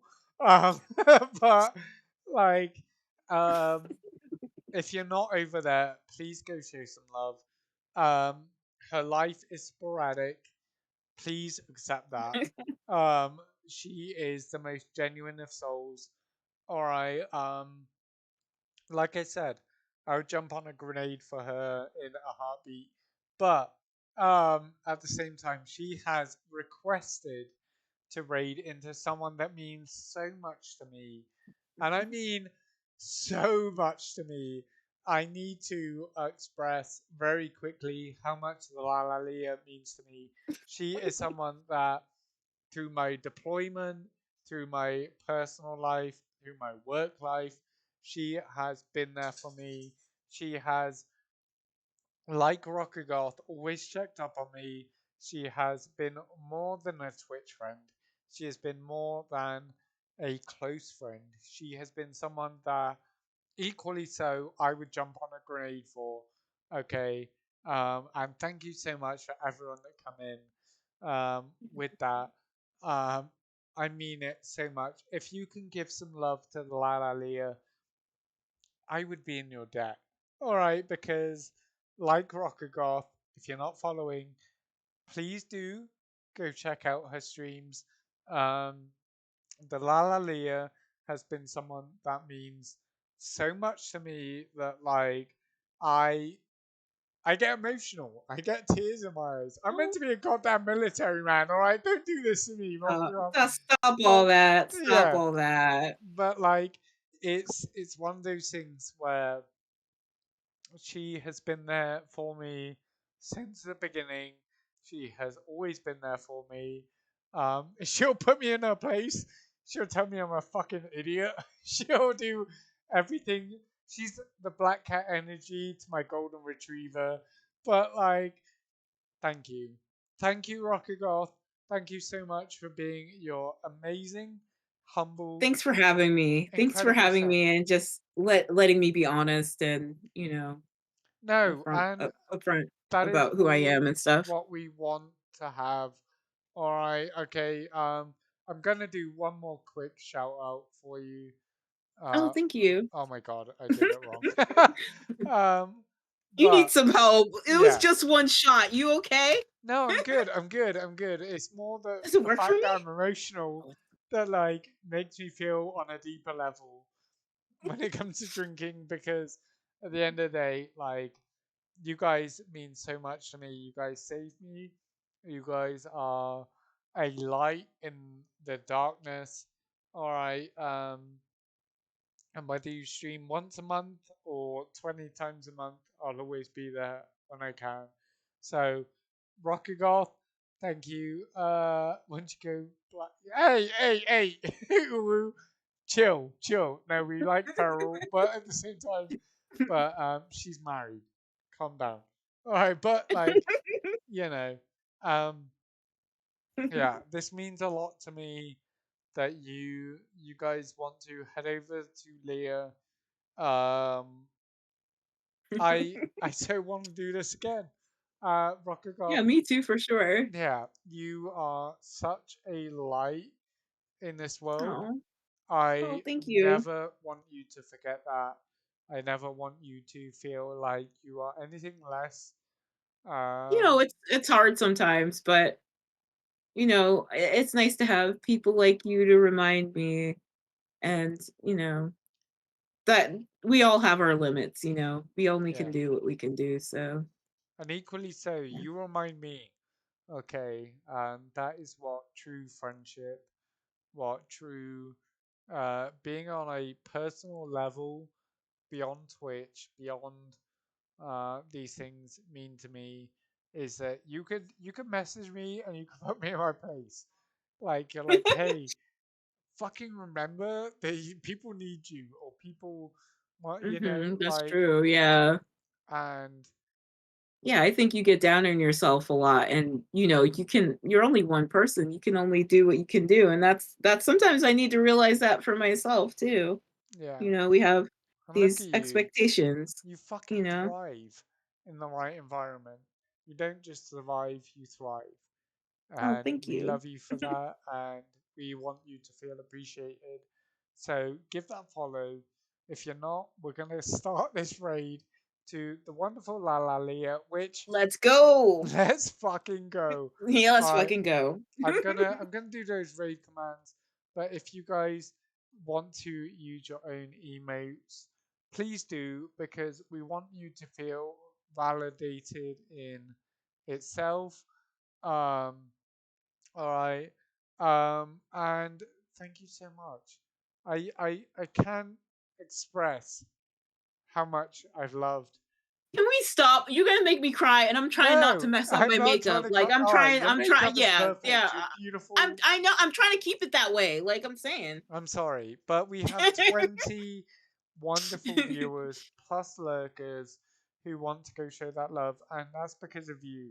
You want to show that love to someone who's close to me, not close to you, and I truly appreciate that. Okay, for I mean, anyone, your community is very close to me. Like it's an amazing community, and I was lucky enough to be a part of it early on in my Twitch career, and I don't think I will never forget that. and Like that to me being means the world because we support yeah. each other, Yeah, and it's such a nurturing community, really. And there's just some amazing streamers in here, so yeah, yeah. and again, once again, please go follow Rockagoth. Please follow Gaming in the Basement on any platform that podcasting has. Go listen to people's perspectives. Everything Rockagoth is a Oh, they're natural. going. She is the reason I'm here. All right. But we have to go raid out. So I love you all. This I is think we're gone already. yeah. This is K9 Pop and Smoke. Oh, I started running in as soon as I read Rated over. Let me get it over Yeah. here. OBS.